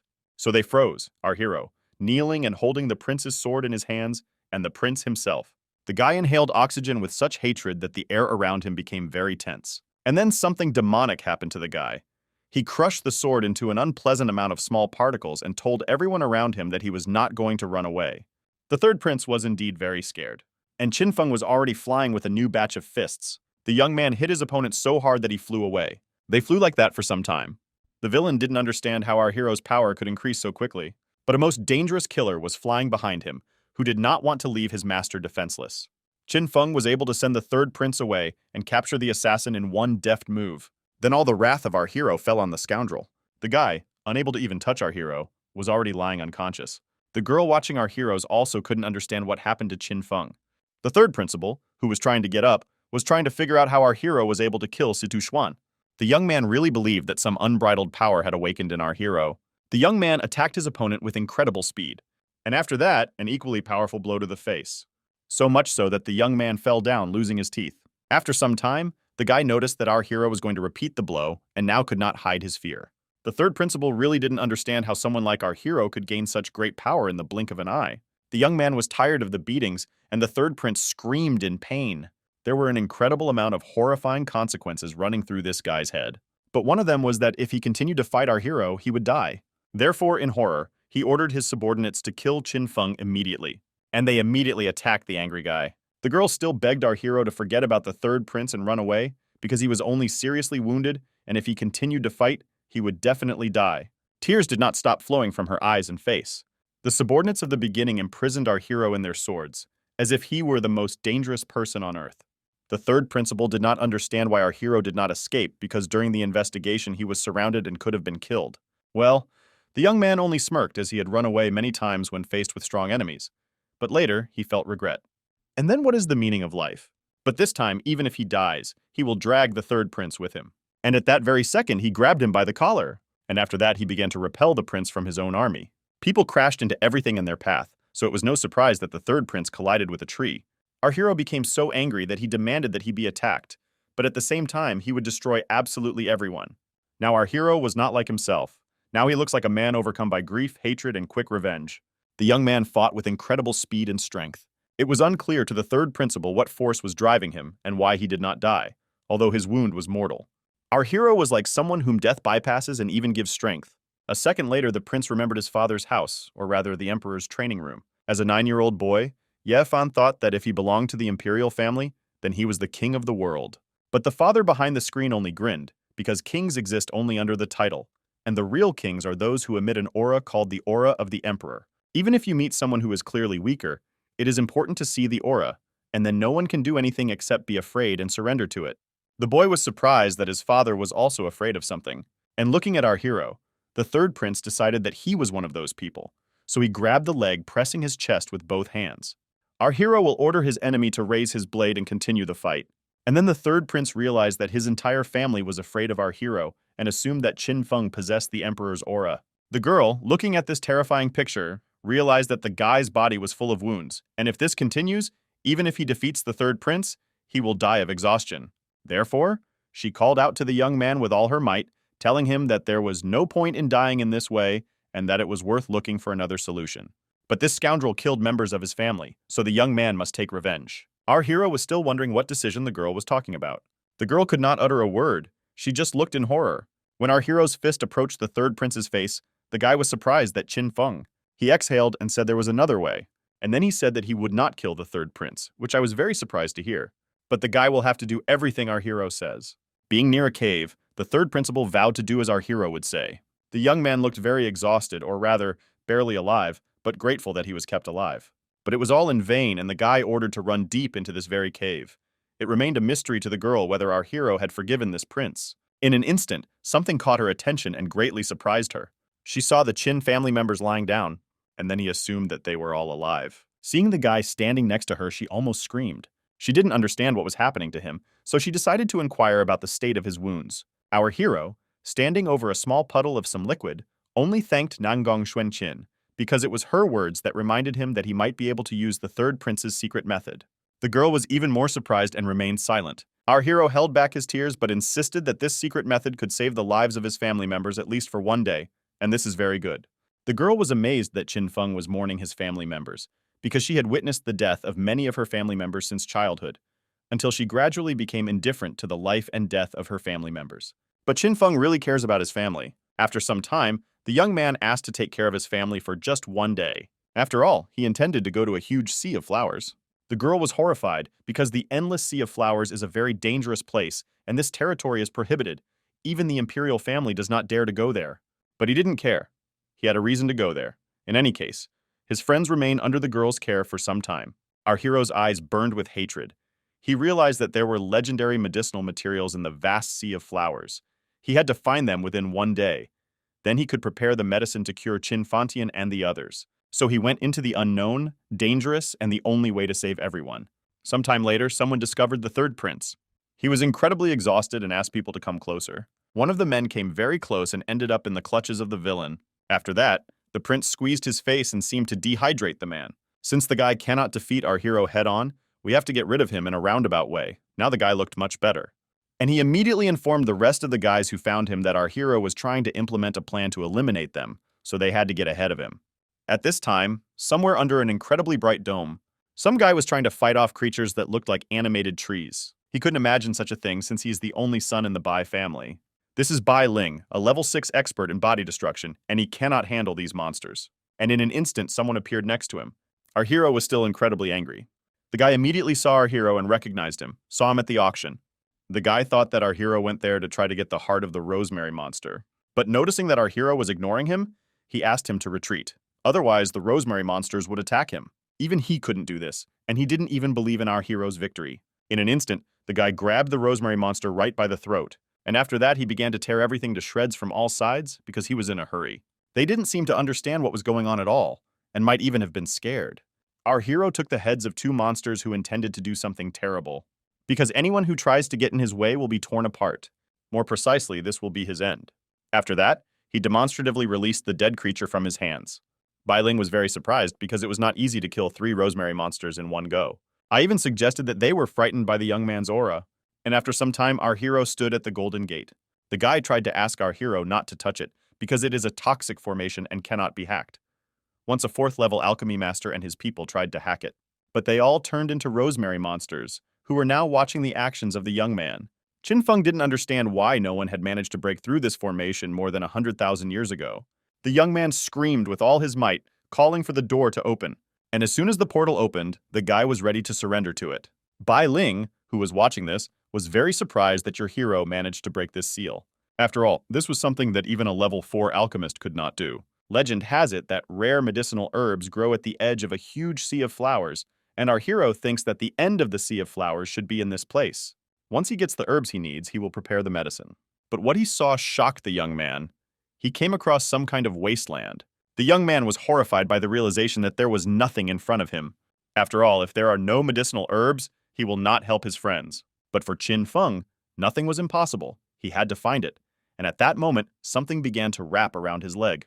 And immediately after that, some kind of thorns began to wrap around his entire body. The guy was very angry and slightly scared because the plants were moving. At that moment, the plants turned to our hero, mistaking him for a thief who dared to break into the endless sea of flowers. But the young man could not believe that this voice could be the voice of the sea of flowers. At that moment, he shouted that he entered the sea of flowers to find medicinal herbs and save his friends. But the voice only laughed, because our hero is a brave man, and if he said that his greed prompted him to go there, he would believe the voice. But using such a flimsy excuse as saving people is ridiculous. The young man did not give up. He tried to convince the unknown rival that he really wanted to save his friends. So if the voice gave him the necessary medicinal herbs, he would do whatever they wanted. And then someone thought. And then he asked if he was ready to sacrifice his life and die for his comrades, and this phrase echoed in his head. The young man believed until the last that none of this was possible. The voice coming from the branches just laughed, because our hero, of course, would like to save people, and not sacrifice himself, of course. All he can offer is empty talk. After lowering the young man to the ground, the voice continued to say that in addition to the topics and medicinal herbs in the sea of flowers, he thinks that our hero is very talented. Pay attention to this place, so he will not kill the young man. He should just leave. He was overcome by a new wave of despair and hatred, so he said that he would not go anywhere. Because what he said did not mean that he would not sacrifice his life for the sake of his friends. Rather, he meant that if he died, then no one else could save them. Our hero is the only one in this world who can save them, so his survival is very important. And if our hero doesn't believe the voice, then he can inject his poison into his body. But he will have to wait until he finishes treating his comrades. Then he can kill the guy as he wishes. And then the voice of a certain enemy trembled. But he decided that in order to check whether the guy is really ready to die for his comrades, he activates a combination of cedar and animal poison.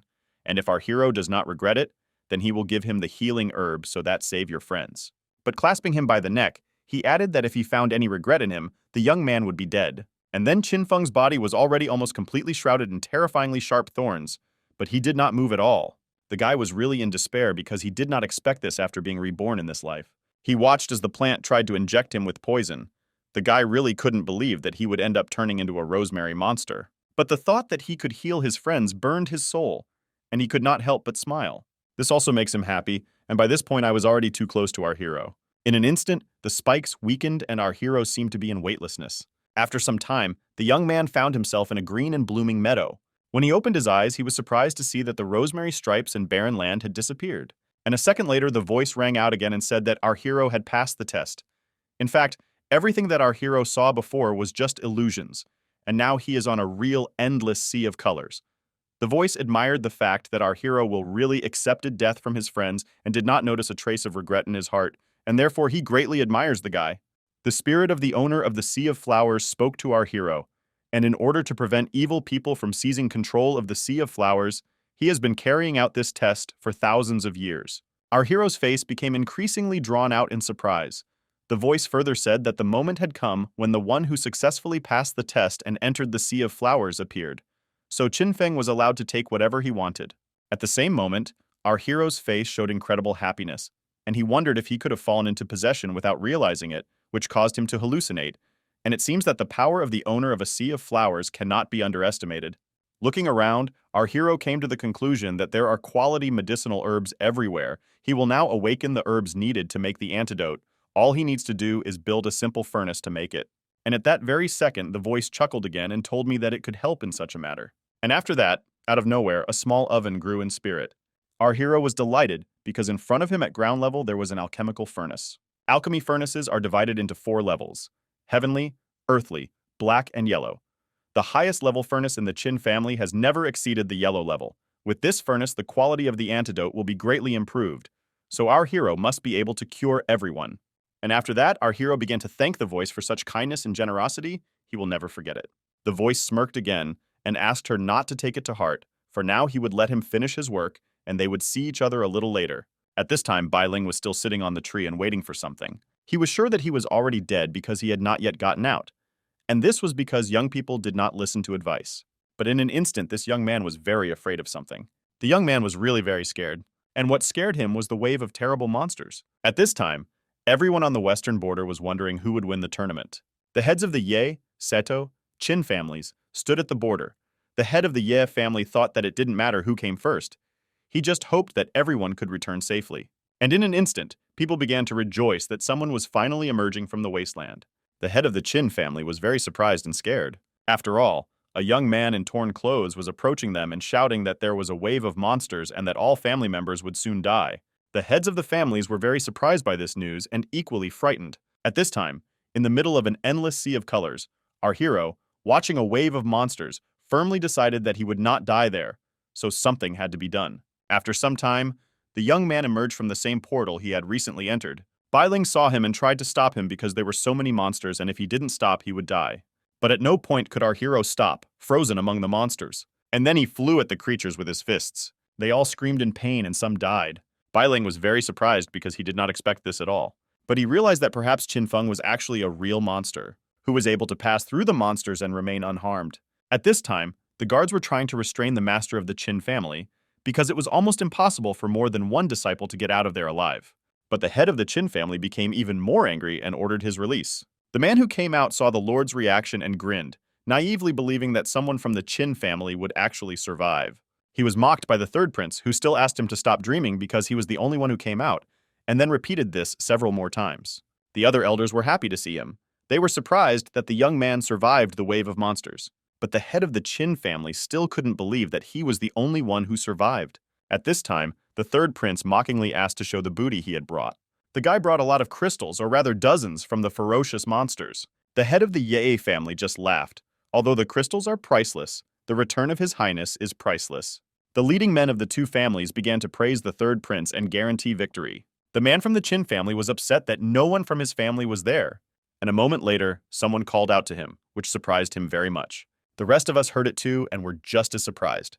Someone was riding a cart and asked for quick help because there were wounded people there. It was our hero who was traveling with his companions, who could barely sit, but everyone was happy. The heads of the families were very surprised that so many people from the Qin family came out, and they also could not understand how this happened. And only the head of the Qin family was happy to see everyone, but he did not understand how everyone managed to survive. At this time, people stopped and began to slowly get out, saying that everyone survived thanks to our hero. In the end, they all nearly died after the battle, and only Qinfeng returned to save everyone from the monsters. He didn't hesitate until he saved them all. Not only that, he tirelessly tried to save survivors from other families, despite the number and ferocity of the monsters. And then a girl acted who confirmed the words of our hero's comrades. The young man returned to save dozens of people from his family from monsters. The man standing next to him said the same thing. The head of the Ye family was very angry, and the men of the Situ family did not understand why the young man did not save the members of this family and the Ye family. At this time, the third prince was burning with hatred because he deliberately caused a wave of monsters. But as a result, his family suffered the most. To hide her dissatisfaction, the owner of the Ye family began to say that living people in the tournament were of little use, because in the end, it all came down to who would get the most from the spoils, so she asked for a monster. The crystals they received. The young man standing next to the girl said that he had collected the most crystals in the Bai family, 25 in total, while the girl had collected 28. And then our hero incredibly sadly announced that all the surviving members of the Qin family had the same number of crystals, 5 each. The head of the Qin family tried to console the young man, saying that the most important thing was for everyone to return healthy, and the third prince rejoiced upon hearing such a figure. The monster crystals he received, thanks to his power, would help him defeat everyone. But in an instant, someone demanded a recount, which the third prince was incredibly surprised by. People began to thank our hero and think about how to thank him. In an instant, all the people from this family stood in front of the family lord and reported that they actually only have 300 monster crystals in their family, and they were all obtained by just one of our heroes, and they all agreed to return the crystals to Qin Feng. Nangong Xuanqing said that her family was a witness, and then Bai Ling, the strongest member of the new generation of the family, was also a witness. Everyone was incredibly outraged that one person got 3 whole crystals, and our hero at that time did not understand at all how to behave. Bai Ling informed the girl standing next to him that he was actually collecting most of his crystals after our hero, and she, in turn, told him that she had gotten them all herself, thereby putting the guy in an incredibly awkward position. The head of the Qin family stated that for their family brothers and sisters, no matter the outcome of the battle, the most important thing is that they return unharmed. And after that, he asked Elder Ye to announce the results. But he scolded in his mind because he thought that Qin Zhang had deliberately approached him to humiliate him, but announced that according to the number of the last crystals, the results of the grand tournament would be shown this time. That Qin Feng ranks first in terms of the number of crystals. The third son of the Ye family, Ye Fan, ranks second with 30 crystals. Nangong Xuanqin from Nangong Sami is in third place with 20 crystals. Bai Ling of the Bai family took fourth place with an amount equal to 25 crystals. No one from the Situ family survived, so fifth place. After this grandiose speech, Qin Zhao congratulated our hero because he became the best in their family and won fame. Our hero will have the honor of being appointed the first commander of the family's youth expedition to discover new lands. And the guy will receive power over his own kingdom of spiritual lands. The young man thanked for the honor. All our hero's comrades were incredibly happy about this outcome. After that, our hero asked to return to the city of Cloud Shadows since the tournament was over. This statement slightly puzzled the head of the family because he thought that the young man wanted to have his own spiritual lands in the capital, plus the fact that the young man was the leader in tournament results, and he also had the family secret technique. Our hero was asked to put off the matter of the family secret technique for the future, because when it came to the spiritual lands, he was just opening up a new area in Cloud Shadow City, and he realized that he would evolve in Cloud Shadow City. In the future, because it was close to the Misty Forest and it was the best choice. And after a while, the head of the family was ready to talk. Since the tournament was over, we could return home in triumph. All the other participants in the tournament were already burning with even greater hatred for the Qin family. But our hero, together with his comrades, did not pay any attention to this because they had a wonderful battle. The next morning was the day Qin Feng left the capital. Our hero's comrades wondered why they were leaving so quietly and unnoticed. But our hero said that they are not such noble people. But it was thanks to this visit to the capital that they met many people, and yet some of them are a little difficult to let go. A little away from the gate, the guys stood up to discuss how they had fun before, and now they are leaving and no one knows. So it's a little sad. But in an instant, the 3 boys turned around at the same time. Someone shouted goodbye to them. The guys noticed people standing on the wall, bidding farewell to Feng's detachment to the capital. Their own family said goodbye to them. And almost immediately, the Shun King family joined them. The Bai family also did not stand aside. Our hero was very surprised by this outcome. Our hero's comrades were also surprised because no one expected this at all. At that same second, someone began to leave the fortress, and this someone was very puzzled by the fact that our hero wanted to slip away unnoticed. It was the cheerful Qin Feng who was sure that without him, our hero would not be able to use a human sword. And with the appearance of these guys, the young man relaxed his guard even more. As they approached the young man, the family's disciples became incredibly serious. The guys bowed their heads in front of the sitting Chin Feng and asked for permission to join the research team led by our hero, and permission from the leader has already been received. While our hero could not understand what was happening, one of the comrades laughed loudly, so he assumed that the guys did not like to say goodbye so much that they were even planning something, and the other did not pick up the phone at all. What's happened? A moment later, our hero jumped off his horse and intended to give the first order.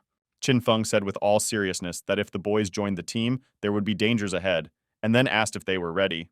Young people who will go through thick and thin until the very end without hesitation. And a few seconds later, our hero saddled his horse and was already rushing with his companions to the city of Cloud Shadows. Our hero was happy because it is very valuable to achieve success and fame together, to receive recognition from the world. Half a month later, Chin Feng returned to Cloud Shadow City and was greeted with hugs. Since our hero did not know that a wave of monsters would fall on Cloud Shadow City in the future, he began to build defenses in the city. The old man who followed our hero into the city used pills created by Chin Feng to extend his life. However, the information that our hero had previously taken control of the Misty Forest, bringing much benefit, also reached the others, attracting their attention. Now the other four major families and powerful forces had also begun to venture into Cloud Shadow City, and now the real mixing of various interests had begun. At the edge of the Misty Forest, our hero stood surrounded by his comrades and read a letter that said that now all the major families were beginning to develop the Misty Forest, and whoever was the first to occupy the spiritual lands in the forest would receive a huge advantage. But fortunately, thanks to his past life memories, he knows the location of the spirit lands in the Misty Forest. Now the young man also has the strength to capture them. Addressing the squad members, Chin Feng said that at this moment, the great families of Cloud Day City had gathered in Cloud Day City, and they needed to show their strength and determination. Looking at the staff, the guy said that they still had to conquer the entire territory in the Misty Forest and establish their own order. And after that, without a moment's hesitation, he ordered almost the entire detachment to move on search and reconnaissance. Having walked some distance, people stood in front of our hero and his team, clearly unhappy with the presence of our hero. A man who emerged from the crowd of unknown people said that the path along which the young man wanted to go with his people was borrowed from their Sita family, and twirling the dagger on her finger, she asked to quickly hand over our hero's cards. Since they would otherwise be lost in the Misty Forest, this person was the leader of the Situ family's 5th Cultivation Squad, the vice lieutenant of the Situ Yungshi Squad, and had 9 levels of body strengthening. The young man, anticipating the reaction of his comrades, raised his hand to stop them, already realizing that in front of him was a large family assimilation detachment. But our hero's warnings did not stop his comrades. They do not intend to abandon such an important route, and if they have to fight, they do not mind. For the Situ family squad, this was like a red flag. They didn't mind starting a fight, but they asked not to blame them later. And then our hero intervened, asking both sides to stop. Our hero said with some excitement that he wanted to give a route map. The guy's comrades clearly did not expect this. But the commander-in-chief of the Situ family unit was very pleased with this outcome, so the boys acted wisely in this case and chose a different route this time. When leaving, many of the enemy squad considered our hero a fool. While people were leaving, the soldiers of our hero's detachment were trying to understand what was happening, why they gave up so easily, and where they would now go without a map. Chin Feng only smiled. It was not important, a long journey would also do, but he realized that although the Situ family had an influential power, he gave them the map not out of fear, but because he had just discovered something other. After 6, at the edge of the Misty Forest, our hero's boys were already walking with torches. They were all very tired, because they had traveled several more times, and all of them were afraid that if they were late, others would take the spiritual herbs. But our hero still looked very energetic. Besides supporting one of the girls, the guy said that everything was fine, and in fact gave the previously encountered squad a map, and revealed the route so as not to make enemies. And after that he said, which horrified the guys. In fact, when our hero was on the original route, he felt some incomprehensible presence of a demonic aura. The Misty Forest is indeed inhabited by different monsters. Their powers are not the same as ordinary wild animals. The monsters have great strength, and if you bump into them, the chances of survival are slim. Moreover, if our hero's guess is correct, the Situ family is now in great danger. More precisely, now they are fighting monsters and failing. This monster truly knows no human fear. He devours people without blinking an eye. He really looks like a person who has just recently escaped from hell. About 3 hours later, our hero cheerfully told us that although the route had gone a little astray, something very pleasant and beautiful was probably waiting for them ahead. And indeed, the boys approached the intended territory of the spiritual lands. Everyone was delighted with the beauty they saw, and were incredibly happy to be the first to arrive at this place. Our hero took a pebble of earth and was delighted to see that the spiritual lands there had not yet been developed by anyone, and there were no problems with poisonous gases. It was an ideal place for growing spiritual herbs. The young man decided that this place should become a permanent base. Now they can stay inside the foggy forest all the time, and this saves a lot of time. Therefore, he immediately announced to his companions that it was necessary to quickly scatter animal repellent powder throughout the spiritual lands because it was necessary to build a temporary base. The guys immediately got to work. During the not particularly hard work, the boys shared their guesses as to why the Situ family's detachment had not yet arrived. At this time, an incredibly terrible monster was approaching them, who had heard the conversation of the two boys and was already releasing some gas from his mouth. And a second later, he flew to his comrades to grab them. But our hero's right hand managed to react quickly. The two other boys were petrified with horror. The strongest of the three ordered the boys to run away to inform our hero, and at that very second he was enveloped in a caustic gas. The young man could not move, and the beast rejoiced that his prey could not move. The children panicked and tried to call for help. In the blink of an eye, our hero appeared and saved his comrade from a terrible fate. After throwing out the creature, Qin Feng ordered everyone to be careful as they were attacked by a zombie monster. While the boys helped their savior up, none of them understood who they were talking about. The young man ordered everyone to stay away and he himself would deal with this monster, but the young man also realized that all this was not good, because this zombie monster was very large and his strength was probably the 9th level of the body, gain, or even higher. Looking at the zombie monster already approaching him, the young man could not understand how such a creature could appear on the edge of a foggy forest. And at the time of the attack, it was suggested that perhaps too many people had recently cultivated the land and scared off the zombie monster. The young man was so agile that at the moment of the attack he managed to jump away. During the flight, the guy decided to use his bladed weapon. And then he rushed with all his might into the enemy's back. But the dagger touched the creature's skin and shattered into small pieces. This action made the monster twice as angry. The young man was angry because the monster was not harmed at all. It seemed that the zombie monster could not be hit with either a sword or a spear.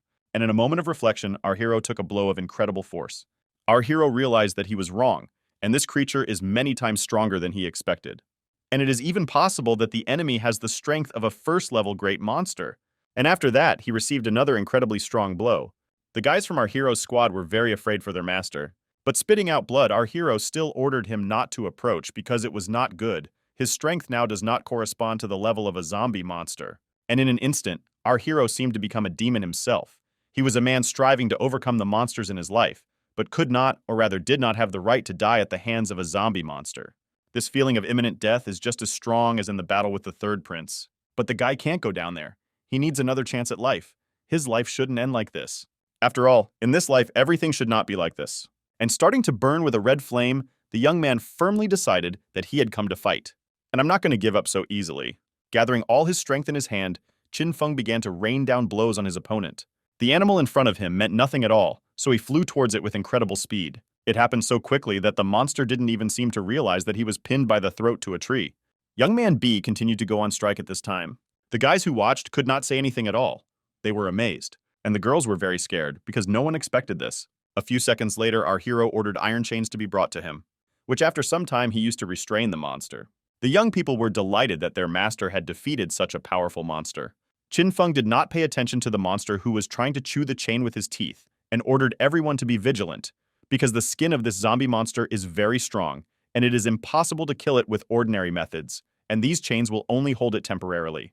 This is similar to what happened in the Barren Lands, and it seems that death causes an unimaginable energy effect.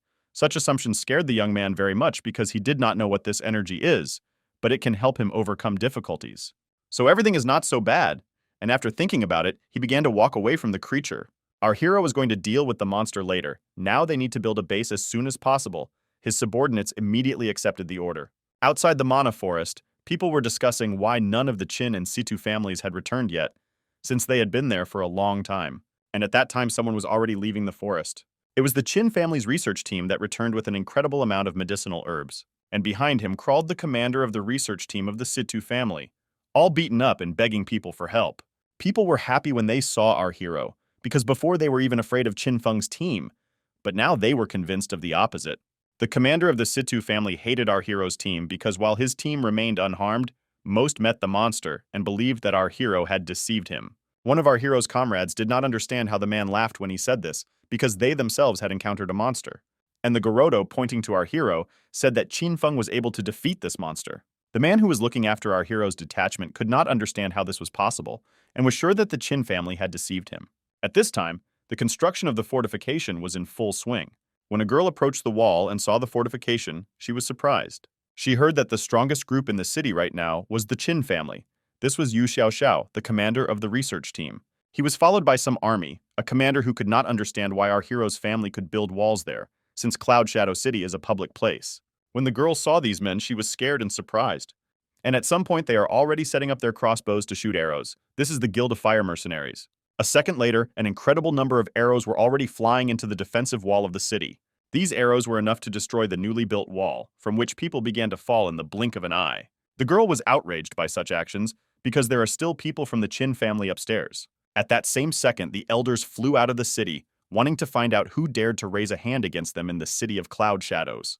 Qin Wanli was incredibly surprised. After all, standing in front of him was Leng Xing, the third commander of the Fire Mercenaries Guild, who was outraged that someone dared to build walls in Cloud Shadow City. The man wasted no time in revealing that he was the protector of Cloud Shadow City, and building stone walls was the only way to protect the city and block the path of the tide of beasts.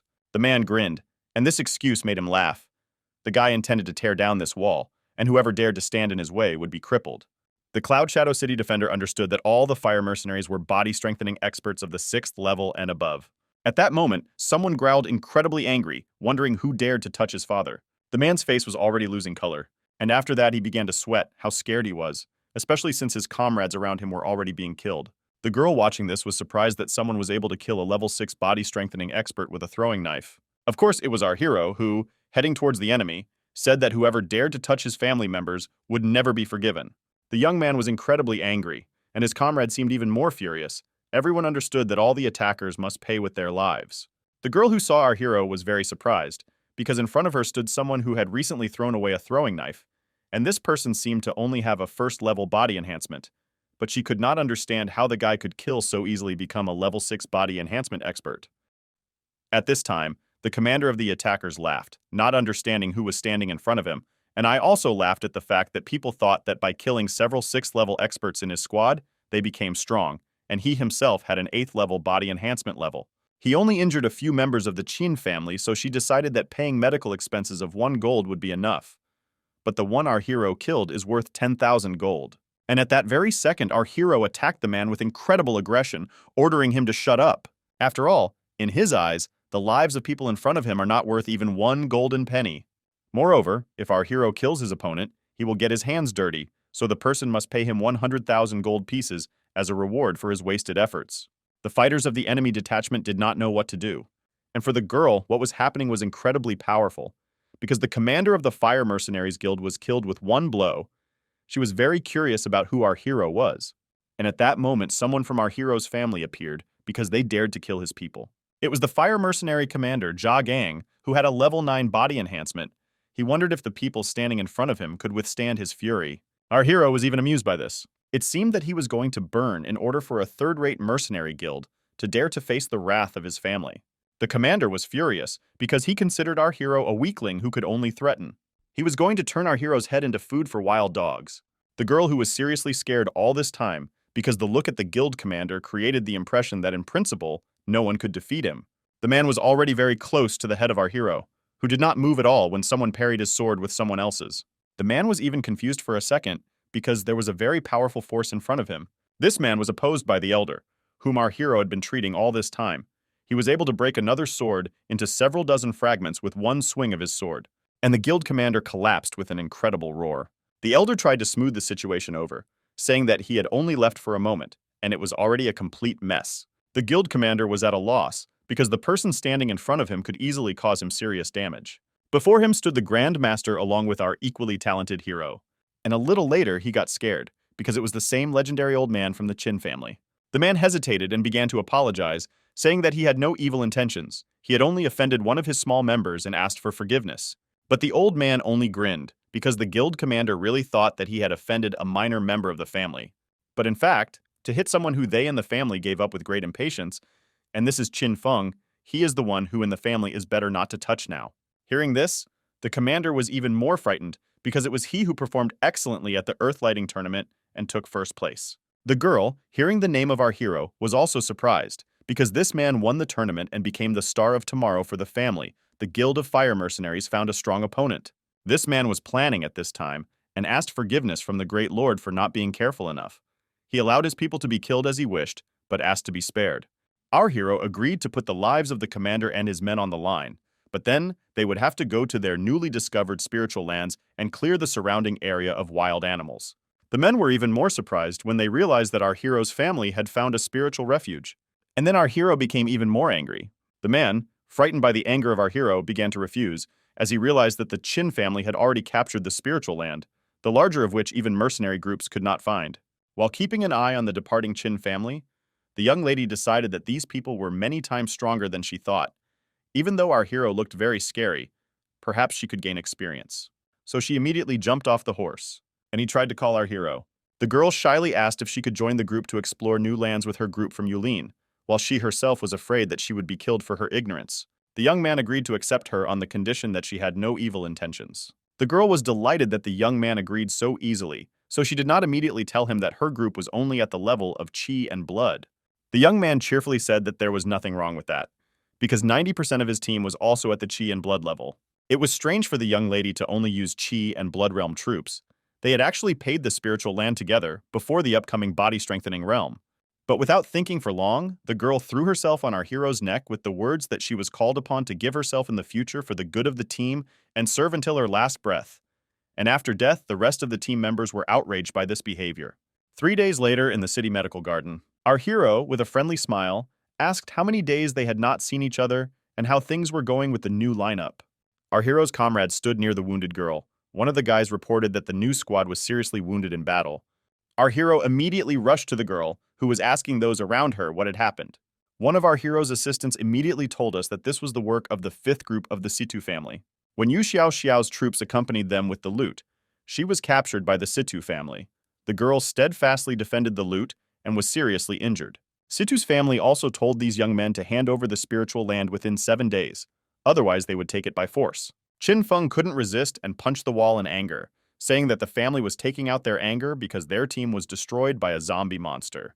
But one of the guys did not understand this situation because in the 5th family group, there are several masters who have reached the 3rd level of body strengthening and higher, and there are 3 masters in the city. And then the young man, who is the right hand of our hero, concluded, the Situ family is really coming to rob their spiritual land, and it will be difficult for them to resist, but in the end, they only have Yu Lao as their master. But he is a star. So people started wondering what would happen if they couldn't resist, because the overall situation is what matters most. The girl was ready to give up, because not only she understood the whole picture, because the Situ family is a large clan, and everyone in the area understands our hero's doubts. But the guy immediately reacted, or rather asked how long it would be before the Situ family was going to take possession of the lands, and then realized that this time was quite enough. Our hero's subordinates were confused as none of them could even guess what Qin Feng was up to. One of the guys even suggested that his master intended to hand over the spirit land in 7 days.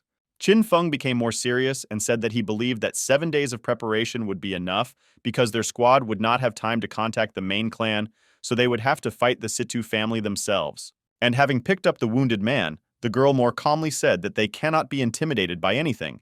In the future, they will be attacked by other clans, so it is impossible to talk about development in such conditions. But this zeal was perceived by his subordinates as impulsiveness, and he was feared. This angered our hero because his people doubted the captain's decisions. Upon hearing this, the men immediately fell to their knees, declaring that they fully supported this decision.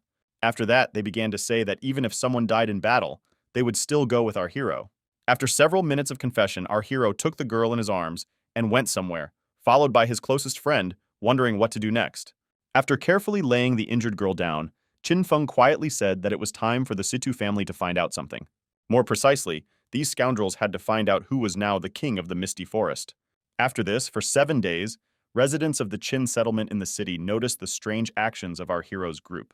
They continued to transport materials from the spiritual land back and forth and did not seem to take the threat from the Situ family seriously. Everyone thinks that the Qin family is just pretending to hold on and will eventually give up the spiritual lands. However, after 7, Qin did not obey as everyone expected, so the Situ family was furious. Situ's group, who had been smilingly awaiting the handover of the land, is now enraged and preparing to take it by force.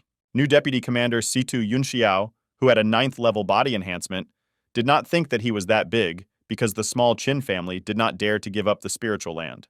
The man knew that our hero's family only had one great master, and before he could act, they would have to enter and destroy the entire Qin family along with the spiritual lands.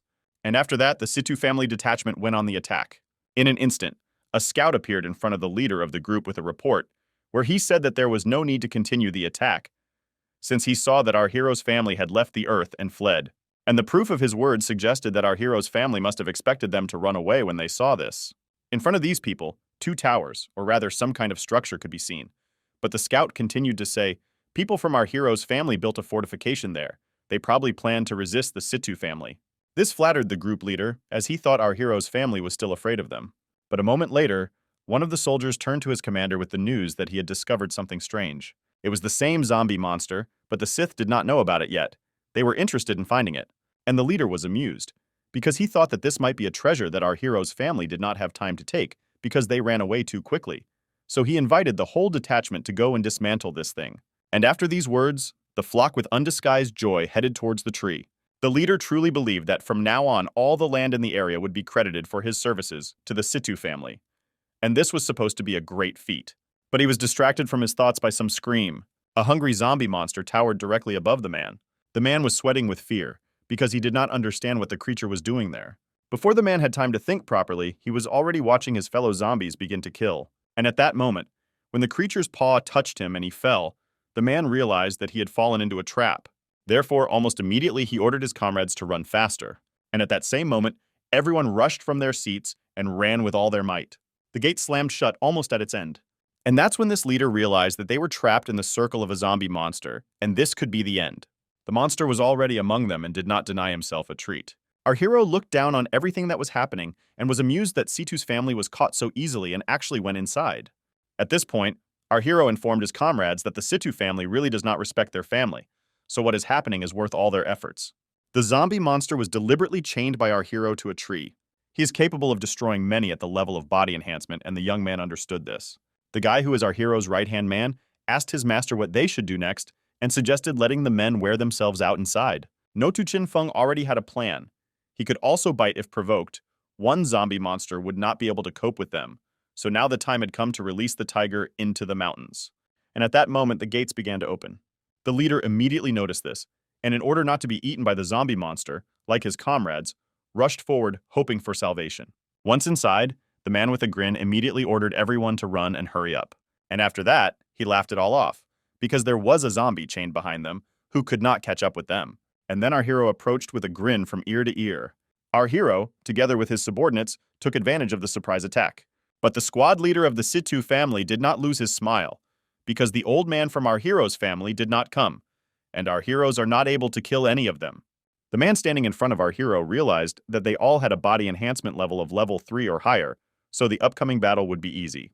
When they attacked, our hero ordered his men to retreat, and then in an instant everyone loaded their bows and began shooting arrows. They were all directed at the same person, who soon ended up where they were directed. And after that, our hero's people ran to hide. The leader of the Situ family squad cursed everyone under his breath, because our hero is actually using a strategy where they focus the attack of many people on one person. Our hero and his men were still in hiding, but still preparing for another attack. The young man immediately fired one arrow after another. All arrows were still aimed at only one person.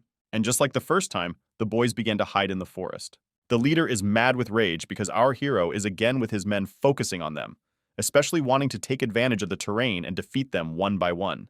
But the man was not going to just give up, so he immediately informed the remaining team that our hero, along with his people, could not be allowed to just kill them, so it was necessary to quickly go and pursue them, and then kill them. After these words, the young men rushed deeper into the forest. After some time, the commander of the Situ family detachment noticed our hero's people running away. Therefore, without a moment's hesitation, he ordered our hero to accept death.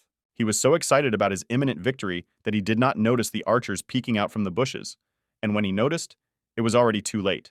The leader stood with his men, surrounded by pointed bows. Qin Feng laughed loudly when he saw this picture because the people knew about the ambush but dared to chase them. The man standing next to him was also surprised because he asked his captain not to overestimate the mental abilities of the people in front of him. The leader of the Situ family couldn't stop laughing. After all, he believed that our hero's team only had 4 people with physical strength. The rest were just chi and bloody trash. So these people could come as much as they wanted, but they still wouldn't be able to compare. His team. But our hero's warriors still pointed their bows at the enemy. The young man waited until this monologue of his asked them not to look down on them, to let them try the treat first. After that, the guy raised his hand up and loudly ordered everyone to divide into groups of 5 and concentrate on one target, and then shoot. The leader was still laughing and even cheering them on. After all, the chi of a group of people and the chi of bloody archery were just light blows to them. The man then ordered his men to destroy our hero's army. But at that moment, when they fled, several people were shot down by arrows on the way. The commander was already furious, and not a trace of his smile remained. Eventually, the man noticed that he was running alone and became scared out of his mind. After all, he didn't understand what was going on. And even more so, he didn't understand how our hero's people were able to destroy his team of the strongest fighters. Qin Feng, standing in front of his enemy, laughed at him because he could not even accept defeat on the verge of death. But in fact, 7 days ago, there were indeed many people of chi and blood in his team. But during these 7 days, our hero consumed countless spiritual herbs from the new land, producing large batches of spiritual pills to strengthen the body for days and nights. He sat at the stove to cook no matter what. He and his comrades then suggested that the team members take spiritual pills to strengthen their bodies. If one didn't work, they tried 10. If 10 didn't work, they tried 100. Thus, even if the efficiency is low, they can still create a powerful force by spending a large amount of time strengthening the body. So now our hero's team had the strongest fighters. So now they have many times more chances to win. The squad leader of the Situ family really didn't understand what was going on behind them. The man realized that if this continued, he would soon die himself. Dripping with sweat, the man decided to resort to extreme measures. He shouted at the top of his voice a prayer for salvation. After some time, 3 silhouettes were already visible above our hero's head. In front of the leader stood 3 men, one of whom was reported to be a member of the elite of the Situ clan, a team of distinguished warriors. They despised the fact that this man lost to a group of newcomers from the Qin clan. They sincerely believed that this man had disgraced the name of the Situ clan. Therefore, in one fell swoop, they decided to get rid of our hero's team. But the young man was not going to give up. The boy was mentally glad that the masters of the Situ clan had finally intervened, causing him more harm than anything else he had hoped for. At this time, the commander of the failed detachment respected the masters that our hero's detachment was too cunning. They killed everyone in the detachment. And then the men began to say that they originally did not want to interfere in the fight among the young, but since they interfered, then they should exterminate all these despicable members of the Qin family. Flying close to our hero, one of the ancients suggested that he was heading towards the most powerful representative of the new generation, but he would die anyway. Qin Feng was amazed by the speed of this old man, so he did not have time to do anything. But a moment later, an elder from our hero's family intervened. The man was calm as before, but there was undisguised rage in his eyes. Our hero was very surprised to see the old man, but felt it and said that everything was fine with him. The men standing opposite were surprised that standing in front of them was the master of the Qin family of yesteryear. Well, they were even more surprised that they only struck a regular blow, but he couldn't cope with it. After all, in those days 30 years ago, this man was truly an outstanding master. But after the events in the Ye family, a lot has changed. Without waiting for an answer, one of the elders decided to strike, since the life and strength of the elder of the Qin family were most likely already running out. But surprisingly, the man resisted. A few moments later, a fight broke out between the elders. The first elder decided to destroy the legend that the old man in front of him was once an invincible warrior. In response to the arrogant statements, Old Man Chen did not say anything, but just looked in God knows where, most importantly, pathetically and epically. The enemy did not hesitate and attacked the rotten one, so much so that his cape could not keep up with him. The impressive old man responded to the blow with a powerful roar which still did not come out of him for a long time, and he could not do anything about it. Internal gases greatly hindered him. What nonsense, but it's true. And now, in his peak form, he will throw blows and a scattering of techniques. The grandfather waves his halberd, thereby generating a blast wave, which will cause the main damage to opponents. The elder clearly did not expect such an attack from an old but living legend, but he was able to shake the old days and kick the elder himself. From such force, he could not even understand that his arrogance and confidence exposed him to such a powerful blow. Old Man Luke was thrown back to a nearby tree, where his lifeless body was trying to recover from the legendary blow. The comrades were speculating whether everything was okay with their friend, whether he was really dead, and how Chen managed to eliminate the elder, as if his strength was being restored. Then it only occurred to them to kill the enemy as quickly as possible, so that he would not create unnecessary problems along the way.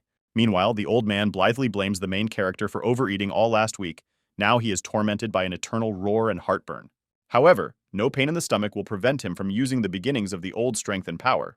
The energy that flowed through Chen's hands went into the halberd and dealt a knockdown blow. The wave of golden energy was already before the eyes of the elders, and they realized that they could not oppose anything to it. Like lightning, Chen struck all his enemies at once and won a battle where it was impossible to lose. The old man was just getting used to it, but he was very glad to see the lost power. Here he is, a great master of the 6th level. Fortunately, everything ended well, since the old man overate and was unable to fight at the beginning, and Clint told him that they would not allow him to overeat anymore. The boy couldn't believe that the great old man from the Don Don family had fully recovered his strength, although only recently he had been an ordinary fart. Clint explained everything to him in such a way that the elder was his main trump card at the base of the City of Cloud Shadows. It was not for nothing that he spent all the most advanced spiritual medicines on a rotten one. With a trembling voice, the brazen liar began to beg for forgiveness on his knees, saying that he did not want to steal spiritual powers. He and Clint had a common grudge. Well, if everything is so, the hero decided to have a duel between him and the impudent man for life and death. Regardless of the outcome, they will solve this problem. The coward is very happy that he has the opportunity to defeat his main enemy, since he himself offered him a duel. The girl was worried about her comrade, since the enemy's level of spiritual strengthening was 9. The arrogant fox was torn by his soul when he had such an opportunity to save himself, since it would not be difficult for him to defeat Clint, and his arrogance would destroy him. Alan did not hesitate, and pulled out his large blade from its sheath and placed it in front of Clint. The character didn't say a word to him as a large and sharp blade stood in front of him. It was then that a bloodthirsty battle for life and death began. The enemy fought like the last time, and Clint did not answer him. The girls were very worried about their ally, as time after time the blade flew right past him. During the battle, Alan had the courage to throw around words.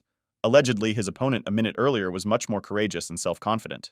His comrades laughed at the arrogant coward who has no idea why no one is attacking him. After the words of that muscular guy, a drop of sweat flowed down Alan's cheek. He was definitely scared of something. That muscle man wanted to tell him that their leader did not start his battle. All this time, Alan was fighting with a shadow copy of Clint, and he was training this skill. "Practice won't hurt," the long-haired friend said, when he showed that his opponent was so easily fooled by doubles. He was smart enough to understand that all this time he had been fighting the shadow and showing his superiority over it. At this rate, he will definitely lose, since he simply will not be able to distinguish them from the enemy himself. Before the actual battle, he asked Clint to stop using his tricks and fight fairly. This is exactly what the hero is waiting for, calling him to him with his hand. Will the battle really become serious? Clint felt the first collision with Alan's blade and did not even expect that the blow would be so powerful. The allies began to worry about their comrade as they saw that the enemy of the team leader was not so easy. Even that was not all. Last time Alan survived because of some family technology, which he is now going to use against Clint, his main enemy. Various and ancient symbols appeared under his feet. The family technique was the control and art of the energy of the dead. Before this, he used the energy of his previous squad and escaped from them, but this time he took the energy from the master squad. And this is a completely different level. Already now he has reached the first stage of a master. You can trust him, since now he looks truly deadly. Attack after attack, and it's getting harder and harder for Clint to dodge the blows. The dark energy seems to be beyond his control. As always, everyone is yelling and worrying, but the old man doesn't make a sound, but the guys ask him to help their eldest so that he doesn't get killed. The Supreme Master does not see anything wrong with this, and does not understand why his comrades are worried. But earlier he talked about something, for which reason he brings the fight to the brink between life and death. His grandfather's words ring true as the battle heats up and Clint still hasn't answered him. The state of mortal danger was becoming close. According to him, he does this for the purpose of certain sensations. And apparently the time has come for an answer. Alan's attacks terribly infuriated the guy. Because of this, he asked if he had anything else. After he broke Alan's blade, Clint asked if he was confident in his powers, if they were enough to kill him. Then came a powerful blow to the jaw, which would knock out the average MMA fighter without a chance, and Alan's jaw would lose a couple of teeth. The team has been traveling with him for so long, but they are still surprised that he suddenly knows how to deliver a powerful blow. And only the great elder noticed that Clint had a secret ability, which its owner himself knew about. The old man understands that their comrade thinks that this ability manifests itself on the verge of death. For this reason, he uses his enemies for training and always brings himself to this state. Alan is disappointed to hear that his rival is using him as a training doll, and it's just terrible. He decided to exchange the broken sword for another in a sheath, but this does not calm him down, since he has reached the first stage of a master, and he cannot lose to the owner of the first level of body strengthening. He can't lose no matter how hard he tries. He'll use all his powers to kill Clint. But his enemy was infuriated by the fact that he was standing in front of him, and Alan was still not kneeling in front of him. In such a state of rage, Alan has no chance of winning. It's even scary to imagine what he will do to the scoundrel. He felt a gigantic pressure on himself. No level of strengthening would keep him on his feet. Only now did it dawn on him that a few words from Clint would make him submit and fall to his knees. Compared to him, Alan looked like a bug, and his aura completely covered him. Honestly, I didn't even notice him at first. Then he finally realized that he needed to beg for mercy with tears and drool, since there would be no forgiveness for him for everything. Even after all the begging and threats, Clint didn't care about his situation, what he would get for killing him, and so on. Today he definitely won't let anyone go, neither Alan nor his evil squad, who are not worthy of life. In a fit of rage, he took off Alan's head with one blow, without even having to make an effort. The bandits began to realize that things were getting hot. The commander of the detachment was killed, the elders would not help in any way, and bad weather would come to them too. Clint doesn't even think about letting them go, since they were confident of defeating them. But be that as it may, there is no one stronger than Clint in this world, however. There are creatures of the non-human race. This ability is truly amazing, since in a couple of moments there was no one left from the entire squad on their feet. The girls were shocked that the hero buried the fifth group of the Bomb family in the ground. From this moment on, the character declares that the end of a long enmity and battles has come. Victory is on the side of the Don family. They must warn everyone and spread the word to everyone that the end of the bloody war has come. Everyone agreed with his decision. The elder rubbed his beard and declared that the true power of his family lies in this guy. With him they will go far, and the humiliation will end. Success in battle came when he used this power on the verge of death. It gives him not only strength, but also a rage that puts pressure on people and inspires true fear. However, sometimes it seems to him that this power makes him a different person. How is it so? What kind of power is this? He will find answers to these questions in the future. This beautiful girl is straight from Clint's past life. She escaped from the Ding Dong family, who burned her palace and took her into her care. Our hero was able to win her from her owner. For the previous reason, an important person from the Ding Dong family broke into the house of the Dong Dong family. She came for our beauty, who hid naked with Clint and healed the wounds that no one could cure. The patrol woman of the Ding Dong Palace began to turn up her nose in front of the hero, since he was from a weak family. But he did not tolerate this and hit her. Needing his massive forearm, he asked her if this girl would hit him even a little hard when he had recently defeated the Bomb squad. After a slap on the cheek, he asked another question, whether he would be afraid of some patrolman when he defeated the strongest squad. She had nothing to answer to this.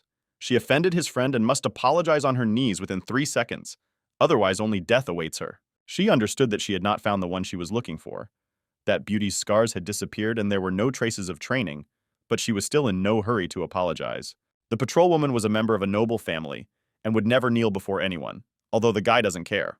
There were only 2 seconds left for her head to roll across the wooden floor and her blood to stain the carpets. Already now she realized how great Clint's strength is. With one left, he slaps her in the face and throws her to the floor. With time running out soon, he enveloped himself in an aura of death to convince her that there would be no mercy. It was then that he knelt before Alice and began to beg for mercy, mentioning that she had made a mistake. It was easier than she thought, Clint said, and gave her her blade back. After that, he told her that she was free, and with tears in her eyes, the patrol woman stopped running, shouting what a shame it was. But in fact, it was Alice who received the shame, who did not at all want to become his girlfriend in the eyes of that fool. Even tears flowed from anger, but she's only nicer this way, to be honest. And I'm so sorry for her, it's scary to imagine what they did to her family and the palace. He explained his sins by saying that it was an acting game and everything was spontaneous, but she was fine, however. Knowing her character, when she recovered, he would not be well. Meanwhile, the patrol woman ran very far away and spoke out loudly about the Don Don clan. For example, how shameless they are. Suddenly, on a tree, she saw a fabric cocoon suspended by chains. What was sealed there? Could it be the girl she was looking for? This was her chance, and she didn't waste it, pointing her large sword at the cocoon to break the chains. Suddenly, a loud cry of an animal reached the house, which scared Clint and Alice. They quickly got dressed and ran out in the direction of the scream, asking the patrol woman what had happened. The patrol woman's face was disfigured by the claws of the sealed lord of the undead, and she blamed Clint for all this, since she thought that he had set her up. For this, she promised that the Don Don clan would pay for what they had done. But that was not what the boy was afraid of at all. Out of anger, he nailed the scarred girl to a tree and began to shout at her whether she had released that monster or not. After all, she can't even imagine what the consequences could be from the fact that she freed the monster that they sealed with such difficulty. She doesn't see anything terrible in this, since it's just some kind of monster. Nothing terrible will happen. However, behind her she heard the cries of people, which were not at all like cries of joy, but these sounds were coming straight from the city. A couple of seconds were enough for her to understand what she had done for half an hour while she was on Clint's territory. Our trio set out to save people. The girl with scars from claws barely trudged after them. Seeing the sights of what she had done, she was horrified. Even her honor hung from the shame that she would bring to her palace. But what happened was even worse. All the wounded were her own troops, who were very easily killed by one monster. The tracks of this monster led straight to the city of Cloud Shadows. There were a lot of people there, so the beast definitely smelled blood. He will not be able to call the old man, since the elder has gone deep into the forest to clear the wasteland and is unlikely to have time to come. But this is not the worst thing. He is not so confident in his victory, since new demons no weaker than him may come along with him. Another danger is that the demons have secret skills, which fortunately the monster did not have time to use last time and Clint's team sealed it. Meanwhile, the demon was approaching the city, and second by second a report was being made of more deaths. According to Clint, if this creature comes to the city and uses its secret abilities there, it will lead to big trouble, and it is already here. But the patrol woman is on her knees and repents to the hero that he did not tell anyone about what she did. Otherwise, she would be driven out of the palace, but Clint himself drove her away. He ordered the big man to send a letter to their comrade from the city so that he would know about the monster and protect people. He told Alice to wait for him as he would need some materials in the battle, and he would prepare them. And during the battle, the girl should stand next to him, since he is the only one who will protect her there. She laughed at his defense, because she had been trying to hide all this time, and then this man found her. She didn't trust him, so she decided to find a secluded place to hide. By that time, the city gates had not yet closed and were open, as if spring was just around the corner. The town's residents began to panic because the undead king was approaching and the gates were not closed. The back rows shouted to everyone to tell the people in front to run faster and not crowd, because the barricades made of boxes could not stop the Cyclops. The monster flew into a rage when he saw such a large number of victims right under his nose. Some nasty voice appeared behind, and he ordered everyone to stand still, and if they disobeyed, he himself would kill them. The owner of that vile voice is that handsome man who was just passing by and decided to commit his first good deed. As it turned out, these were the offspring of the Bomb family, who were oppressed by the shame of the Don clan, and with killing the monster and saving people, they would have some kind of moral benefit. For this reason, they decided to give the demon time to enter, since they are confident in their abilities. But Gordon was against this, since the monster needs to be locked up, and they let him inside the city. The prince smirked at him as he was from Clint's family, and his cowardice revealed the gaps in the family. The vile scoundrel decided to attack first, and his brothers would cover his back while he did the most noble deed. They didn't even care that the Cyclops was as tall and wide as a two-story house. They flew straight ahead. Gordon wanted to stop them, since such a demon can only be stopped by a person of the level of a great master. The boy's screams did not bother the arrogant princes of the arrogant Bomb family. It's wrong. They really have everything boom boom in their heads. A young prince flew over the long-haired one, pointing his nose at the bloodthirsty animal. And this attack surprisingly turned out to be successful. One can praise him for this. He is not bad in words and deeds. But how long will they last? It can't be that everything went so easily. One swing of the sword cannot be compared with Clint's last battle with this monster. Even the citizens of the city did not think that everything could be so simple, even somehow surprising. But the small assistant Gordon himself said that the battle with an enemy of this level is not so simple. You need to shut his mouth in time. Otherwise, he will use the ability. The offspring did not care that the creature was chewing the blade of one of them in its mouth, just to be insolent to the representative of the Don family. But trouble came where no one expected it. The prince could not even think that the monster might have a secret ability, and he had already decided to show himself. The cute-looking kid was very scared when he saw that the animal stood up again. The Cyclops shouted something incomprehensible at the top of his voice. The sound spread over many kilometers and everyone could hear it. It smelled like something was going on, and only Gordon realized that the creature had managed to use something. But what was it? An ordinary scream and nothing more. What is so dangerous here, thought Prince Bomb. The fact of the matter is that he did not even foreshadow the upcoming danger. Since it is not the monster's ability that is weak, it is he who is stupid. As soon as he decided to raise the blade over the enemy, a new demon appeared behind him, who came to the rescue after hearing his brother's cry. Another king of the undead in the city, he also has an unknown ability, and you never know what this piece of crap will come up with. The third prince began to think for a long time about where another demon could come from, and with such an aura that it was even more terrible than the first. His thoughts were interrupted by an evil demon who does not even think about pity for people. He only needs blood from them. Prince Charles was driven into the roof of one of the houses. The blow was crushing, so repairing it would be very expensive, and they didn't care about the cute boy. The three offspring almost lost their spirits when they saw that the eldest in strength was sent flying.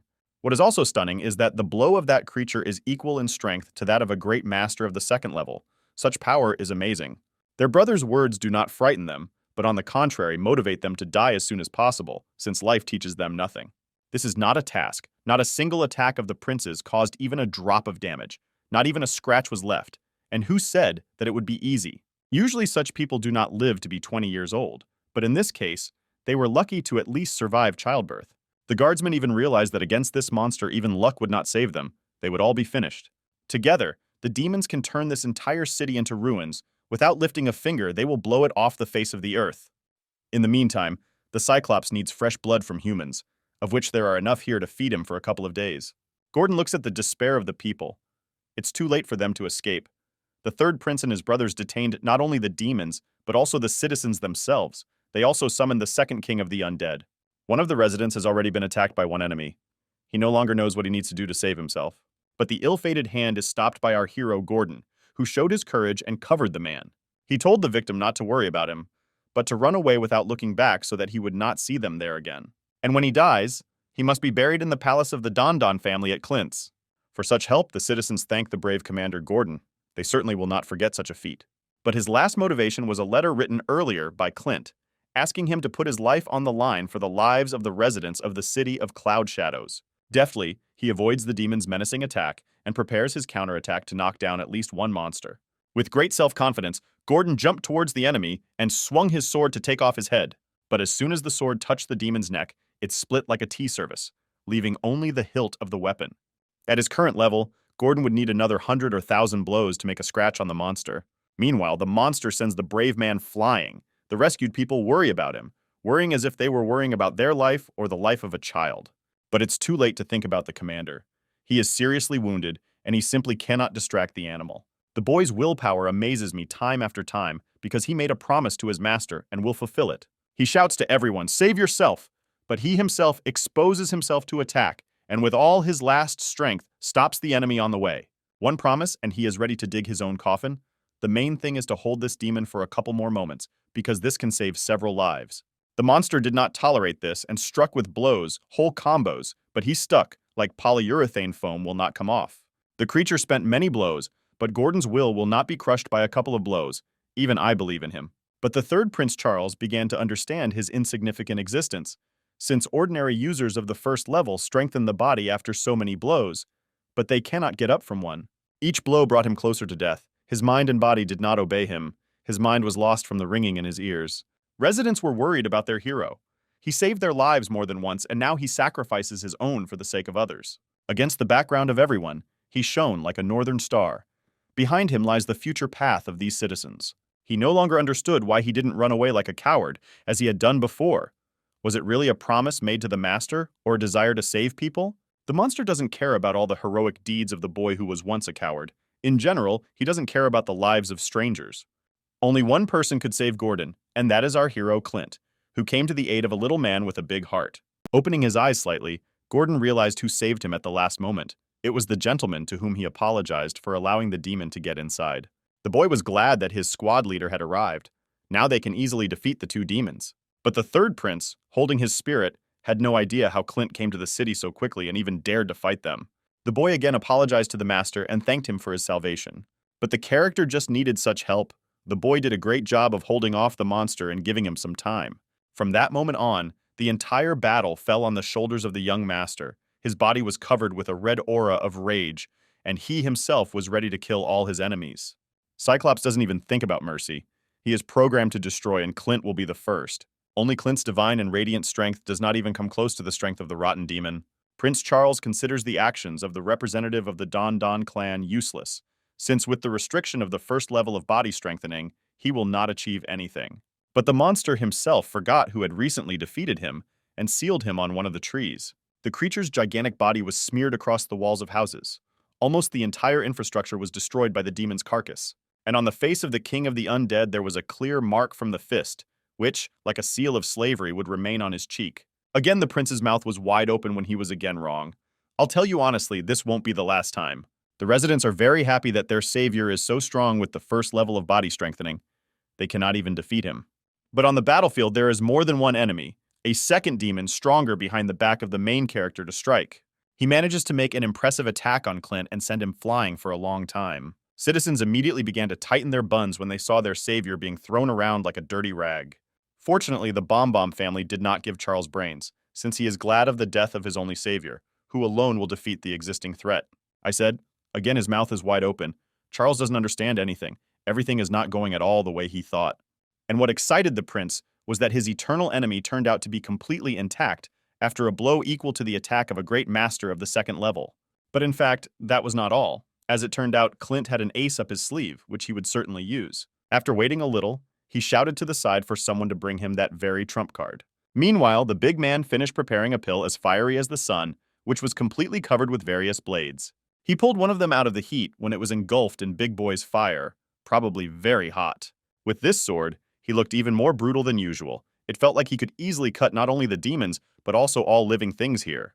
Only one arrogant guy shouts in the back that nothing will work out for him, since such a monster will not take a weapon.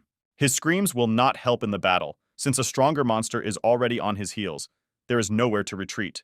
Under the giant shadow of the monster, Clint is not going to hide anywhere. His only chance of survival is defeating this creature. And he won't go anywhere until he leaves the city of Cloud Shadows alone. His determined look tells everyone this. Having told the monster die in a drawn-out manner, he cut through his chest. Tongues of fire engulfed the animal, and it screamed in pain.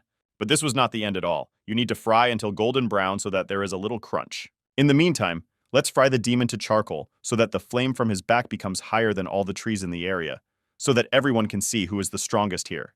Clint covered the entire creature with fire, which is not even extinguished, and the pain is simply unbearable, as if they were poking into the balls with needles. Do not repeat. The victims stand with the same open mouths. They cannot believe that such a monster was defeated by a man, not even a god. To knock down such a big guy with one blow, we are not in a fairy tale by any chance, but not a single person would believe in such a thing. He clenches his teeth with envy, as it will take him a long time to understand where the Don family comes from such a strong background. He heard all the prince's words and knew very well that this animal could not be pierced with an ordinary sword, and who said that it was an ordinary sword. This sword is encased in a special pill, which is created by a special fire to strengthen the body. It is precisely this fire that demons are afraid of. All these blades in the pill are made against monsters, and such weapons cut monsters like clockwork. The very first monster's voice emerged again, and clearly he had called someone else. But he himself couldn't do anything else, since all his teeth had been knocked out. It didn't even begin to think about avenging its brother.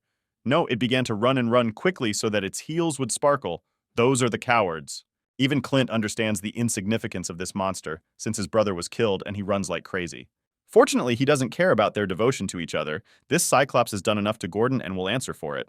It won't be difficult for him to first cripple him and then mercilessly finish him off like a rat in a pipeline. The blade sent towards the demon reached its target and wounded him directly in the leg. The fire immediately spread along the leg. The monster was immobilized, his legs did not obey, and he felt terrible pain at the sight of the fire. He is here not only to protect the city from bad weather, but to settle scores related to Gordon. And this abomination will retaliate twice as much as it should. The weapon hit him right in the heart. Clint has no mercy for such creatures, only excessive cruelty. Attack after attack. He doesn't want to feel sorry for this abomination with one eye. I can only remember such rage in One Piece after killing Ace. The hero decided not to spare blades for this bastard and threw them like spears in competitions. The temperature is +20. A warm wind is expected in the morning, and in the evening it will rain from fiery blades. It is not recommended for demons to walk in the forest. But seriously, he was almost defeated by such a gust of endless swords that pierced his chest and caused irreparable damage. Still, he fell under the yoke of fire hostile to demons. He will no longer hang, sealed in a cocoon, on a tree. But this was not the end at all. The zombie demons were defeated, but a more sinister and thick demonic aura was approaching them. Charles can't believe his eyes. He asks someone to pinch him.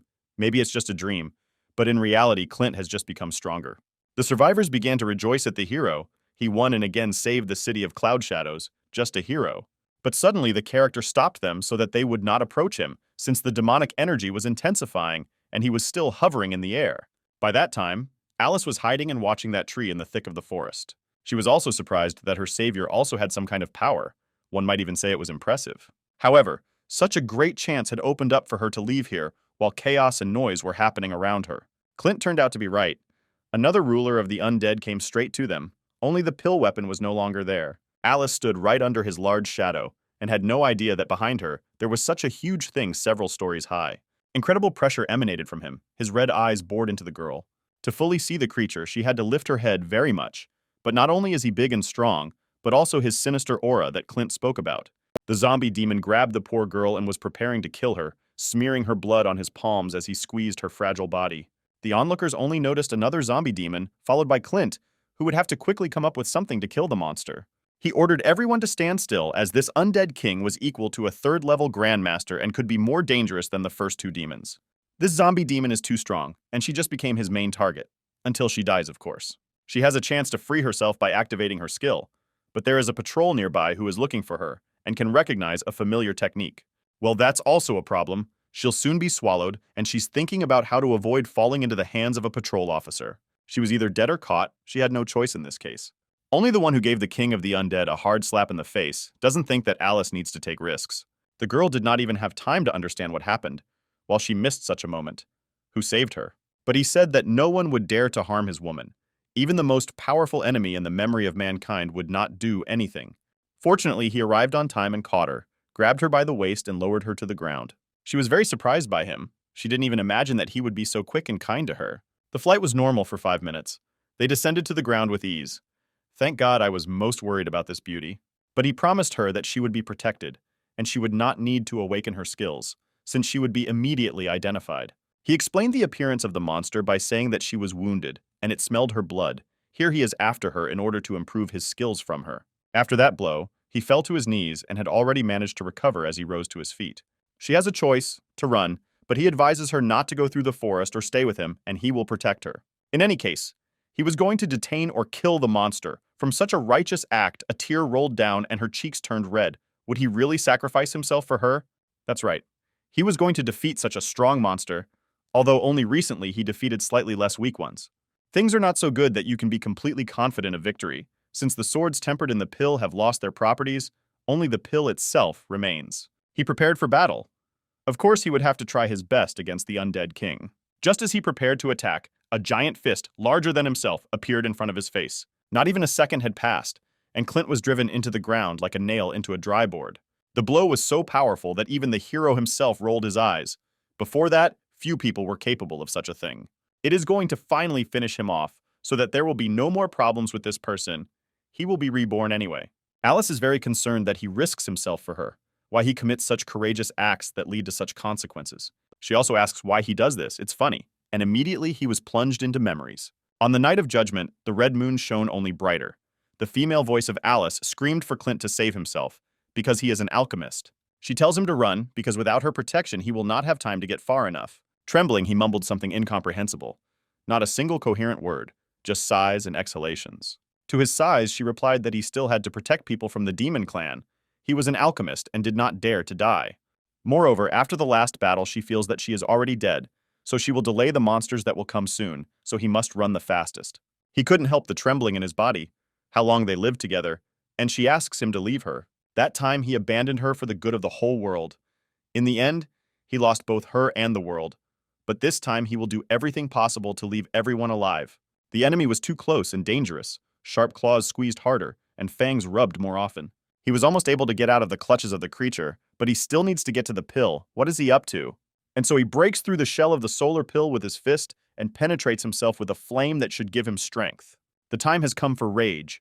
His eyes lit up with a fiery flame, as if they had lit the boilers with uranium. Nuclear processes are occurring in it. Helium appears from hydrogen, lithium from it, and so on to iron. With new strength, he surpasses not only the great masters of the third level, but maybe even the gods. One blow is enough to open the chest of a zombie demon and open the mouths of all onlookers in the area. Flames streamed from his back like the others, the fiery aura around him giving him divine powers. The speed, power, and influence on others increased several times. The blows from the sun's fists were equal to a fallen anvil. Only one does not understand why he risks his life for her.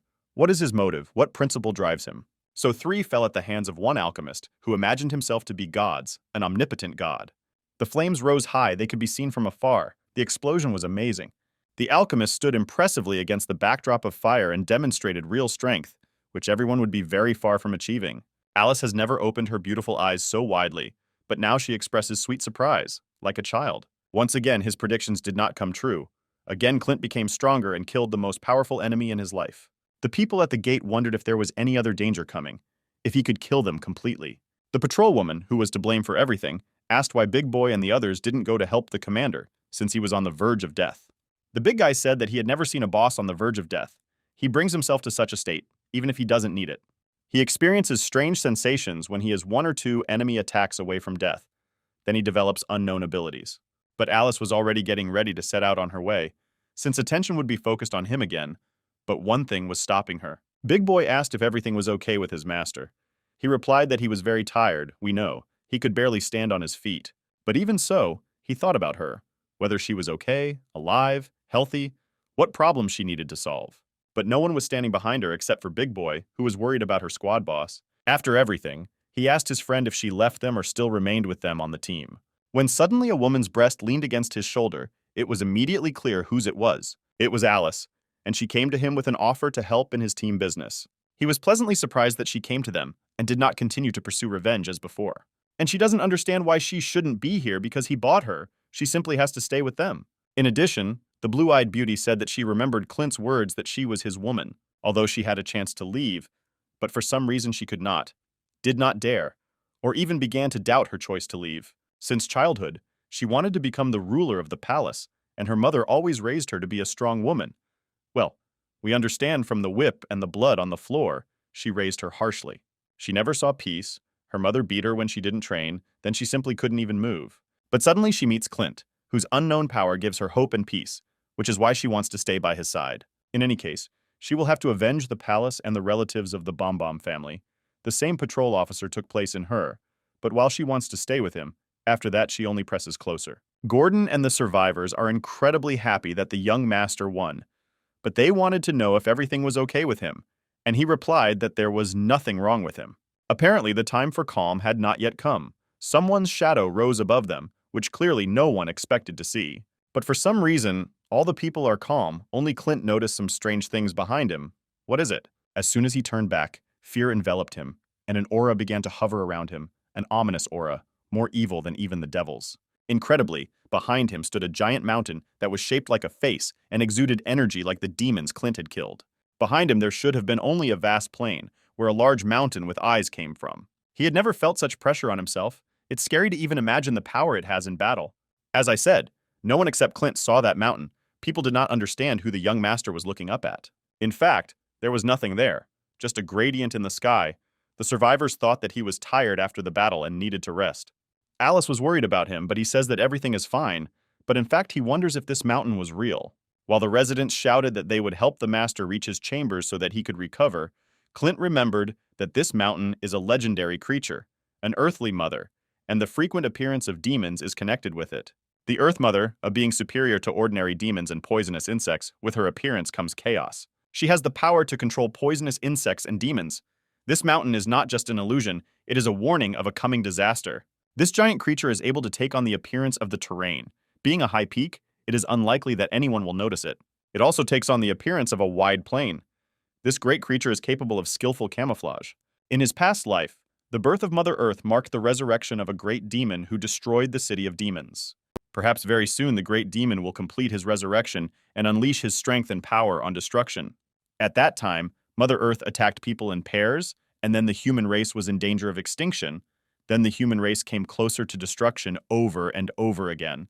He cannot understand why the earthly mother appeared for just a second and left, but he immediately needs to prepare in advance for a future catastrophe. Soon the news that the third prince almost killed the inhabitants of the city of Cloud Shadows for his own benefit. This news infuriated the entire dynasty. The news that Clint had killed 3 undead kings with a new technique for strengthening the body also shocked the entire dynasty. Children were running down the street and someone was playing the role of Clint, and the rest refused to become Prince Charles and pretended to be demons.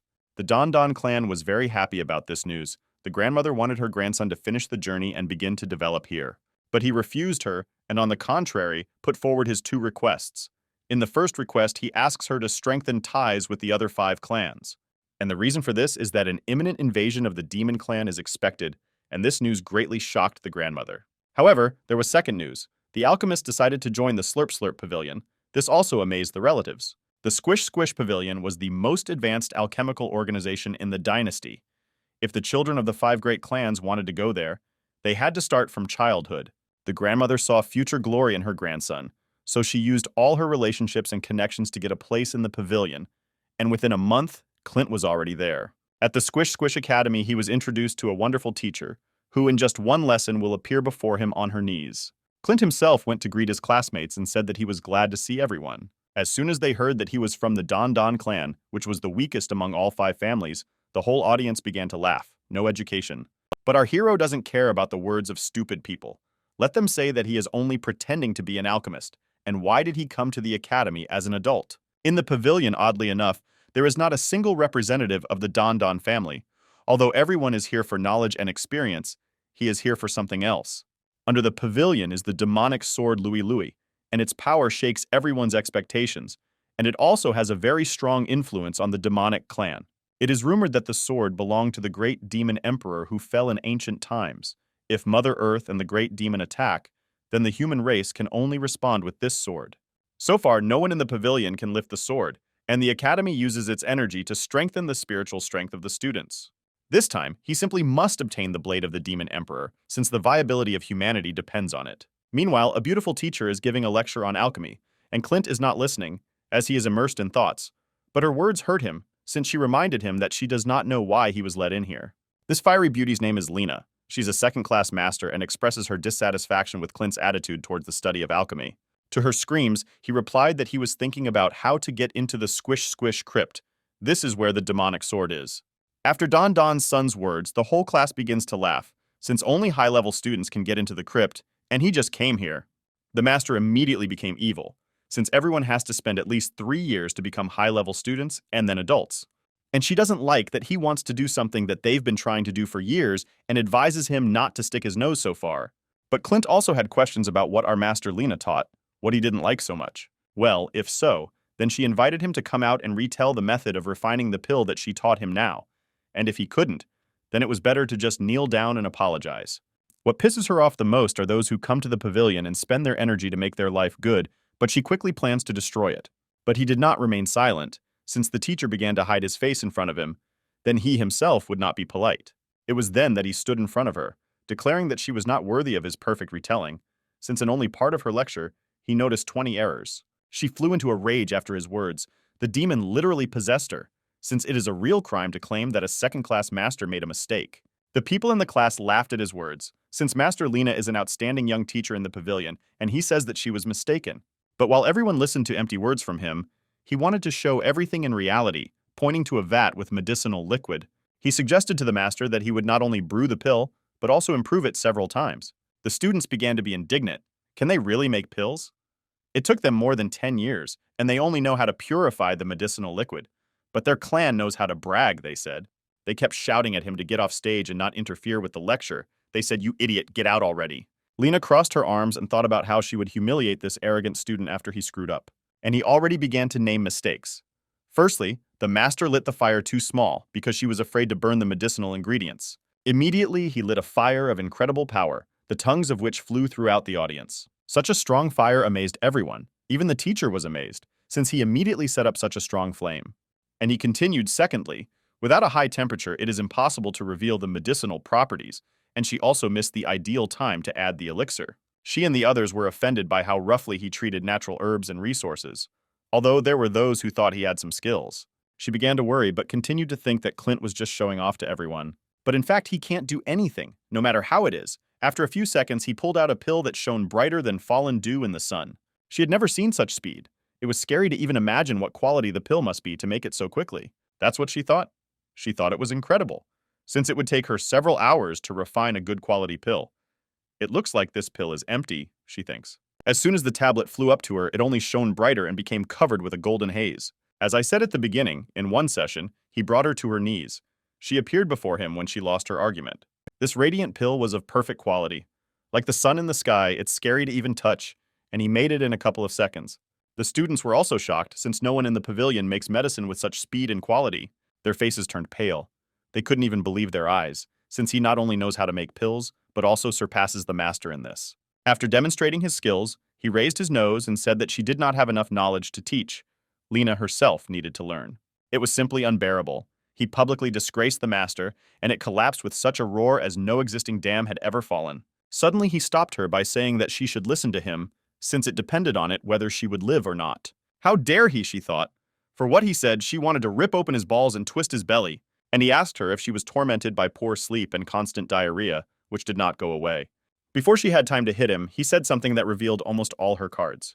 Clint began to say that after going to the toilet, there was a strong smell and tightness in the chest, and with each development, it only became more painful. And she should have already sensed the approaching death that was coming to her so quickly. On her knees, she doesn't understand how he knows so much information about her, how he came to such conclusions. He has a couple of recipes to cure this disease, but since she treated him so badly, I think he won't tell her anything. He really put pressure on her nerves, and she, gritting her teeth, thought whether to apologize to him or show pride. It was then that she begged him on her knees, crawled and rubbed against him, called him master, if only he would save her from the disease. Before that, she herself wanted to force him to kneel. Would such an apology be enough for him? She quickly understood what he meant. Trembling, she became suspicious, and the students also began to worry about it. She had enough strength to put her head to the floor and on her knees to respectfully ask Master Clint to save her. This is the look befitting a bad girl. In one lesson, he persuaded a second-class master without even spending much effort. This was the view he had been waiting for all this time, and after such an apology, he agreed to give her the recipe in a couple of days. She thanked her pride for such generosity and beat her head on the floor to pay for such help. The students are simply shocked that Clint can not only verbally brew pills, but also brought the master to his knees. Only here he greatly provoked one company with his arrogant behavior. Someone wants to show themselves in this class. One of the guys stood out more and agreed to meet the hero. But would it be so good? This guy's name is Cook from the Bomb family, and he wants to show who's the most important in the pavilion here. After some time, he walked through the pavilion. Nothing foreshadowed trouble, and the sun was shining on his way. He realized that classes had already ended, but he needed to go to the crypt. Although with his level of fortification, it was early to get there, so he could at least find out where he was. But he was suddenly stopped by a familiar voice, and they called him a kid. Few people dared to do that. Just the right bunch of hooligans that want Clint to meet everyone and say hello. He acknowledged his classmates, but playfully asked what they wanted because he understood everything. They clearly explained to him that if he wanted to study with them, he would have to lick the shoes of the third cousin of Prince Charles, that is, Cook. He himself confirmed the words of his comrades, since he just needs to lick his shoes. Otherwise, he will receive punishment from the owners of the third level of body strengthening. It turns out that he is a very interesting guy, since this upstart seemed familiar to Clint, but he had no idea who he looked like, whether it was the Mandela effect. They said in unison that he should get ready to lick Mr. Cook's shoes or get them all killed. He no longer listened to them. His massive leg flew above Cuckoo's head so quickly that he did not have time to understand it. As soon as he realized that Clint was going to hit him, he realized that today he would not be licking shoes, but the ground. The head sank halfway into the floors of the pavilion and destroyed the laid tiles with the face of the upstart. The students were stunned by what they saw when they realized what he had done to the young master, who had the third level of body strengthening. The alchemist looked down at him terribly and asked if he had hoped to scare him like that, and how he dared to insult everyone at the same time. The suckers pointed a finger at him and showed that it was he who dared to attack his boundless brother. Now they will show him where the crayfish spend the winter. Things started to smell hot. You can't handle everyone with just one pair of legs. You have to come up with something effective, since they were going to break his limbs. Since they all want to break limbs so badly, he will do something more terrible than they can expect from him. He was going to send them to their forefathers to the top, where their ancestors are waiting for them. Clint, like Karen, escorts them to the kingdom of the dead. A kick in the balls. This, of course, is not mortally dangerous, but you can also meet it in your relatives in the next world. The dirty trick worked as expected. Although they themselves attacked as a group, there is no other noble way to defeat them. From terrible pain and tears, his face was swollen like a ball. He was already muttering something similar to human speech, something like, "Kill him for such tricks." Fortunately, they all fall for this trick and fall into the trap of pain, so they can lose their children. They don't think about anything. And one more, one after another, it's as if they themselves are sitting on his leg. These are masochists. My condolences to them. Yes. As much as possible, the fourth guy received a blow to the groin. How did they live to be so old? I thought people like that don't live to be 14 years old. 4 fools fell from 1 foot. When a bee stings you in an egg, you will understand that the main thing is not strength, but accuracy. Everyone around them sighed in pain. They couldn't even move what fate awaited them. He looked at the other onlookers and said that everything was fine. They all just decided to rest for a while. But the rest did not think so. But on the contrary, were surprised that a person from the Don family put down the entire gang of the Bomb clan. Cook finally got to his feet and stated that Clint attacked him on the sly, thereby slamming him into the ground. For this, he decided to cut off his limb so that he would leave the pavilion, like all the students before him. It turns out that he is not the first person there trying to drive out of the squish pavilion, since Cook has already cut off the legs of many, and Clint will be next. Suddenly, a lovely girl with velvet skin and pink dresses approached. She wanted to stop Cook for attacking the newcomers again. But she will not let this happen, and she is also the head of the courtroom, the first student of the pavilion, a beauty, and her name is Luna. The guys immediately smelled the aroma of the most virgin beauty. She is sweet and also loves to protect newcomers, so to speak.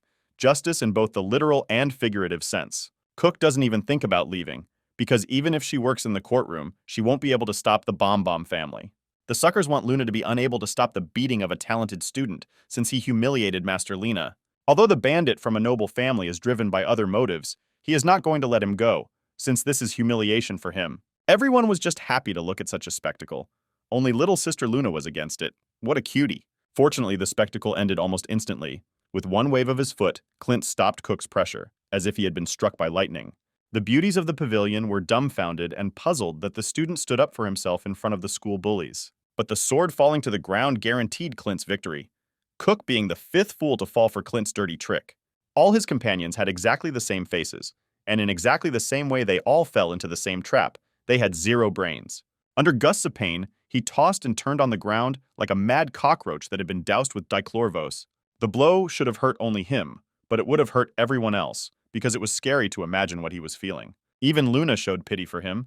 Since Cook was in great pain, he even himself realized that he would not have children at this rate in the future. And our hero only gloats. Supposedly, he is the fifth to fall for his trick and his memory has big problems. If anything, everyone saw Cook's gang attacked and he defended himself. No problems. People couldn't even believe it. But the truth is, how can they believe this? If he knocked down 5 people and remained unharmed, he just leaves anyway. Alchemy masters were always weak in martial arts, and Cook, with the 3rd level of body strengthening, was a lump in the throat of their hall, and Clint himself dealt with them, being a weakling in body strengthening. She tried to stop him because he insulted Cook, and she could call him to her courtroom where he would be safe. The guys understood that it would be impossible to touch him in the hall, since only women are accepted there, and such an offer, to be among the beauties, is very tempting. But he refused it, because he was used to advancing alone, alpha. In other words, he thanked her for such an opportunity. They couldn't believe that he refused such a lucrative offer. What a madman, I agree with them. As it turned out, she already knew that he had talent in alchemy and could refine pills, and came for him to take him under her wing and get him. Meanwhile, he is at the dungeon of the Slurp Pavilion. In that hole there should be a blade of the great demon.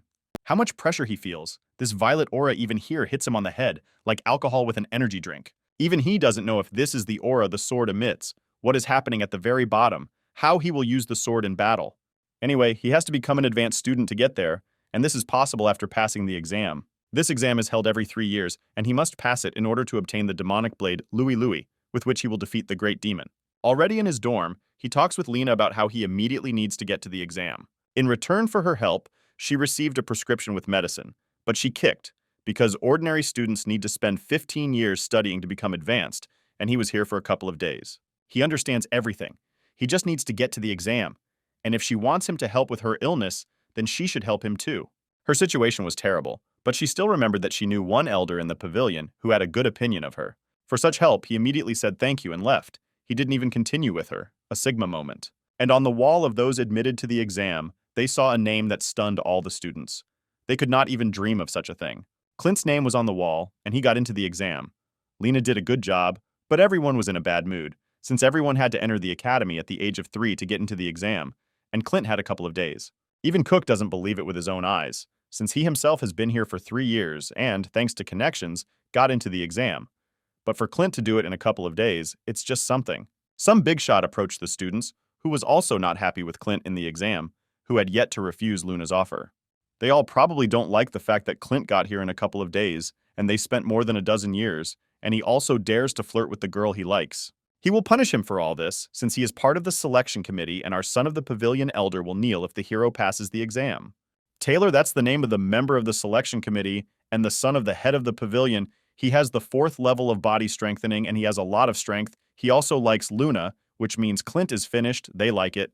The 3rd Prince Charles told him about everything that Clint did to Cook, and told him to let Taylor take care of him, so today he will raise his head with pride. It's time for the ceremonial exam. Students will compete to advance further and become advanced level students. The students are cheering in the stands. They can't wait for the spectacle they've been waiting for 3 years to begin. Meanwhile, the important old man announced the beginning of the 3-year examination, which is the dream of every student. This old man turns out to be the Pavilion Lord, a 1st-level great master named Chen, a 5th-grade alchemy master, and he calls the exam another step towards becoming an alchemy master. The stands rejoice. The old man talks about the importance of the exam. After passing it, the student becomes a senior student, and better materials for development are revealed to him. Here the older students are sitting. Here we only know Taylor and Luna, who cannot wait for everything to begin. The students taking the exam stood at the magical furnaces. Clint was already ready for anything. The rest were waiting for the start. And he, with his head held high, cannot believe that he will take the exam 100,000 years ago. Interestingly, it will be just as difficult. At the first stage, they will have to demonstrate their skills in operating the stove. They and their teachers will observe everything personally. Yes, I can see how this old man is watching Master Lena's chest. He will definitely not be watching the exam. Get him out of the podium. But somehow it's too late to drive someone away. It's time for the exam to start. Lord Chen raised his hand and announced this. The students began to work hard and operate the stoves. Their fire was not so big, but there were some good ones. As much as I love him, I can say that his fire control is good. However, he and Taylor did something to Clint's stove, which is not great. With such a friend by his side, he will be able to hold his head up with pride as his fire looks amazing. Even the students in the stands are surprised by the size of the fire, which is already meters high. I wonder who they mean. The old man was really surprised by his beautiful art of controlling the fire in the stove. It was simply wonderful. It's a pity. But this stove control master turns out to be Cook, and he is sure that his fire is the biggest, and Clint looks ridiculous. But with a broken stove, Clint controls the fire even better and more beautifully than Cook, which is not strange. His eyes widened because he didn't even dare to think that he would lose to him again, and what should they do now? Taylor couldn't even believe it if someone pinched him, since the height of the hero's fire is about 4 meters, and his stove operates on minimal heat. Even Clint is surprised that the maximum height of fire here is a meter. 100,000 years ago, technology was really outdated. But he didn't even realize that his stove was broken. He even decided to turn up the heat for greater effect. With such fire, he was able to control the dragon art. The fire reached a height of 10 meters. What a beauty. The students taking the exam were afraid to come closer, as such a miracle of art could burn them. The upstart showed off and rejoiced the most at the beginning. But now he believes in miracles, since Clint's stove is broken, and there's such fire coming out of it. Luna was shocked by this, since our hero's fire control is so good that it may even be better than her own. She thinks about such strange things, Taylor thinks. He can't let Clint stand out in front of his lover. Then he raises his fan and says to pause the exam since he could have made a mistake in checking the stove, which is why the fire is so big. The old man did not realize the trick, but allowed his son to deal with everything since he trusted the idiot. He did not hesitate. Otherwise, Clint would complete the preparation, and Cook would lose to him again, and Luna would also be in love with him. He approached the brother of the third prince and said to exchange stoves with Clint. Fortunately, there are a lot of witnesses around, and everyone sees everything. Cook went up to his rival and took his stove, and gave his to Clint, and the Lord's son thinks that he probably made a mistake with the stove settings. Now everything will be fine.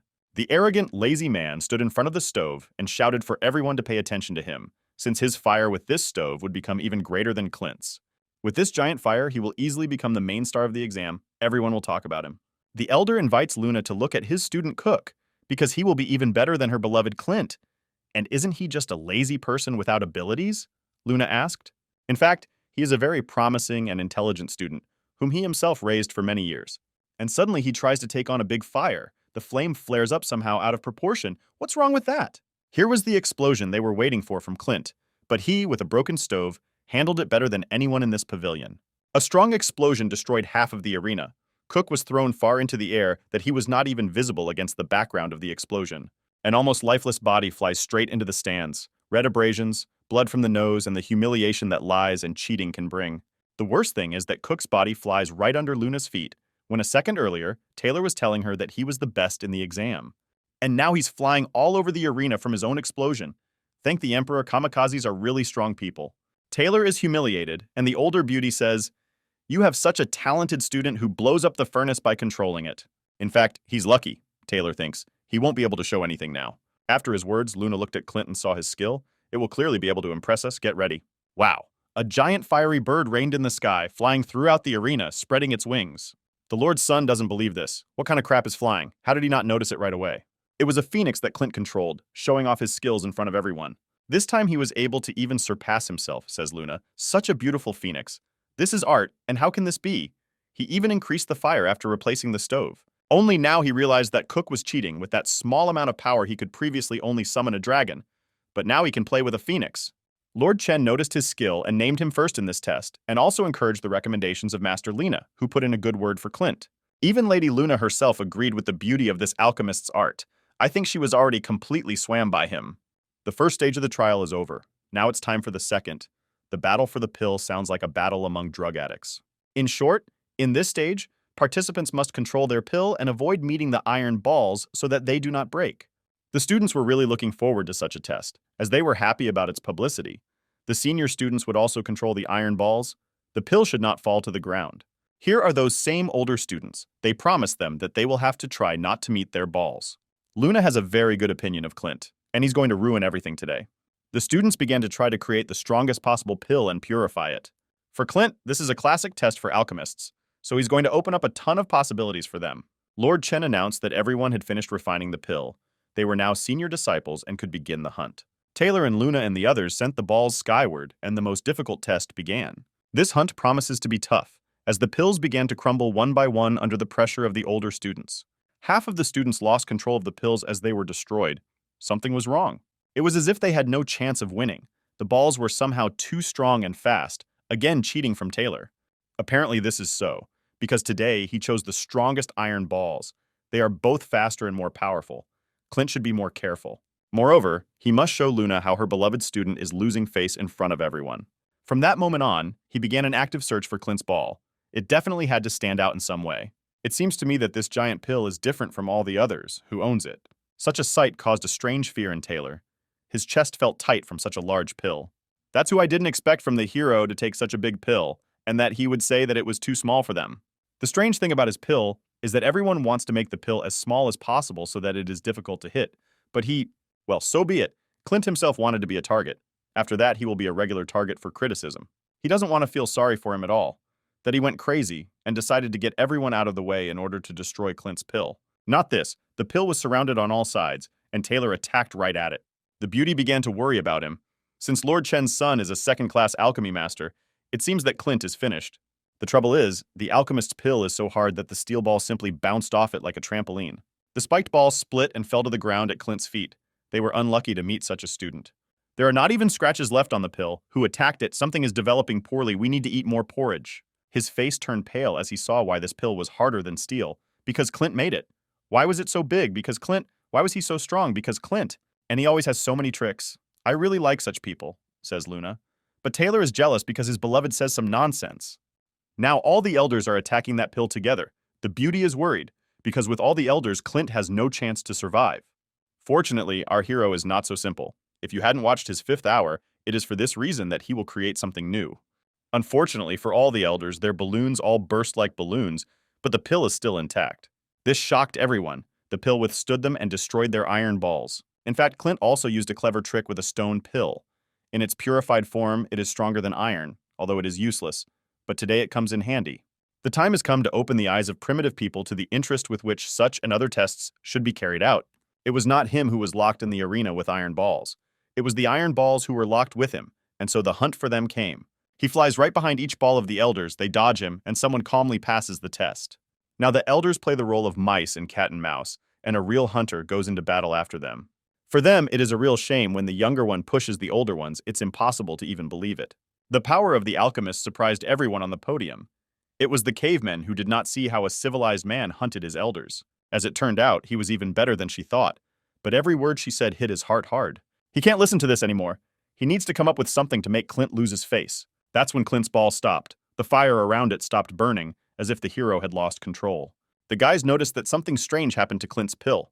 It stopped spinning, just like I said. She was taken control of by the vile Taylor, who just wanted to put his pill on the ground. He immediately realized that they wanted to take control of him. It infuriates him a little, but he wonders where this will all lead. I don't know if he realized who had gained control of the pill, but he allowed this person to completely take control of himself. Apparently this pill was too heavy for Taylor to withstand. It's not for nothing that it puts so much pressure on him. Suddenly, the tablet flew straight at him, but he managed to dodge. Thank God everything went without incident. Or not. The stone pill flew straight to the moon. It was unlikely to have time to escape the attack of Taylor's surprise attack. It's good that he managed to dodge, but the one who stood behind him will not have time to react in any way, especially since her physical abilities are small. The beauty prayed for one thing. If only someone would save her. I think this battle for the demonic blade is not worth the sacrifice of the beauty of our beauty. Fortunately, Our hero is so strong that in an instant he managed to climb onto the podium and break his stone pill. He appeared before her like a superhero against the background of a golden glow, and she blushed so much because of him, that's how they fall in love. He managed to save Luna. Everyone shouted in unison. Of course, everyone would be shocked by this. Only he could break the pill. And now it's time for accusations. Clint could turn a blind eye to the fact that Taylor controls his pill, but exposing the girl to attack is too much, the hero said. You're just a coward, says Clint. These words kill the crook who can't answer him in any way. The guys only realized that their guesses were confirmed. The alchemist's tablet was controlled by the Elder, who is a member of the selection committee. He's very angry that everything went this way, but he confronted Clint about how he could be accused of running the pill among so many people. But he is right. He has no evidence. And he also lost because the pill is on the ground. Old man Chen came over and asked why he dares to accuse my son of managing the pill on the platform. How will you prove it? The Lord asked. And the swindler is smart because he said that the alchemist decided to attack the moon and then save her, thereby winning her heart. They immediately changed their opinion. Supposedly Clint was such a swindler and cunning who was not worthy of studying at the academy. He then pointed his finger at him and threatened to demand an apology from him for slandering him and losing the challenge. He shut him up when he asked, "Since you said that I framed you, what if I refute it with my evidence?" He then asked if they knew about the art of divine knowledge. No one here knows about it. The cavemen. Even Lord Chen himself had never heard of this or a similar art, as this was not the time for innovation. If you want to buy a pill from an alchemy master, then with this technique you can find out who owns the pill and who made it. When someone who wants to buy a pill contributes their energy, the energy that created the pill will return to the owner. He decided to immediately try some divine art that Clint praised so much. The old man injected his spiritual energy. The pill began to shine with a bright light, amazing power.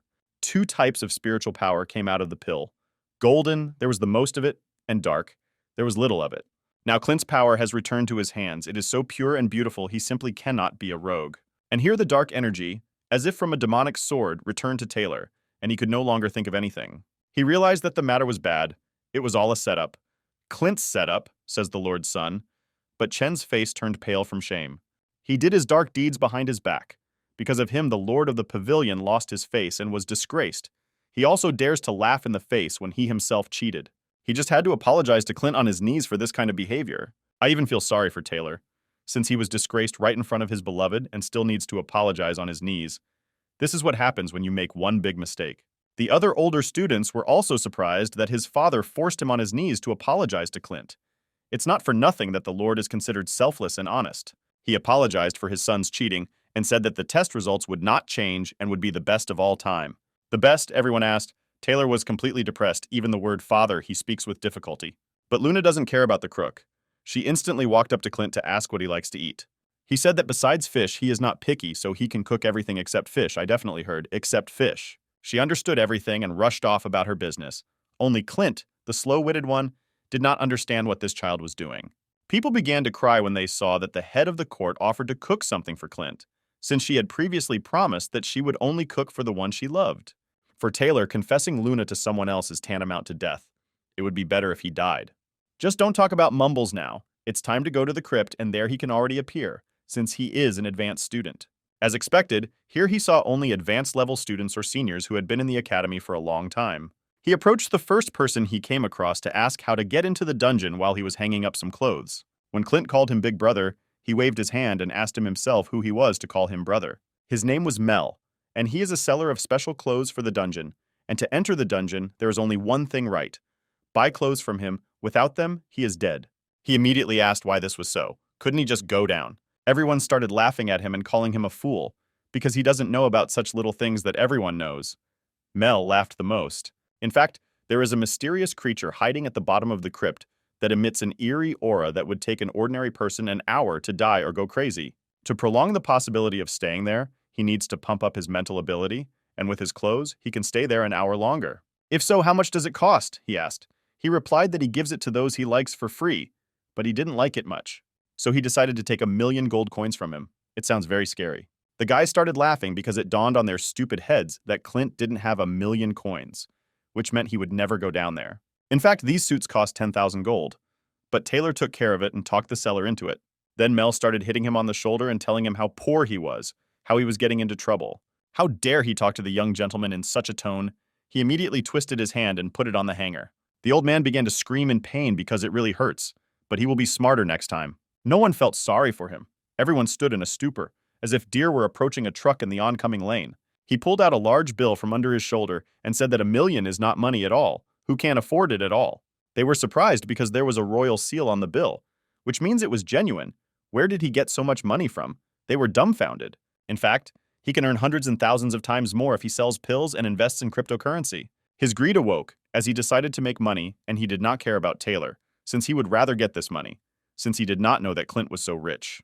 It was not, but the hero's foot is already above the seller's face, and he definitely won't have time to react to it. Now he hit his face in the dirt, the cape fell to the ground, and everyone around was simply in shock. Even I was a little surprised. He doesn't need this crap. He decided that without it, going down into the crypt with a sword would not be difficult for him. He wanted to give this cloak for free. What with it, what without it. He could easily cope with any problem along the way. The old man tried to stop him. No student had ever dared to go down without equipment. It was simply impossible. The only one who came down was the alchemy master Lord Chen, and this young man came to replace him. A demonic spirit was hovering around, and it's even scary to imagine what kind of power lurks on the lowest floor. He looked there impartially. He does not feel this terrible power that he will have to acquire, and with it defeat the greatest danger of humanity. He went down. A dense force resisted him, as if he were descending from a mountain under the gust of an avalanche. He realized that this aura was emanating from the demonic sword of Emperor Louis as he lived with him. Meanwhile, the seller began to laugh, because he understood that he was afraid, if he wanted, he could come back and ask for forgiveness. Then he would give him the suit. He didn't respond to his words. He doesn't care about all the nonsense that is said in the back. The most important thing is that he is in front. Not a single person will stop this idiot upstart because he considers himself a god, the god of alchemy. I'm already tired of these faces. Every time Clint does some crap, they shout that why did he do that? He really did it. They piss me off. And this is not the first time for him to do something wrong. He is from the future. He took up the chain and like Dominic Toretto in the film Riddick. According to him, it will be difficult for a person to resist black energy, since his brain is not protected. However, since his previous life, he relied on spiritual power to learn the basics of alchemy. Although his spiritual strength has not returned to the extreme levels from his previous life, the demonic influence is negligible. He passes between the demonic force like a knife through butter. The aura does not even touch his body. Onlookers stand at the foot and watch as he descended 10 floors in one go, and the demon's power does not touch him. Fortunately, there is psychological resistance. Without it, he would have died, like all those about whom the noble and honest costume seller spoke. But something below surprised him. What was so terrible that he encountered? He is a fearless god. And here it was, on the 15th floor, demonic vines were waiting for him, writhing and reaching for living energy. The merchant and the others began to laugh at him, because they understood that only death awaited ordinary people there. It was not for nothing that there were demonic monsters on such low floors. Now he is definitely dead. People from above think, in appearance this seems to be true, since the hero is completely enveloped in vines, and he cannot do anything about it. Only now did he realize that these tentacles looked more like a demonic vine that was robbing him of his spiritual strength. This creature is highly sensitive to demonic energy, loves blood and flesh. If allowed to grow, it can become very strong. The demonic vine can easily make the area 10 times more uninhabitable, although you can see for yourself what it has done to the tropics full of life. Even the god of alchemy in the past cannot do anything about the fact that she is draining his last strength. Finally, she completely enveloped him and wrapped him in a cocoon, then wrapped him layer by layer so that the prey would not get out. People laughed at him.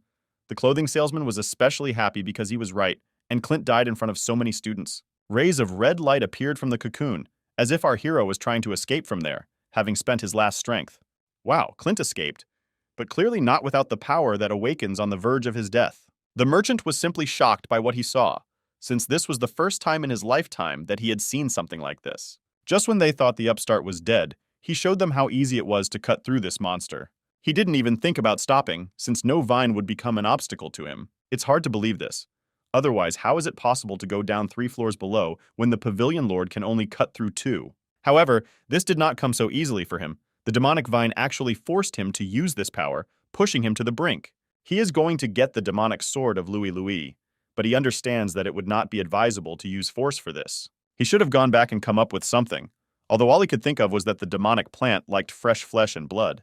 To free the alchemical well, he needs fierce animals, their blood and flesh, and only the Lord of the Turk Pavilion can help him with this. The kids in the cellar opened their mouths wide and wondered who this child was and what strength he had if it took Turk decades to go down 15 floors. What kind of monster is this? Who is Clint, and for what purpose did he come to them? Such questions circle in the heads of onlookers. The next morning, in the main building of the pavilion, Clint discussed with the Lord how they would clear the dungeon. The old man asked the boy if he really wanted them to bring a cart of ferocious animals into the pavilion.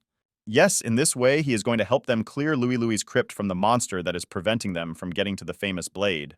Every year, talented children meet at the pavilion who say they will destroy the monster at the bottom of the well, but once they go down, they never return. He raised his finger and said that he had already been there yesterday and went down into the forbidden zone, much less returned alive. It was then that the grandfather interrupted the boy, saying that on the 15th floor he had no time for himself. The sucker shouldn't become arrogant after passing only one exam. Suddenly, the second-grade alchemy teacher, Lena, entered the main building and decided to report the broken record in the dungeon of the academy students. The old man jumped up from his seat and thought that this was his favorite student from the courtroom, who really liked Clint. When she saw Clint, she immediately beamed, since it was him she was talking about, how the hero made his way 3 floors down in the crypt.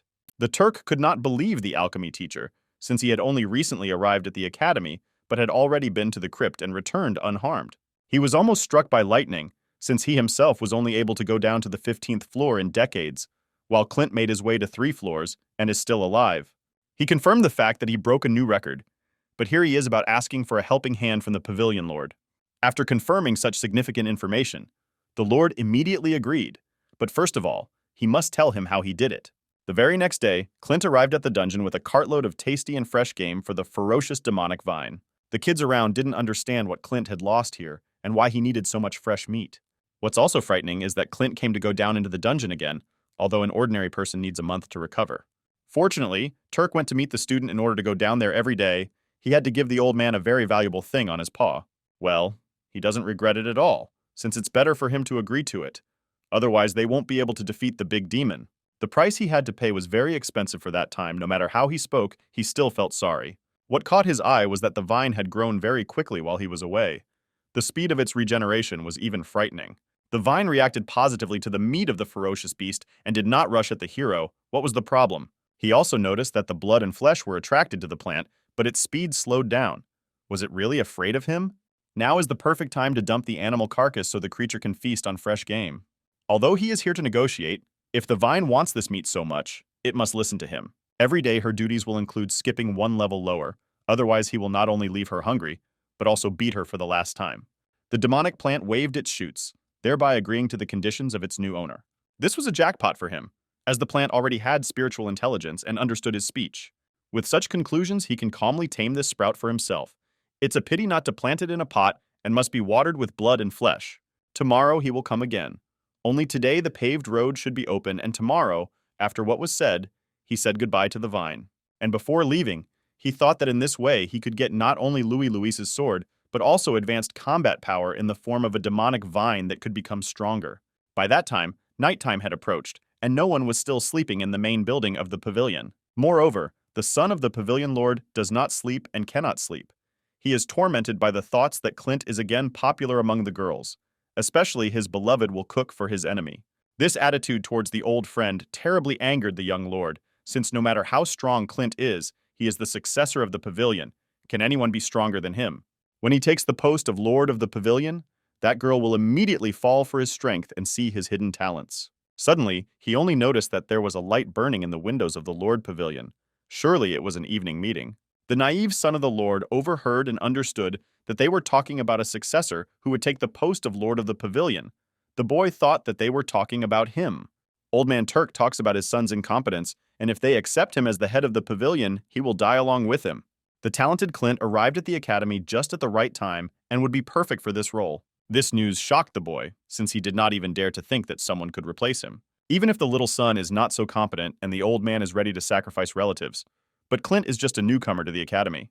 The words of the guy's father's partners calmed him down a little, since Clint had not made any contribution to the pavilion to become its head. Turk then pulled out some piece of paper that was supposed to prove Clint's competence as the lord of the pavilion. They came across a 6th-grade pill recipe that they had never seen before, and the fact that Clint had it proved that he could become a lord. This recipe is very dear to them because after 100 years of the pavilion's existence, they only have one recipe for 5th-grade pills. They can't even imagine how cool Clint's alchemy master is. In order to give 6th-grade recipes so easily, they need to be friends. Then they came to the decision that ownership of the pavilion belonged to Clint, and his colleagues agreed. Taylor fell on his ass to the floor when he heard about his father's decision. After something like this, it is unlikely that anyone would not be depressed. Meanwhile, the hero again brought fresh meat to the dungeon for the demonic plant. Alas, he had to write a recipe for 6th grade pills to prove his strength. Otherwise, Turk would not have believed him. Fortunately, he remembered that in this era there are only 5th grade pill recipes, so he probably shouldn't have suggested this particular recipe. He had been coming here for a whole week, and on the 25th floor everything was already clean, and the vine was waiting for someone to bring it food. Day after day she obediently waited for him, and he brought her fresh meat under the same conditions as before. With each floor below, the vine became more and more obedient, and the light almost no longer reached the bottom. He spent only a few days feeding his future pet, and she was kind to him. She even began to show some kind of affection for him. Could he really become her master so quickly? He wasn't going to spend much time here, and he had to go, saying goodbye to the vine. He thought that he would quickly get the sword at this rate. But he still lacks the level of body development to fight against the big demon and the Earth Mother. Therefore, Clint decided to refine his pill mastery and improve it to break through the limit. While the god of alchemy performs feats and prepares for the large-scale battle of the century, the little lord controls his anger on a mannequin. When suddenly his nephew Cook runs up to him and talks about interesting news with Clint. If Clint is again in the spotlight, then Taylor asked him not to talk about anything, since he does not want to hear about his exploits after the news about the successor.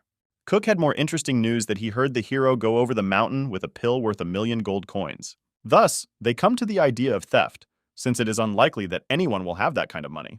This news was just a diamond that Taylor had been waiting for. If this news spreads, then Clint will not have any position as the lord of the pavilion. They did not hesitate. Taylor ordered Cook to call all the people to go out and search. They must catch him while they can. By evening, they had gathered almost the entire pavilion. None of these people understood why they were gathered here. Cook stood with a torch and shouted that he saw how the recently popular Clint stole a pill worth 1,000,000 and disappeared into the back mountains. Pointing to himself, Taylor said that, having become the lord of the pavilion, he would remember the contribution of all the students who went in search of the thief. That's how it is. Clint turns out to be a thief, people thought, and immediately set off to catch the arrogant upstart. For Taylor, real happiness is that he will be able to destroy the reputation of his enemy and thereby free up his place on the throne. Under the light of the moon, it was very light in the giant chasm. It was strange who could be there. In that hole in the ground, Clint was lighting a fire to practice his 6th grade pill-making skills. At this time, making 6th grade pills is quite a shocking event, and it is better to do it in a secluded place. Thank God, making 6th grade pills is very simple and should not take much time to do. But his plan to escape was decided to be thwarted by Taylor and the people he called here to catch the alleged thief. Many people with torches were already standing at the foot of the hole in the ground and wanted to catch their target. Taylor is already right there, and rolls out his speech that he did not at all expect Clint to do such an act as stealing an expensive pill. The hero tried not to pay attention to this asshole, but rather busied himself with refining the pill, while he said that the Lord's son could only create problems. He was glad that Clint was not afraid at all, although he was on the verge of death, and ordered his people to go and catch him. Cook led everyone with the slogan that they will all do their part in this thief's capture. It was the third prince's close relative who was the very first to go down. He didn't mean to hesitate at all, but said that he would kill him. Whoever does that when he speaks before he hits. Even so, nothing worked out for him. The handsome man dealt him a crushing blow to the jaw and lost a couple of teeth. With one blow, he sent him to the outskirts of the ring, saying, "You're dead, boy." The guys behind realized only now that their comrade was flying straight at them and would take them to the edge of the ring. With one attack, he killed a lot of fools, but he is a real master at this. It's not for nothing that he is the god of alchemy. He couldn't even believe that his enemy, Clint, could fight while refining the pill. He's here to destroy Clint's reputation, but this way it turns out quite the opposite. He can't lose face in the dirt. Then he called all the elders to help him stop the thief and force him to confess to the theft. With such a team of high school students, he was sure that Clint would not be able to defeat them all while refining the pill. The lovely Luna came to the ranks of onlookers. Having heard about this news with Clint, she, without hesitation, began to look for her lover. Everyone was shocked by what they saw, since you rarely see before your own eyes how a newcomer to the academy destroys a high school team. It was not difficult for him to defeat the entire crowd of elders, but he also says that they came here for him and will only receive a couple of blows to the jaw. Taylor knelt in pain, as he could not do anything to this thief. At the bottom of the pit, as it turned out, stood Clint and his double, one cleaning, the other fighting. The beauty and the rest of the audience did not believe in such a performance. It already seemed to them that it was an illusion. This is partly true, but Clint's afterimage is enough to easily knock this whole bunch of bastards into the floor. The Turk's son rose from his knees and realized that the alchemist's martial art was so strong that his shadow clone could defeat them all alone. Therefore, he came to the decision to raise the reward for his capture, not only recognizing their future services, but also giving 1,000 gold pieces to the one who caught him. Our Luna was deeply touched by this, because she was very worried about her beloved and could not do anything about her raging heart. If Taylor is the future master of the pavilion, then they can trust him, so they jumped down to him. Behind the hero's back, there were more and more students who were aggressively opposed to him, but he did not answer him in any way. This plan was simply ideal, since he was unlikely to be able to defeat them all, and if he could, then everyone would despise him. Dark silhouettes of people appeared above their heads, and in a strangely familiar voice someone ordered them to stop. It was Lord Turk, who was perplexed by what his son Taylor was doing here. He even beamed with joy, because in front of his father's eyes, he would expose the thief whom he wanted to make his successor. He reacted very angrily to this. Obviously, everything is not as his son says. It was then that he came down to him, and the wind began to rustle. Everything around became eerily quiet. Taylor was definitely dead after what he had done. He finally finished him off with a slap to his son's face as he said that Clint didn't steal anything from them. Luna was speechless from what she heard and saw, and her father hit Taylor again for his terrible behavior. And he himself doesn't believe what happened, how it happened, that Clint is not a thief. Where does the money come from for such expensive pills? Cook and the other students also didn't understand how someone new to the academy got such an expensive 5th grade pill. Remember that paper that Clint gave to the old one? It was a recipe, a 6th grade pill recipe in the name of his master, and a 5th grade pill is an unequal gift from the pavilion. The sweat of despair flowed down the people's faces. They had made a mistake again, and it was the fault of the Lord's son, Taylor. In his defense, the boy tried to prove to his father that Clint's poor family could not have such a precious recipe. It was probably just a false recipe. But the old man did not think that that paper was not true. His stern gaze was strongly felt on his son's body. At the moment, Clint himself is refining the 6th grade pill on his furnace, as evidenced by this dragon aura. This was not an ordinary pill refining illusion or the art of operating a furnace. No one can guess what it is. Only the bearded man knew the legend that only by properly refining a 6th grade pill, the energy of heaven and earth is used, transforming into the spirit of the pill. In their case, the spirit appeared in the form of a golden, majestic Chinese dragon. After such a masterpiece mistake, Taylor can only cry, since he disgraced himself in front of everyone, and Clint proved to everyone that he is a 6th grade alchemy master. The other alchemy masters were also shocked by such a sight and knelt down in front of the one who had overtaken the pavilion lord by one class, in front of Clint. They knelt before the spirit and thanked fate for allowing them to see such beauty in their lifetime. And the sexy beauty from the courtroom began to understand even more what kind of genius lies in Clint and how much she becomes attached to him. For the first time, Turk called someone a master and asked him to allow them to observe the refining of the 6th grade pill. He agreed, but so that Taylor would not interfere with the processes. The old man shouted to everyone to be quiet and not make a sound while the hero was busy refining the pill. If anyone disobeys his order, he will be immediately expelled without the opportunity to return back. Now he grabbed his head, otherwise he had nothing to do. Clint proved that he is a 6th grade master and will definitely be given the place of lord. After 3 days, the cleansing continued. The spirit of the dragon did not raise its eyelids, as if it was incubating. The students continued to sit, staring like idols, not even looking away, like children who saw a magician. Finally, the time has come. The dragon has grown enough and opened his eyes, showing a radiant look. Clint was showered with a golden glow. The wind hit him, and he shouted that everything was almost ready. From the dragon's mouth appeared a red pill full of energy and strength never before seen by mankind. They both looked at each other, and the dragon was about to bring the pill he had obtained through labor and sweat right into his hands. The golden miracle flew straight to its owner to give him a pill of immense power. Terrifying volumes of earthly and heavenly power poured into Clint's hand. The 6th grade pill of perfect quality was ready. It shone brighter than the sun in the sky, and the spirit of that same dragon flew around it. He was shocked that a boy at such a young age had not only refined a 6th grade pill, but also refined it to perfect quality. Luna and Turk considered this student simply an incredible genius who would completely change the life of the academy. The guy stood in a shocking stance and called his achievements the legacy of his master, although he wanted to hide all this, but somehow it didn't work out. The Turk got down on one knee in front of Clint to ask for one very important thing. The hero wanted him to get up from his knees as quickly as possible, but he begged him to listen to this important thing. In front of everyone, if the old man says anything, the alchemist has demonstrated all his abilities for the students, which means he can become the successor of the alchemy pavilion. For him, it was like another completed achievement in the game. The background began to shine, and he asked his grandfather to get up over and over again. The girls from the courtroom were also shocked by Turk's statement. They even thought a little that they had misheard. Only Taylor was confident in his father's words, who tried with all his might to destroy Clint so that he would not become the leader of the pavilion. The old man has long reached his limit, and there is nowhere to develop, which means that the right of inheritance needs to be transferred to a new talent who will keep the pavilion safe and sound. At such a young age, Clint has surpassed the Turk and simply must take the place of the pavilion master.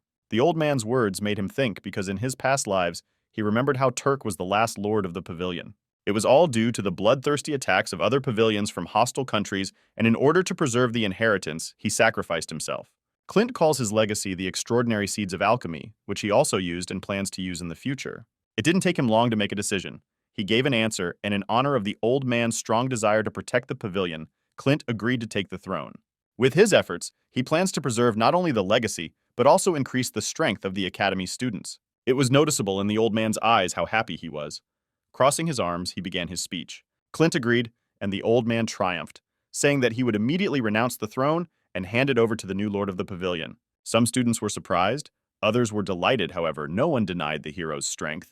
It was not for nothing that Luna saw potential in him, and only felt more sympathy for him, since she likes strong and talented people. Turk immediately called on the people to welcome the new pavilion master, Clint of the Brahm family. Everyone shouted in unison how glad they were to see their new master and the lord of the pavilion, which he had become in a couple of months. Clint folded his hands in gratitude, and he promised on his own that he would make the pavilion and the Academy of Alchemy the most modern, 100 years ahead of all countries. Taylor's father instructed his son to bring wild animal meat from the market every day for bad behavior.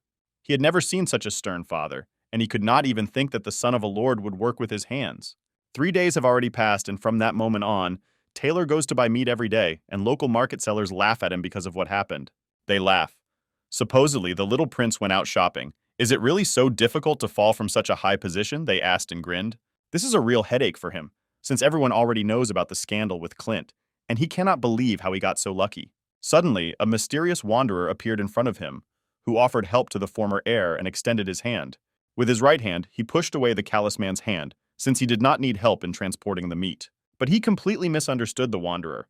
This man was very scary, and his offer implied assistance in the murder of Clint and Taylor's ascension to the throne. The man's ominous aura frightened the boy. He no longer thought of brazenly impudenting him and asked who he was and what the strength of the stranger was. He suggested discussing the details of the plan inside the building, since there were too many unnecessary eyes and ears outside. There were several clearly strong robbers sitting inside. Already at this moment they were causing concern. Taylor smelled a strong smell of power. These guys are 100% of the level of a great master. Their strength is incredible. Taking off his cape, he showed his stern appearance, and he called the whole company a whole clan of mountain ghosts. Meanwhile, we are transported to the house of the new pavilion lord, who is communicating with some girl. That girl turned out to be Lena, who reminded her that a new gathering of students at the academy was coming soon, and he just had to bring her a lot of pretty ones. He is already annoyed by her caresses and how she interferes, even reminded her that the students might think that they are having an affair, which means she needs to step. She immediately left and told him goodnight, and he noticed that after he became a lord, Lena had changed a lot. In the middle of the night, someone came again, and it was a female voice that was looking for Clint. It's not surprising that the student Luna came with her dinner at night. He no longer understands why she brings him 3 servings of food every day. Is she really trying to fatten him up? In fact, she came not only for this and sat down with him. She had several questions about alchemy and she needed answers. As usual, she pressed her chest against his right side, and he felt obvious discomfort. With excitement on his face, he asks what interests her, and she brings the spoon to him. With a face full of embarrassment, she puts the spoon in her mouth and says that she will ask and spoon feed at the same time. After some time, it was all over, and he began to go to bed, since he had had a difficult week.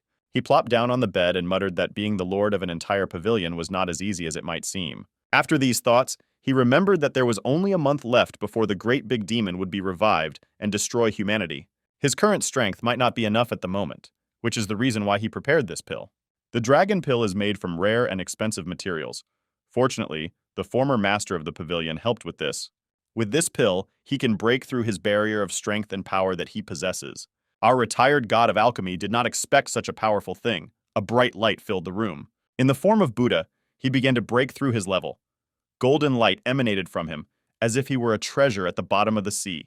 While the hero was cultivating, morning had already come, and the bright sun was shining through the window of the students and masters of the pavilion. All his clothes came off, and strange steam was flying around. It seemed like everything ended very well. At this moment, he only wanted to get to the 5th level of strengthening the body, but it turned out to reach all the way to the 9th. The pill is simply powerful. He put on a kimono and rushed toward the demonic vine, saying that all he had to do was defeat the big demon. With new strength, Clint is going to defeat the big demon, and is confident in this, since he has pumped up very much. After 10 days of feeding the demonic vine, the time to recruit students came, and the hero had already prepared everything for this. After feeding the demonic vine for such a long time, she should already let him through to the lowest floor. The pavilion master effectively descended deep into the dungeon, where it was very gloomy. The pressure of the vine has weakened greatly, and in the meantime, he is thinking about how the recruitment to the Alchemy Academy is going. Just at that very moment, the selection process took place. Several senior students took the lead, including everyone's favorite Luna. She is excited to see what kind of talented and experienced students they will be able to meet for the Pavilion Lord today. When suddenly their enthusiasm gave way to confusion, someone suspicious entered here, and clearly not for good purposes. As it turned out, these were the same robbers who called themselves the Clan of Mountain Ghosts. The student tried to stop them and said that if they were not on the list, then they could not pass. It was then that the sharp blade of the first robber's blade appeared before his eyes. Without further ado, the man cuts out the young guy's chest, thereby showing that he didn't come here to joke around. The crowd panicked, they killed the student, staged a riot, and it was unclear what they would do next. Luna came to intercede for the applicants and students before asking who they were. The stern man came closer to the girl in order to intimidate her into trembling. In fact, they are not interested in the students. They will not touch anyone at all if they tell them where Clint and Turk are. The girl asked for what purpose they were looking for the former and current master of the pavilion. The robber obviously replied that he would take the lives of these dogs. After threats from the Mountain Ghost clan, we came to Clint, who was once again feeding the vine. After so much time, he felt the ground, which means he went down to the lowest floor. You can't tell from him, but he's very glad to be here and feel the terrible power of the demonic blade. An unfamiliar height appeared before his eyes, giving off an insane aura. From such a sight to the sight of the sword, his breath stopped, and his heart only began to beat faster. Lewis's demonic sword, it even surpassed all expectations by showing its strength. This aura is simply deadly. The closer he gets, the more difficult it is for him to take the next step. This power does not even give him a chance to approach. Even with such powerful intellectual power, Clint succumbs to the pressure of the blade, but it does not slow down. No matter how much the power of Louis is rejected, God is obliged to take him for himself, since only with this sword can they save humanity. It was impossible to hesitate, yet he was able to approach it and touch the handle, and it swayed like a leaf on a tree that hangs at the end of the slope of Everest. Even under such winds, he is going to take the treasure of the ancient demon emperor for himself, since 2 divine persons will come in 2 or 1 week. Lewis's sword reminded me of Excalibur, only that sword was holy, and this one is the opposite, but you're also unlikely to get it. This terrifying power even awakened in him a dying rage, which saved him in many battles. From that power, he became on the verge of death, and strange demonic voices appeared in his head, saying that he himself was a demon and should not defend himself from demonic energy. Suddenly his eye darkened, and red patterns formed under them. Clint's voice also changed. Now he calls himself a demon. His hair was dyed pale. He began to laugh tirelessly like a crazy person, saying why he should be afraid of the power of demons. He is a demon himself. Clint is already a different person, but maybe a man, already a demon in the flesh. Transformations occur in his character, as if someone had possessed him or the power of the demon emperor had passed on to him. But with one voice he says that he must be reborn and destroy humanity. Suddenly, a strange spirit of incredible power flew out of the demonic vine. In appearance it resembled some kind of flower. While flying, he shouted, "Chirp, chirp, chirp!" The green aura around him does not mean that he is the most evil here. Let's call him Duke. Here, Duke rushed towards Clint. What was he up to? This cutie's teeth are not cute at all. By opening his mouth, he immediately made it clear that he was not here to catch a ball from the owner. The monster thought of biting the hero in the neck, but for what purpose? How in this form could damage Clint be caused? But suddenly the darkness left his eyes, and it was then that it became clear that Duke had decided to save our god of alchemy. His sanity returned. Duke sat on his shoulder and realized that this was the true form of the demonic vine. It occurred to him that it was she who drained the demonic power from him, thereby saving him and expelling that dark entity. During the long feeding, the spirit mistook Clint for his father or owner, and now he has his own very, very strong pet. Well, since everything worked out so well, he can't help but ask his animal for help to pull out the sword. Many terrifying vines emerged from the little spirit and rushed towards the blade. And Clint didn't just watch. He also made gigantic efforts to take the treasure and kill the big demon. Together with Duke, they became so tense that screams could be heard from the very first floors of the dungeon. The aura from this couple was even stronger than the pressure of Lewis's demonic sword. From the aura and pressure, the walls of the dungeon crumbled like a sand castle. Just a little more, and they would take the blade for themselves. They already feel that it only takes a little effort before the weapon ends up in Clint's hands. And finally, the earth collapsed under the sword. The blade was pulled out of the shackles of the earth and ended up in the hands of the strongest alchemist. In his hands, the sword looks like a ray of sunshine, which it will become, or rather, it will become humanity's last hope for salvation. He finally received the demonic sword. He managed to do this in just a month of training at the academy. There are legends about how this sword gives the owner unlimited power. Its aura allows you to kill creatures that are several levels higher than you. He had been able to fight strong demons before, but now both the Earth Mother and the legendary Big Demon would kneel before him. The only thing that's strange is that the blade should exude terrible demonic power, but there's nothing here. It may be that Lewis's blade obeyed its owner as Duke did, but not everything is so smooth. From the top of the dungeon, people can be heard screaming for help. Someone is calling them. He decided not to hesitate, otherwise everything could end very badly if he did not hurry up.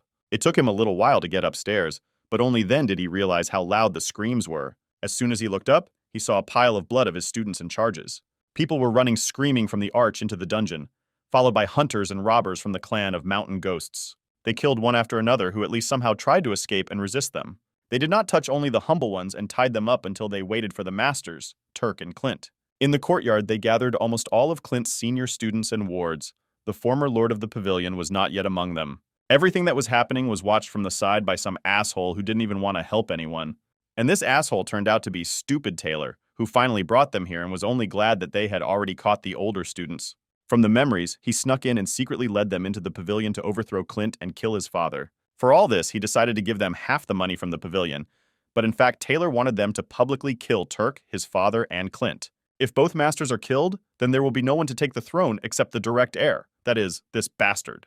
After long dreams, several robbers burst into his room, whom he did not expect to see here. This behavior angered him, as he had not yet seen them kill those two. No one should find out that they're in cahoots, as this will bring him a lot of problems, which means he will not give them money. After all Taylor's words, it became clear that they were not discussing plans here, but to finish off the bastard. With one swing of the blade, the robber deals a fatal blow to the chest, and a copious amount of blood scatters throughout the room.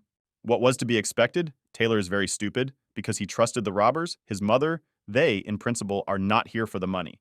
After killing their old fool partner, they turned to the window and looked at the hostages. Their sincere desire was to kill all the people in the pavilion, and so that not a single one would survive. And this goal should be achieved by destroying the heritage of the Turk clan, for which he is fighting with everyone. Coming out onto the roof, the robber turned to Masters Turk and Clint to come here. Although he has not caught them yet, he will do so any minute. But if they do not arrive soon, something very bad will happen. But this is not even something bad, but simply terrible. They decided that they would kill one student after another every 10 seconds if the masters did not come to them. Immediately after his words, someone came and ordered them not to touch anyone, since he was already here. This was Mr. Turk, a 5th grade master with a 9th level of body strengthening, and he would not allow a finger to lay a finger on his talented students. The first of the radicals with a mace immediately attacked the Lord, and he did not even have time to notice him. The old man was hit with a powerful blow, which healed him significantly for now and left a large wound on his chest. They managed to defeat the old man. All that remained was to wait for the new lord of the pavilion if he did not run away out of fear. And Turk complains that he thought that in his old age he still had the strength to fight for the heritage of the clan. And as it turned out, each robber had a level of power equal to that of a great master. Grandfather couldn't even give them a kick in the ass. What's scary is that the mountain ghosts could no longer wait for their last target to come, which means they will have to kill the students if he doesn't do it. All they have to do is finish off the wounded old man and the weak hostages in the form of senior students. Most of all she feared for the lord of the pavilion was Luna, who almost burst into tears when the spiked mace appeared above the master's head. But be that as it may, someone's fist stopped the impudent face of the robber who flew at the Turk. The criminal's face was completely disfigured. His soul immediately left his body from one attack from everyone's beloved Clint. Only the long-haired handsome guy wanted to know what these assholes were doing in the pavilion and how they got here unnoticed. The grimace of grief gave way to joy. The disciples had hope for salvation, and it came at the very last moment. The head of the clan noticed the abilities of the new master and confirmed the rumors that were circulating outside the pavilion about him. The old man told the hero that he should be wary of them, since every enemy here has a rank no lower than a great master. And he should also throw them all here, since he is the last one to preserve the legacy and create a pavilion in a new place. But he no longer cares about the old man's fears. The robber is in front of his nose and is still alive after everything he has done. He told the elder not to worry, as the path of the pavilion would definitely not end here. The hero's words seriously angered the robbers. Now they definitely will not retreat for any reason. And Clint himself will not back down from a couple of hillbillies who just came down from the mountain, cavemen, savages, to put it simply. After all the loud statements, 3 great masters from the mountain attacked him. Everyone has their own and very heavy weapon, which can cut down half the country, but they will never be a match for the pavilion lord's new sword, since one swing is enough to destroy an army of such weaklings. Literally, like lightning, he pierced them all with one powerful attack, which left them no chance. For him, great masters are insects in the animal world, and he is an elephant or even a killer whale. All three were killed by one attack and are unlikely to be able to contribute in any way in the battle. And he stood up as if nothing had happened. The already cooling corpses of great masters lay at his feet, and he could only give a damn. The Turk was speechless when he saw how a former student chopped up 3 great masters. What kind of power did this alchemist have? The bound disciples didn't even think that there was someone stronger than the great master in the pavilion, and he alone killed 3 without lifting a finger. It was a terrible experience for the head of the mountain ghosts. His brothers were killed, and in such a battle without honor. It was then that he sent 5 great masters to avenge the brothers. The old man is still worried about him, since Clint is unlikely to cope with so many enemies. Only now he's not even going to do anything and calls on Duke to deal with the problem.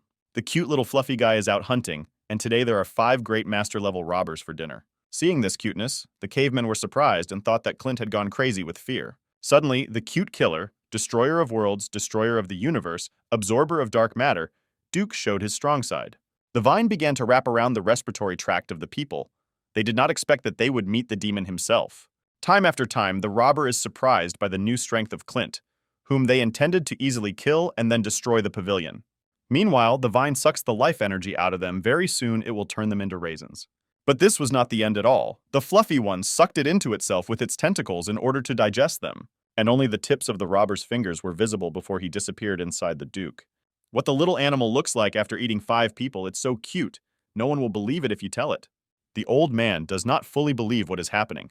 Before his eyes, one spirit ate 5 robbers of the level of a great master, and one of them almost killed him. This will remain in the memory of the students and Luna for a long time. There will be something to tell the kids. Suddenly, Turk remembered who this fluffy was. In him, he saw a demonic vine from the dungeon, and he turned out to be right. In this form, not a single student would recognize that creature with purple tentacles, which is capable of eating 100 or even 1,000 people alive. Clint confirmed the old man's words, and even said that her strength was enough to kill 100 great masters at once, since she had reached the 5th level of a great master and obeys only him, and a couple of great goofballs of the 1st and 2nd level for her snack. The main robber still realized that the battle with him would not be so easy and that there were very scary monsters in the pavilion. That's when he decided to call on someone to deal with Clint, otherwise they simply wouldn't be strong enough to defeat him. Something of unimaginable size flew over the heads of the students and raised a great wind.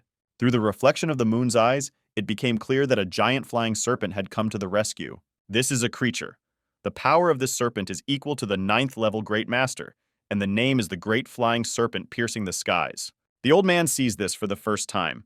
The 9th level would have destroyed the pavilion and there would have been no stone left of it. Only the robber understands that he thought to destroy the pavilion quickly, since only fools who were fond of alchemy were studying there. But Clint was able to surprise him. It didn't even occur to him to call on one of the animals tamed by his clan, but they were going to give the hero a worthy death. Luna and Turk tried to save Master Clint so that he would run away from such a powerful enemy. But how can he leave such sweet and kind people as Luna, Turk, and the rest of the students in trouble? Moreover, if the robber is going to use his animal in battle, then he has driven himself into a trap, the hero said. After these words, dark energy flowed from the demonic sword directly towards the serpent. The flying snake tried to resist such a powerful demonic energy, but it didn't work out so well. After some time, the flow of energy simply drove the cold-blooded man into the wall, and he could no longer move. The robber also has no idea how such power remains unnoticed throughout the country. It's even difficult to say whether he could have encountered demonic energy of such magnitude and power before. Even the big snake tamed by his clan trembles at the power this guy can provide him. Old Turk began to recognize this aura. It was clearly from an alchemical well or dungeon. Only now it dawned on me that Clint had taken an ancient treasure and exceeded his strength limit many times over. He managed to defeat a level 9 Great Master with this sword and came out of the battle without a single scratch. Now the robber clearly recognized the strength of their pavilion, and if he comes next time, he should be better prepared. His clan spent a lot of effort to tame such a snake, but he was killed simply with a sword. Their attack failed miserably. Finally, Clint decided to give the killer a second chance. In return, he must tell him why they came here and who brought them. He began to laugh at him. Supposedly in their mountain clan, there is no one who is afraid of death and as if their head would not resist it. He, like his brothers from the tribe, would never fear death. Then he grabbed his blade. He must not hesitate. He's after victory at the cost of life or death, but he is going to take Clint with him to the grave. But the gap between them is too high for him to jump and kill the hero at once. After all, he aims to kill a big demon. A gang of robbers is nothing to him. Now this clan will again have to restore its strength in order to achieve revenge, or live on as a reasonable state. And Clint despises them for calling themselves the Clan of Mountain Ghosts. He still thought that some of the robbers remained in the pavilion, but the students shouted in unison that the master had killed them all. The girls in the courtroom blushed with embarrassment and fell in love with Clint, although only Luna was the first to see potential in him. The old man thought that the guy had already surprised him with everything along the way in alchemy, but even in martial arts he surpassed his grandfather. The students jumped up and began asking questions about how this guy managed to do this, how he defeated the monster in the dungeon and tamed it. So many questions and unnecessary flattery. The pavilion master said that he would tell everything later, but for now, we need to tidy up here. That same evening they began burying the dead, and subsequently Clint found out who the mountain ghosts were and how the deceased tailor brought them here. The Mountain Ghost Clan is a previously exiled group of people from the country. They had to fight for life in the wilderness with very harsh living conditions. At first, they were skinny and chased the smallest living creatures, drawing blood and then getting food. And after 1,000 years of evolution in harsh living conditions, they acquired muscles, unbridled strength appeared, and they learned to tame animals. During this time, an ordinary tribe has created an entire clan, which is called a group of killers from the wilderness. Their strength is comparable to a small country, and their reputation is equal to a very strong group of killers. The Mountain Ghost Clan has always sought revenge for their expulsion, and they were expelled because they tried to split the country, but failed. So the issue with the big demon has not been resolved, and on the borders of the country, a certain clan of mountain ghosts has formed with its own troubles. The city of demons is destroyed, which means that day by day there is a report on when the great big demon will be resurrected. Just in a couple of days, the moment of resurrection of the big demon will come in the capital, while no one suspects it. In the same place, they discuss that recently there have been more requests from Clint's family for the imperial family to withdraw the residents and army from the capital as a large demon will arrive. Emperor Floki thought this was funny. Since the big devil had been dead for hundreds of years, it was unlikely that he could resurrect so suddenly. The speech in front of him is given by the same third Prince Charles, who can say a lot of things to his father. Charles expressed his opinion regarding the requests of the Clint family. Apparently, they are asking to remove troops from the capital in order to take advantage of the opportunity to capture it. Floki rubbed his beard, and this thought did not seem far-fetched to him, since recently they allegedly wanted to kill Charles and there was a reason for the uprising. Suddenly, a subordinate burst into the room and told the master that a strange mountain had appeared near the city that was destroying demons, looking like the coming of the gods. For the imperial family, this was a reward from heaven, as they could ask for blessings from Mother Earth so that the capital would prosper. It was then that the third prince saw another reason from Clint's family for their family to remove the troops. Emperor Floki noticed that this clan could predict in advance the coming of the gods to their world, and thereby ask for their blessings for prosperity. The emperor quickly fell from his throne, as they want to overthrow, but they will not allow this to happen. You shouldn't hesitate, even if it's just a joke or a dummy. You need to take a closer look at this place, so that you don't suddenly fall behind anyone.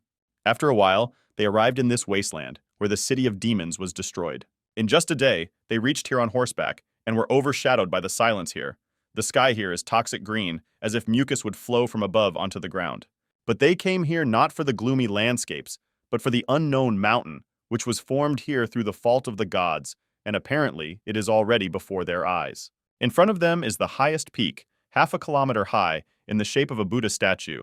This was 100% the coming of the gods, the emperor thought. Charles pointed to the people above, whom he recognized as members of Clint's family. He immediately thought in his stupid brain that they were here for a blessing from the gods.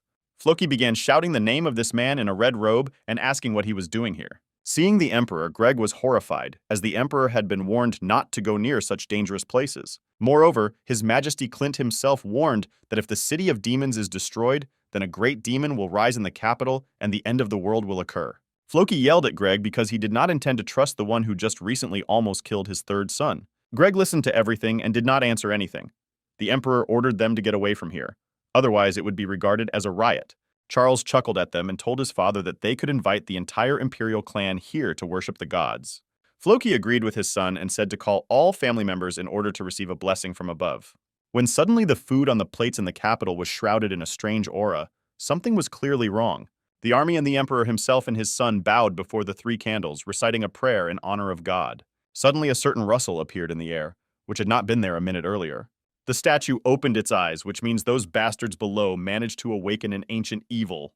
After such a grin, I would never have believed that this creature could be a kind and just god. The earth trembled. Mother Earth reacted. He realized that he had been heard by the gods. Out of his joy, he became more earnest in asking family members to pray before the deity to receive blessings. Finally, he asked that their feng shui clan always had prosperity and that they would remain on the throne forever. The demons heard him, and a devilish hand came out from under the ground. Its size was amazing. Without ceremony, she killed a couple of the emperor's wards, and for his sake they prayed. From shock, he froze in place. His son and the others asked for help, but Floki did not react to anything out of fear, and yet he had been warned. It either seems to me or this hand belongs to the very demon that Clint fears so much. Drops of blood congealing on his face, a grimace of fear do not give me peace. He is very frightened and does not understand who or what is killing his people. The hand seemed to lean on the ground, as if something wanted to get out under the earth's crust. As the legend said, when the city of demons is destroyed, and the earthly mother appears before the eyes of humanity, then the legendary large demon who destroyed the city will rise again. Floki only now realized that these two are not gods at all, and no one will give them a blessing. Only death awaits them. Things are very bad. The day has come when the great demon began to restore his strength. By the end of the restoration, he will be curbed by severe hunger, and he will destroy humanity. The Emperor senses that things are going very badly for them. Clint's family did not try to get a blessing, but rather watched to make sure nothing happened.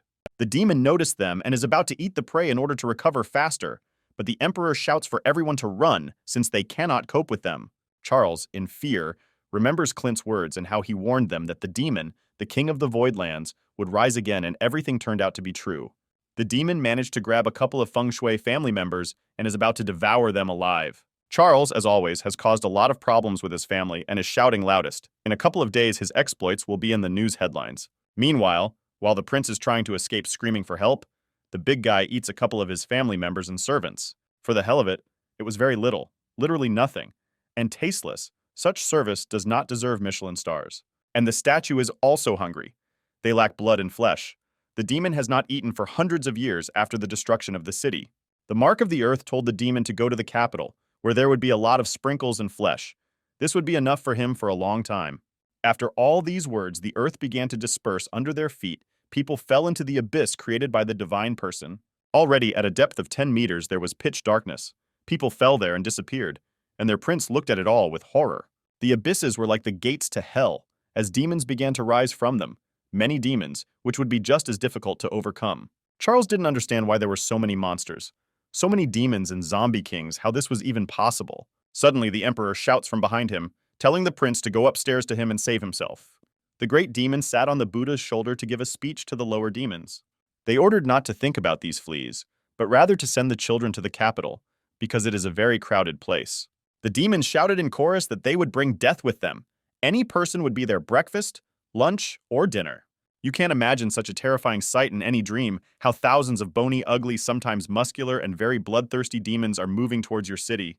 Floki realizes that the situation is heating up. They all go to the capital. Ignoring them, the army in the city will be simply delighted with the guests. The picture, the last day of Pompeii, could look like this if a horde of demons was marching towards them, but this is a different situation. Greg was already in the capital and ordered everyone to evacuate quickly. There was an emergency. An ancient great demon had been resurrected. It was then that he thought that he had already arrived here and noticed how the big demon had returned.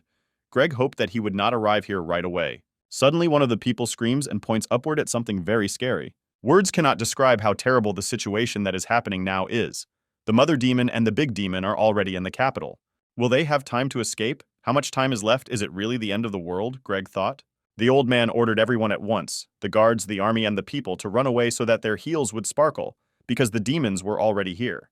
The streets were filled with screams, the sky turned purple, where lightning of demonic energy flashed. The creatures easily broke through the walls into the city. After their arrival, only ruins would remain of the capital, which is what the Emperor was thinking about when he exposed his people to attack. This cannot be, after all. Clint's family was right, and the demons rushed into the capital with 2 legs. The big demon did not want to eat ordinary people, since they are not tasty and there is no cultivation in them. Buddha told him to leave the people to the petty demons and eat the rest himself. This idea was clearly to the liking of the demon, and he began to look around for where there were more sweet people with cultivation. We were transported to the palace guards. They knew about the presence of a large demon in the capital, but did not know what to do in this situation. However, they have nothing to think about. The demon himself found them and intends to eat them. They have a little bit of cultivation in them, so he agrees to eat every single one of them, not even showing mercy in front of the prey. Their blood and flesh are much tastier than that of ordinary servants and people. Chaos reigned in the capital. there was not a single person who could resist the demons. Greg took over the couple, who, being a great master of the 4th level, can barely cope with 2, which means the demons here are no weaker than the great masters. Another one came running. Greg is unlikely to overcome the second demon alone. He needs help. Fortunately, in time someone was able to shoot the demon with a bow and save Greg from imminent danger. It's hard to believe in this. Someone arrived in the city and killed the great master's demon with 1 arrow. The clatter of hooves began to be heard on the ground. This rhythm to which they ran gave Greg joy and hope for salvation. Clint's entire team gathered here, with whom he went to rescue people from the capital. He then unleashed a hail of arrows coated in special anti-demonic energy that burned away their dark nature. The head of Clint's family was stunned by such strength of his family member. He created a starfall that killed the demon in the hundreds. The creatures were dying in the fire of torment. The circle of white chalk on the floor would not protect them from this spiritual flame. Clint was definitely on horseback on this terrible day. He led his squad and told them to fight, retreating, preferably so that all the inhabitants of the capital survived. Among the crowds, lights and ashes, the hero saw the head of the family, Greg, to whom he hastened to convey all the information. He fully reported to him and said that he arrived as soon as he could, and his father thanked him for his help and for taking command at such a difficult time. He told the master where they should go, and they would also go to where he had prepared a lot of cool things for them.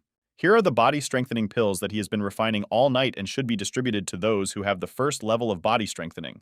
The hero explained to Greg where this fire comes from, and it appears by setting the pills on fire, this flame is easily attached to a weapon, and thus even an ordinary sword can kill a monster. The father thanked his son for what he had done and was proud of him, since he had created a pill with such a wonderful effect. The destruction of the capital is just a matter of time for Clint. The residents need to be evacuated as soon as possible. He asked the head of the family about this. He immediately asked why they couldn't leave altogether, as he was worried about his son. Clint began to say that in this battle he was responsible for the death of all the demons. In fact, he asked his father to leave the most difficult task to them, since he wanted to accomplish a feat. From his appearance, it is immediately clear that he is preparing for a difficult battle. Here, he will be as serious as possible. Clint's family is doing the most difficult thing, killing all the demons, and the rest of the clans will be busy evacuating people. His gaze was too stern for me to describe in words, so I managed somehow. With 2 hooves, the zombies of the king are knocked straight into the chest and pierced through the ribs. They hardly expected such a response to the attack. They advanced strictly according to the instructions of the group leader. A horde of riders on horses punched a passage for the survivors. They are the only ones of the 5 families to fight back against the demons. The other families are still stunned by what is happening.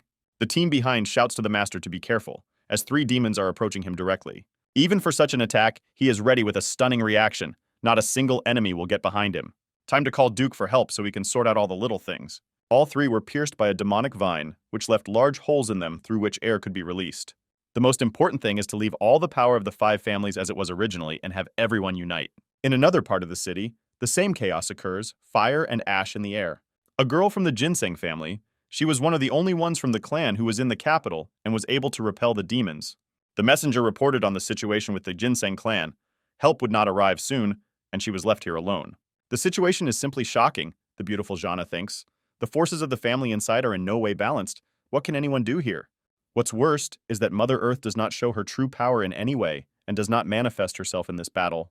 Jean herself is outraged that the Imperial family did not listen to Clint's clan warning about the attack of 2 demons of the divine level, but no one listened to them and saw a divine manifestation in this. Fortunately, demons don't know how to attack from behind and are so loud that you can hear them even a kilometer away. Jean has noticed the enemy and is ready to fight him to the death until someone's blood is shed. Pointing a bow arrow at the monster, she thought that he was definitely at the level of a great master, and her strength had not yet fully recovered, so she did not know whether she would survive the battle or not. The arrow didn't even pierce the skin. You shouldn't even think about how a fragile girl would defeat this monster. An attack from the demon followed, from which she could not escape. The speed of the creature simply amazes even the imagination. The girl flew several meters away without the ability to get up. Her legs literally did not listen to her. His face was covered in abrasions, blood was coming out of his mouth, and a couple of bones were definitely broken or dislocated. No one here will be spared on the battlefield, even if you are incredibly beautiful and sweet. The demon was too bloodthirsty for pity, so she herself had no hope of surviving this battle. It is unlikely that anyone from her family will come to save her. Since she herself volunteered to be a victim, this situation brought her to tears. At the very last moment, our god of alchemy bursts into the battle. The girl tries to understand what happened. With one attack, he saved Jana and killed the rabid creature, but only she will thank him for such a feat. After that, he extended his hand to her in a friendly manner. saying that she had worked hard to survive for this moment. For this she thanked him greatly, and in the future she will truly repay him for his feat. Alice immediately came running with good news. Supposedly large families were found full of strength. After the complete evacuation, everyone sat around the fire to discuss the most important thing in this battle. As expected, most of the undead remained in the capital, along with the demon mother and the large demon. Clint knows the big man well, and the fact that he has just awakened means he has not gained all his strength. As soon as he digests those he ate, he will go to new cities for other prey. Jean and the representative of the Maple family listened to Clint's ideas on how they should gather with all their might the power of the 5 big families in order to defeat the big demon. For their help to the Maple family group, Cole and his wards promised that they would support Clint's family, since they would not be able to otherwise pay off that debt. Since everything is so good, then their families should speak at the meeting of the heads of large families on Clint's side, since they previously warned about the attack, but no one listened to them. Moreover, the Imperial one hardly wants and is unlikely to be able to fight with demons, but no one should give up so easily. Already, the heads of the 5 families are probably discussing how to defeat the big demon, and those 2 have the responsibility to send a message to their families about our request. The next morning, a meeting of the heads of large families was taking place at the Sakura Imperial family's estate. The heads of the families were discussing something important before the meeting began. Apparently, it was time for the meeting to begin to discuss defeating the demon. The Emperor's assistant ordered silence. Mr. Emperor Floki was greeted in unison by all the heads of the families. He said that we should put aside politeness and get down to business. So who among them can become the commander-in-chief in the fight against the big devil? The heads of the families were silent for a long time. Between pauses, Floki asked, who would dare? But no one said a word. Suddenly, Clint's great-grandmother came forward, who nominated him for the role of commander-in-chief, especially since he had previously predicted the resurrection of demons. The Emperor could not say anything. He only muttered something incomprehensible under his breath. The old woman asked for a speedy solution, and not in the same way as last time, since Clint has already saved their situation several times, even now, participating in battles in the capital. He was finally able to speak out on this matter, saying that among the representatives of the Clint families, the boy's level of body strengthening is how can he be trusted at all. So the head of the Ginseng family, the beautiful Juliet, came out. She said that the boy had already proven himself well, and she would take his side. From the family, Clen also came to their side, since everything said was a good reason to trust him. The Emperor is annoyed that these 3 families have united to force him to make a choice. A representative from another family appeared from the side and said that they would transfer responsibility for command to Clint. But if anything happened, the Yin-Yang family would be responsible. This was an ideal opportunity for the Emperor, since he would not have to take responsibility for what he did not do. It was then that he immediately agreed, since the old man could no longer work normally behind the throne. After a while, Cole found out about this and reported to Clint how wonderful everything was. Even he did not expect this. Meanwhile, Clint invents a new pill in his legendary cauldron. Golden light flows from within, like a treasure from the bottom of the Caribbean Sea. From there flew out the same 6th-grade pill that he makes with the help of the dragon spirit. Cole has never seen such beauty, and the quality is simply amazing, like in his wildest fantasies. The hero nicknamed this pill the Limit Breaker because it is intended to destroy the alchemical limit. To make more of these pills, you need ingredients, sometimes very rare ones. Here is the recipe. Such preferences made the boy sweat, since there are a couple of rare ones, like the royal flower. But the blood orchid is generally outside the market and has no price. For this, Clint became the commander-in-chief. Let Cole go to the Sakura family and say that this request is from our hero, and then they will give everything. Cole asked if Master Clint was really planning to rob the Imperial family at the expense of his position, and he wondered who to give it to. When suddenly he remembered his beloved Alice, who was sorting out some papers, and invited her to try a new pill. She turned out to be very busy. For this reason, she asked to go to someone else and offer her pills. But he did not stand it and put the pill directly into her mouth, since after her escape, she had not yet fully recovered. She should be more careful and listen to those who are trying to help. He will figure out the rest on his own. They sat in a Buddha pose so that when cultivating the pill, it would show the best effect. That's when a golden aura appeared around her body. Clothes flew up around her and her body warmed up. I've never seen the effect of this pill from the outside. For him, it's even some kind of experiment. In her mind, Alice felt simply amazing, like a fish out of water, like a tumbleweed in the middle of the desert and over the edge, like me in a hot bath with a duck. She swam in this stream without the resistance of the current, no obstacles, and her soul was so warm. The warmth had still not left her chest. She felt simply amazing, as if she had been on vacation in the Bahamas for a couple of weeks. And the effect of breaking through the human limit is amazing. She was able to reach the 2nd level of the Great Master. She wondered if this pill really breaks the boundaries of human strength. He confirmed her words. On top of all the good things, he also added a few medicinal herbs that would help restore her old wounds. After such care, Butterflies began to play in her stomach. She blushed and thought he was simply amazing.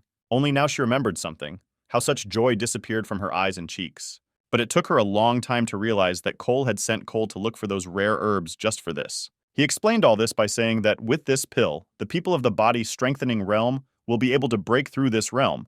Then the problem of demons will disappear.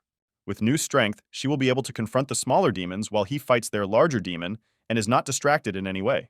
Afterwards, he went with the words that the only problem is collecting the herbs, since he does not know how it happens. But with achieving this goal, winning the upcoming battle will not be difficult. After some time, Cole ran up and decided to report that all the rare herbs from the recipe were in place, and the imperial family had provided the best stove in the country. It seemed to the boy that they deliberately wanted to make cleaning more difficult, since that stove was difficult to use. But the hero replied that if it was difficult for them, then they simply did not know how to operate it. In appearance, it really looks more complicated than other ovens. Even the heads of the families behind gathered to look at such a spectacle. Such a stove requires 2 flames at once and excellent skill in controlling them, which it does very well. It is not difficult for him to take away a lollipop from a baby. After such a long time, we saw and missed Mrs. Luna, because a whole 20 minutes had passed, and in the meantime, she was very glad that it was he who became the commander-in-chief and shows his art. People were delighted with what they saw. Since Master Clint is able to refine 100 pills at once, they definitely have a chance in this war. The oven is specially designed to make many pills at once, which significantly speeds up their production. A couple of moments later, the pills flew into vases where they were waiting for their consumers. With so many pills, they will definitely break through and win the subsequent war, Clint shouted. The entire team and others applauded him, shouting that with Master Clint, they would conquer every enemy along the way. The Emperor's assistant asked him if Clint was showing off his wonderful skills in the art of refining pills, as if he was trying to capture people's hearts. Floki answered his question by saying that only the presence of Clint in the Yin-Yang family gives them great advantages, although previously, he was only considered a child. Meanwhile, we were transported to Clint's estate, where there was a very pleasant atmosphere. I'll even say this, the culture of buildings in Japan is simply amazing. Even so, against the demon realm, the body-strengthening realm is not enough. Today, he must break through to the Great Master realm. Alice is here to repay the debt for allowing him to break through into the Great Masters, for which she will protect him. After all the ceremonies, he sat in the Buddha pose and took the pill. Light appeared around him. His body became covered with goosebumps and became very warm. Suddenly, rays of darkness and light pierced the roof of the house, hitting the hero directly. Alice got scared and ran outside as this force was simply terrifying. 2 beams shot from the very heavens and hit Clint as if he were something special. The yin-yang sign was noticed by the Mother of the Earth, which made him chicken out a little, since the aura is very familiar to the demon. He had felt this power before, but did not attach any importance. Now he understands who they are dealing with. Perhaps destroying humanity will not be so easy. The big demon sensed fear from this aura. Buddha explained everything by saying that any monster would sense fear after this. Clint's condition was getting worse and worse, blood flowing from his wounds like Niagara Falls. Alice screamed at him, but he was deeply immersed inside his consciousness. Those sensations were not at all similar to those that the girl had. The ground under his feet split like glass. He fell deeper and deeper into his subconscious. The vision around him plunged into inversion. He was in a completely different world, but what went wrong? He found himself in a terrible place. He could not remember it, but it was definitely familiar to him, why these soldiers were dead, as if they were in hell. When suddenly the silhouette that possessed him when he received the demonic sword from the alchemical well appeared behind him, the creature asks if he really doesn't remember that place. If he really doesn't recognize the last bastion of humanity where it died. Clint ran away from him and shouted that he was like this and what he wanted to do with him, but they were very similar if they were both human. The creature was very upset to hear that Clint did not recognize his old and, among other things, main rival. But now he shouldn't be burdened by the fact that he is here and will be a parasite until Clint becomes strong enough. He is clearly some kind of demon. He is 100% strong. I will even say this, in comparison with him, the Mother of the Earth and the big demon are just insects. The existence of that guy in his head scares Clint, as he is confident in his terrifying power. But who is he? Finally, he asked Clint to become as strong as possible as soon as possible, since he was the chosen one and would become his future body. The silhouette disappeared from his eyes, but what he means is that Clint is his doll. Then he woke up. The noise and light scared him. He didn't understand where he was and who that guy was, because they definitely knew each other, but where did these memories come from? He recognized the loud shouts of the command almost instantly, only he considered that silhouette to be just the evil spirits that were in it. Alice began to choke in tears because she was very afraid because of him, because he started bleeding and was seriously injured. Many people gathered here. They asked about the 2 rays from the sky, how it happened, and whether everything was okay with the master. He laughed. Supposedly everything was fine and pretended to try a new pill. But the blood from the nose and eyes does not mean that everything is fine. However, he tells them to go train and gain strength. He immediately slammed the door in front of them, but did not answer their questions, as if he didn't care that they were worried. But he was not at all calm. He experienced the most terrible fear in his life, who was the one who was fighting with him in battles. Why is this creature familiar to him, and how is he going to take his body? Is there really a power that awakens on the verge of death that belongs to him? The next morning, at the estate of the Yin-Yang family, they are going to go to the capital to recapture it with all their might. Taking upon himself the hopes of the entire people of the country and his family, our hero took command of the army. Before the battle, he decided to briefly tell them about the plan of action in the capital, how they would act step by step. The great demon has reached the power of the Void Realm. Mother Earth is stronger than ever, so you have to be careful. They have completely captured the capital, so they will not be able to immediately defeat this duo in any way, even if they try hard. In order to achieve victory, they need to attack from all flanks. Members of the Yin-Yang family are coming from the south, and other families are attacking from the west and east. The group under Clint's command advances first to attract attention to themselves. Then, with the other families, the main forces of the zombie demons are distributed to the west and east gates. After all the manipulations from the outside, you need to collect the remaining demons from all corners of the city. And finally, the time will come for him to start holding back the earthly mother and the big demon while they fight the monsters. Once they're done with the pawns, they'll help Clint defeat the last two monsters. Alice came up with a proposal that the plan was too risky, since the Yin-Yang families would have to fight alone first against everyone and the big demon. It doesn't really matter as long as he gets all the attention, since that's the only way they'll be able to attract the big demon's attention. According to the plan of the god of alchemy, the Yin-Yang clan was the first to enter the city from the southern gate. Even if each group is under the command and leadership of great masters, they should not relax, under no circumstances. After all, even with a well-thought-out plan and pills, everyone here is fighting, risking their lives.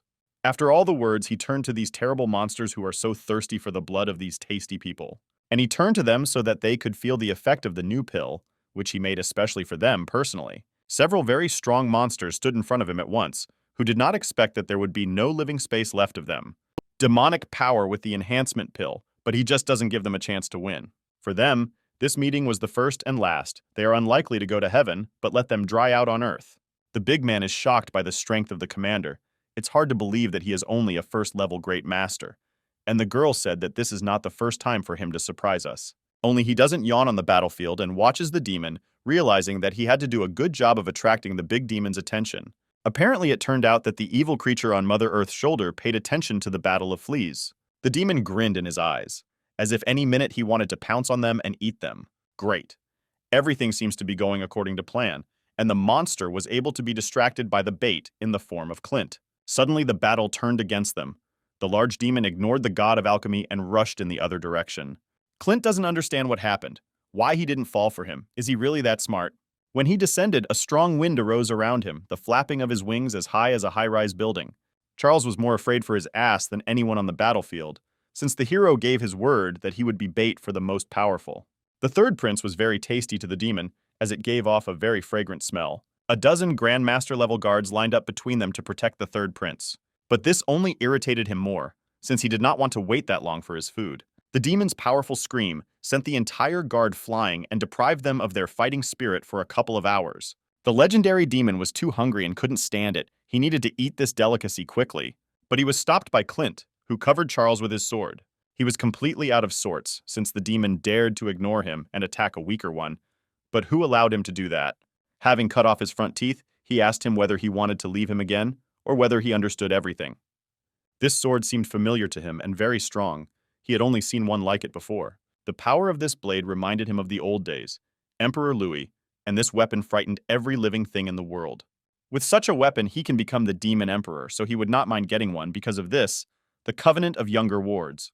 He's going to defeat Clint with his army of little things. It's funny to even hear that. And Clint himself laughs at this. Only Charles is scared, and he begs his father to come and save him. For protection, he calls on Duke to kill this entire crowd for the sake of his master. And the Fluffy does everything exactly as Clint asks him. There's not a soul on their battlefield except them. Duke then recreated the arena surrounding the demon, Charles and Clint, with a wall of demonic vines. Now the big guy is trapped and can only escape through his corpse, otherwise he himself will die here. Fortunately, the third prince reminded himself, and Clint will fight a little more carefully so as not to hurt Charles, but this is not a fact, so he himself should be wary of everything. Covered in a dark green aura, he shouted at Clint not to put himself on par with him,